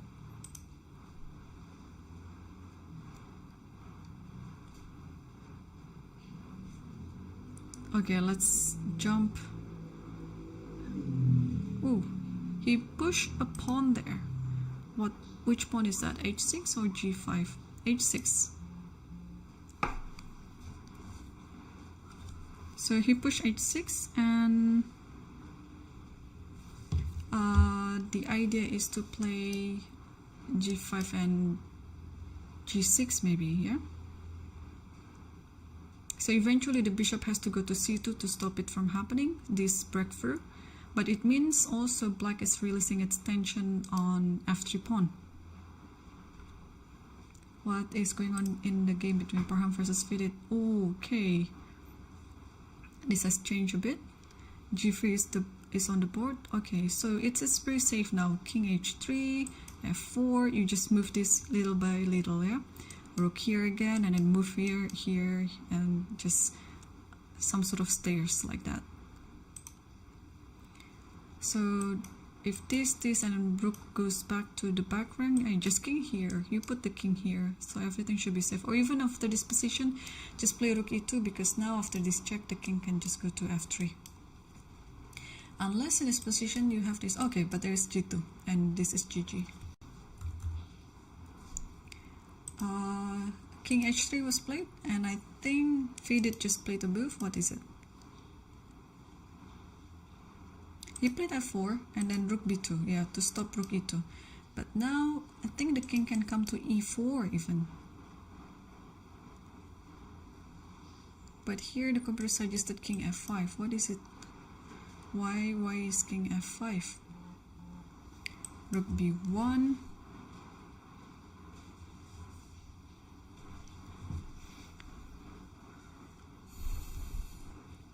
and now rook e2. So I have to stay on the second rank then. Let's say I'll do this and also this. Okay, I'll do this again. Rook goes from behind. Ah, it goes here and here, I see. Okay, Fidit is now 30 seconds left. What did he just do? He played king f5. Yeah, he played all the best moves.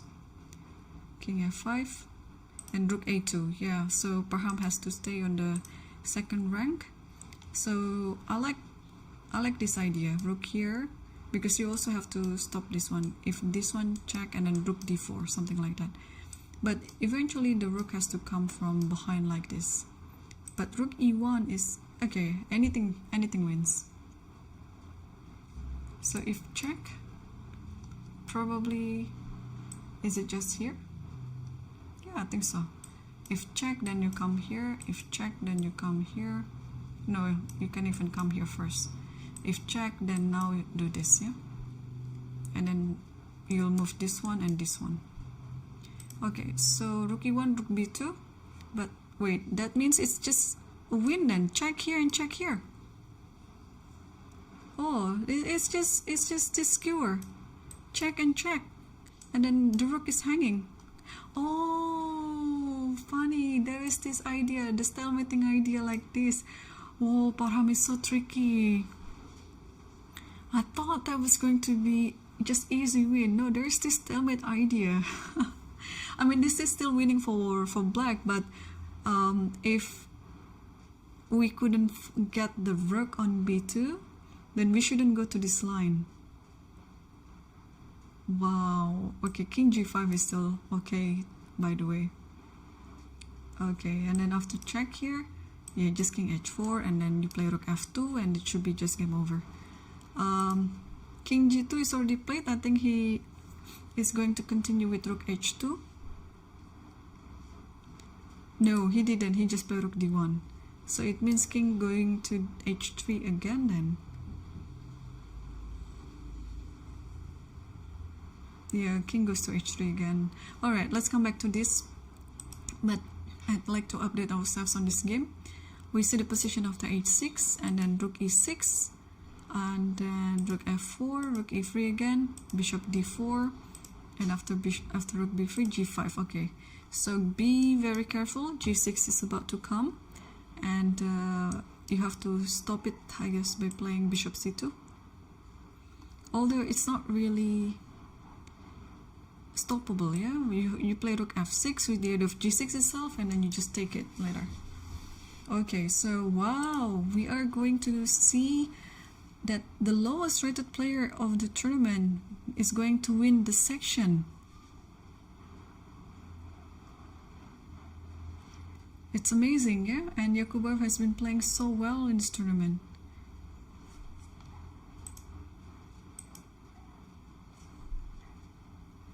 Okay, g5 is now on the board. Yeah, again, the idea is simple. You want to play g6. So there's bishop c2, but after bishop c2, just rook f6. You want to play g6. And then if bishop takes, rook takes, h7, and then h8. So here, instead of bishop c2, black can also play rook b5. And now check, and you have to stop it, you know, because if not, king f7, g6 will be there. But now it's still a check here. King goes to g8 here, and only move is rook b8, I guess. And I really want to improve the king, actually. Can I do it, actually? But here computer suggested this probably going here. I don't know. Yeah, not sure. Or maybe its idea is to go here. Ah, it's tricky. Let's say you play a move like this. This is such a random move. You play g6 takes, and then here, and after this check here, and after this check down there, and after this takes. Oh, actually you shouldn't go here, because there might be some fortress in this position. Okay, this is a bit too hasty for me. g5 is on the board. If you play rook b5, you just give a check first.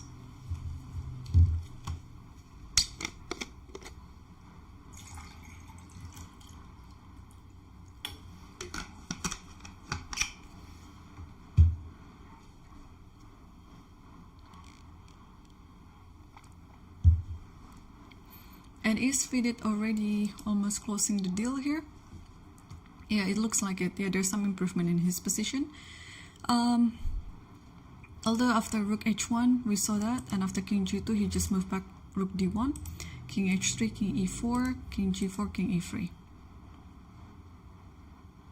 Yeah, the rook has to stay on the second rank, or if it's on the third rank it has to be a check. And here I think it's just king e2, right? If takes this, just push. Yeah, it should be easy. And now after king e2, if check again, then there is rook e2, right? And then the next move he's just going to push this one, or even this one first, g2 first. So rook b3, yeah, Fidit is close to winning this one. I think he moved king e2.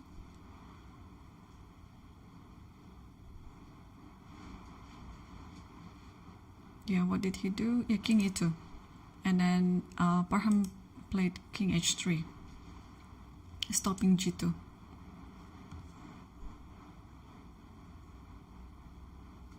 But also I think you can play here actually. No, you cannot. Oh, after this, I thought you can give a check like this. Ah, tricky. King f4, f2. I thought this was winning. No, this is not winning. Because after this, there is king here, I guess. Or what? Or just give a check, yeah? And you cannot actually escape from the checks. Okay. Ah, that's tricky. Okay. Let's not sacrifice any pawn in this position yet. So what do we do? I like rook d3. This is what the computer suggested. But can we...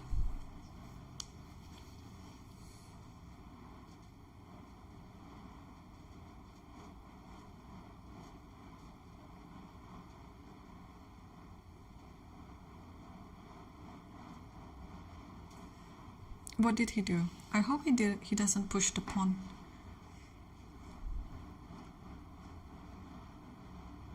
Rook d3. Okay, rook d3.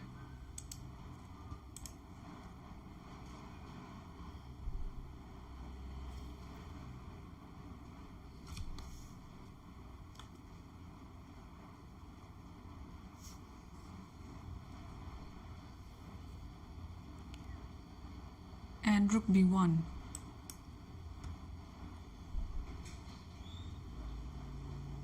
Okay, the pawns are getting closer to the promotion square.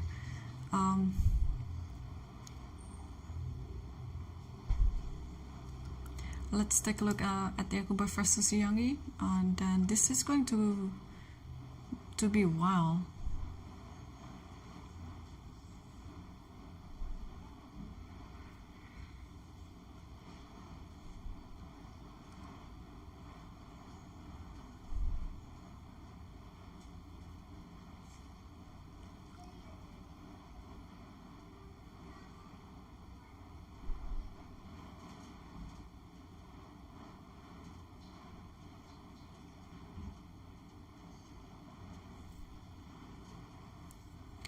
Okay, rook b7. Yeah, I think the idea of rook c4 is to stop bishop c2 so that you can push this one like that.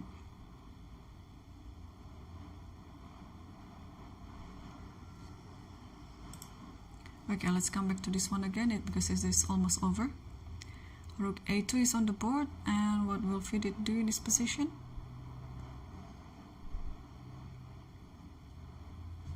Rook e3, nice.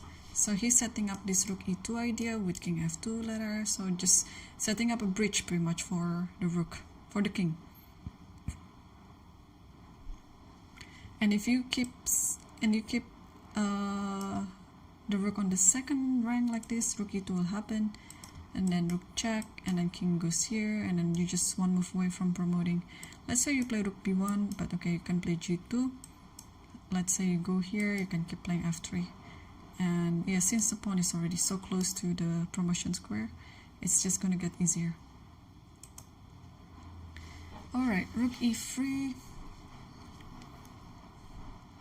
Yeah, so Parham still has lots of time on the clock. 27 minutes.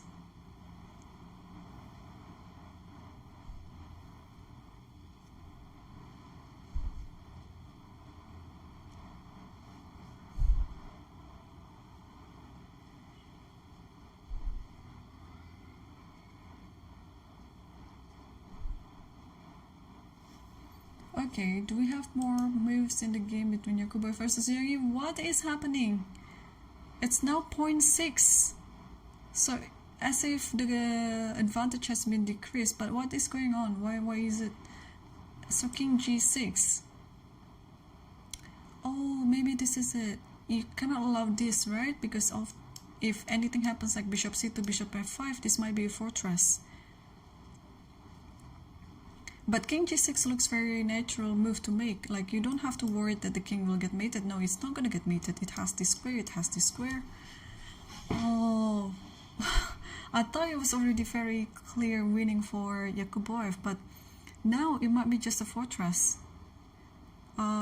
Yeah, King G6 was played and Rook C5. So even White is now setting up F4, but thanks to the bishop on D1, it can always go to G4 and then B5. But here, the computer suggested to play Bishop A4 in order to go to D7 and then put it on F5 like that. You have to start controlling this square anyway, F5 square. From this diagonal, I don't know. You can go from here, you can go from here, but this square is very important. So Rook C5 is now on the board. Wow, Yangyi is very what sort of player he is. He's known that he's very I cannot come up with the word. Like well, he's a fighter for sure. Like we can see in many positions when he was losing, he just keeps fighting until the end, until he might be losing. But yeah, this one he's very determined not to lose the game apparently. So Rook C5, Rook A7 was played. I think it's pretty much the same. White's only idea is to play F4, F5, but once the pawn is on F4, the bishop will stop it like this. So, wow, looks like Abdusattorov is smiling now. Because if Yakubov draws, then Abdusattorov will be the winner of the tournament. Yeah. Okay, let's see what is Vidit doing here. Getting closer to win the game. Okay, G2, King H2. Yeah, it's so hard, right, to play chess. You play 5 hours. Yeah, you play 5 hours and you lose the game. Yeah, poor Parham. Rook B1.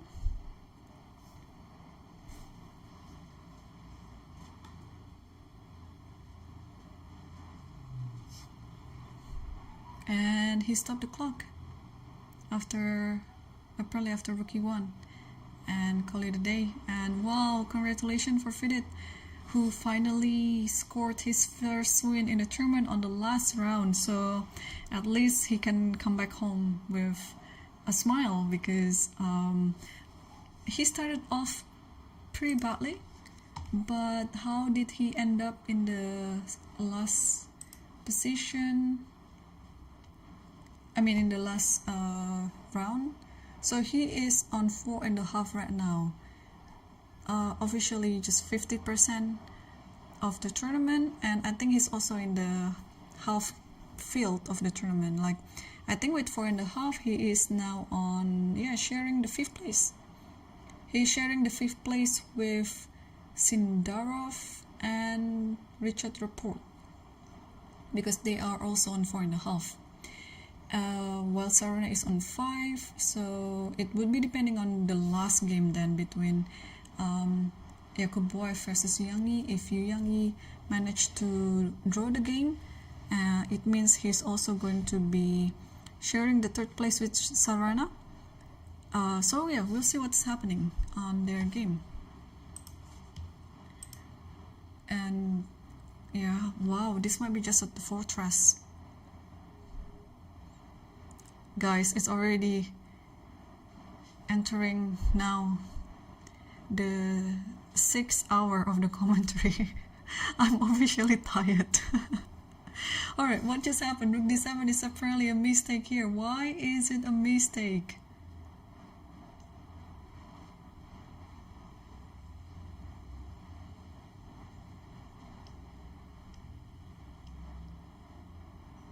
Why is it a mistake? So f4. Can I play bishop g4? Oh, there is bishop e5 check. And then what? King f5 and g6. Wow, okay, takes. And king e3. Yeah, it's still not clear to me that this is winning. And bishop g7, okay. And check. And king d2, I guess, yeah. Alright, but we didn't go there because after rook d7 here, Yakubov played king e3 and now it's back equal again. As long as Yangyi played bishop a4. And he did. He played bishop a4. So rook c5 looks very logical to make. Sorry, rook c8. But he played rook c5. Still trying to get f4, f5 working. So now, yeah, the bishop has to go to d7, so the rook has to go and letting the bishop to occupy d7 so that it can go to f5. He did. Yangyi played rook b7. Wow.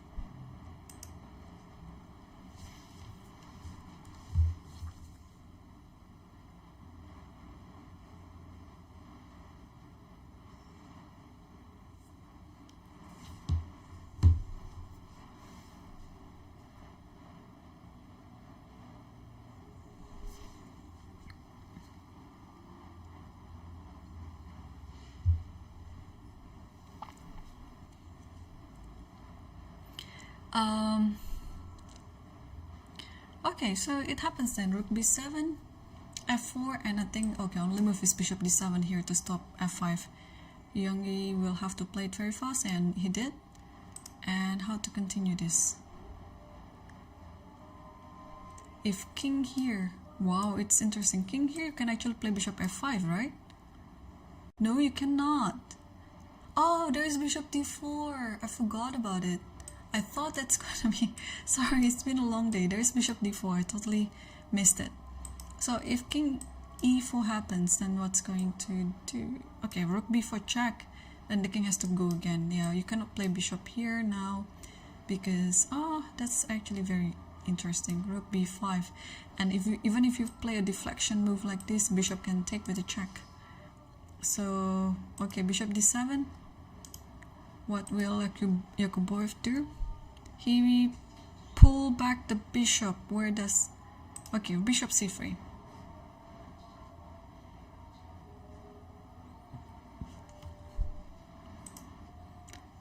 And bishop f5 is on the board.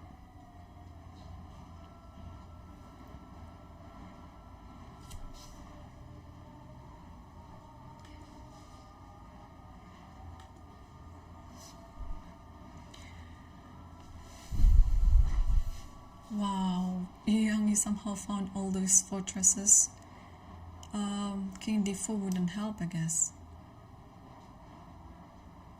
Yeah, they're both kind of in a time trouble right now, in the blitz mode.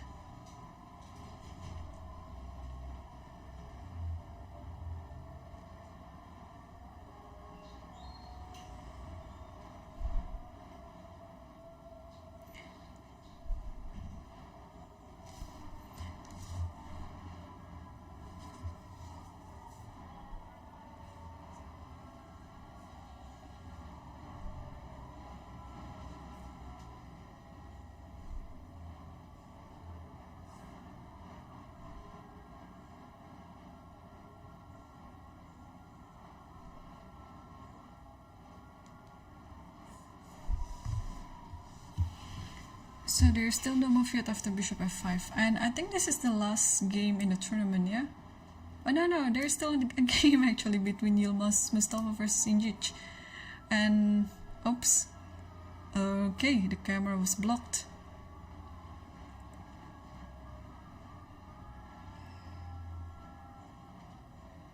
Somehow it was a different camera. And okay, it looks like Injic is now equalizing the game. I mean, Injic was actually better, so Yilmaz Mustafa was equalizing the game. Okay, so only those two games are still going on. And let's come back to Yakubov versus Yangyi, because this is now very, very important. So after bishop f5, king d4. But now, yeah, black can set up a, well, rook d7 first is fine. After this, just keep giving checks like this and checks like that. And perhaps after this, just rook here, just stopping everything. Yeah, I like this idea. And if there's any checks, you can always stop the checks with the rook. Wow. So I think things are getting quite easy now for Yangyi to get a draw.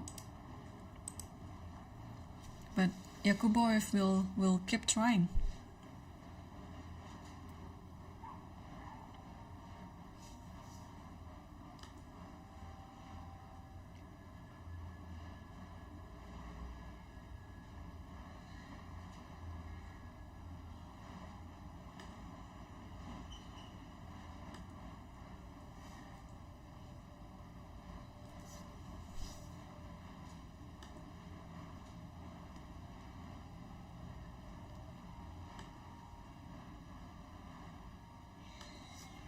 Okay, so this is, for those who just joined us, yeah, this is the last game of the tournament, and actually the most important one as well, because the winner of the tournament is going to be decided from this game.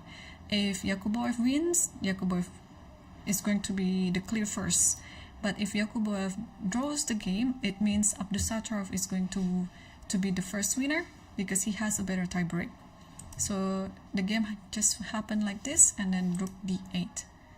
Yeah, so my prediction, this is going to be a draw, because black somehow found all the fortresses.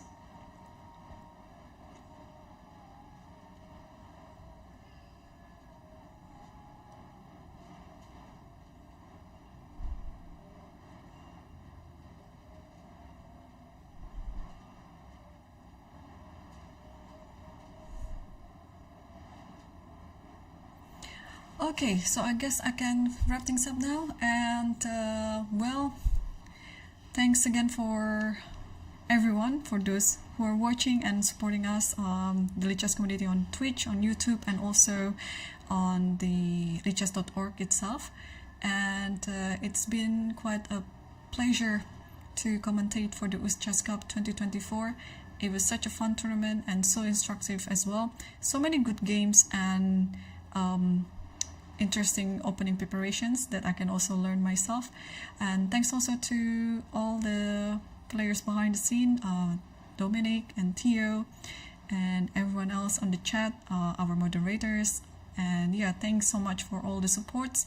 And yeah, I'm looking forward to do another commentary again for Lichess and broadcasting a fun event in the future.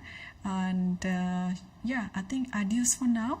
I will put the next scene on the game, so you can keep watching it, but I have to be away from the commentary for now, but you can keep watching the game and also having the live feed on until the game finishes. So thanks again, and then I think if this one draws, then my congratulations for Abdusattorov, but if this one wins by Yakubov, then congratulations for Yakubov. But anyway, my advanced congratulations for the Nordirback because only Nordirback can win this tournament. Which one? I don't know yet. It depending on the outcome of this game. So thanks, have a good night, and take care.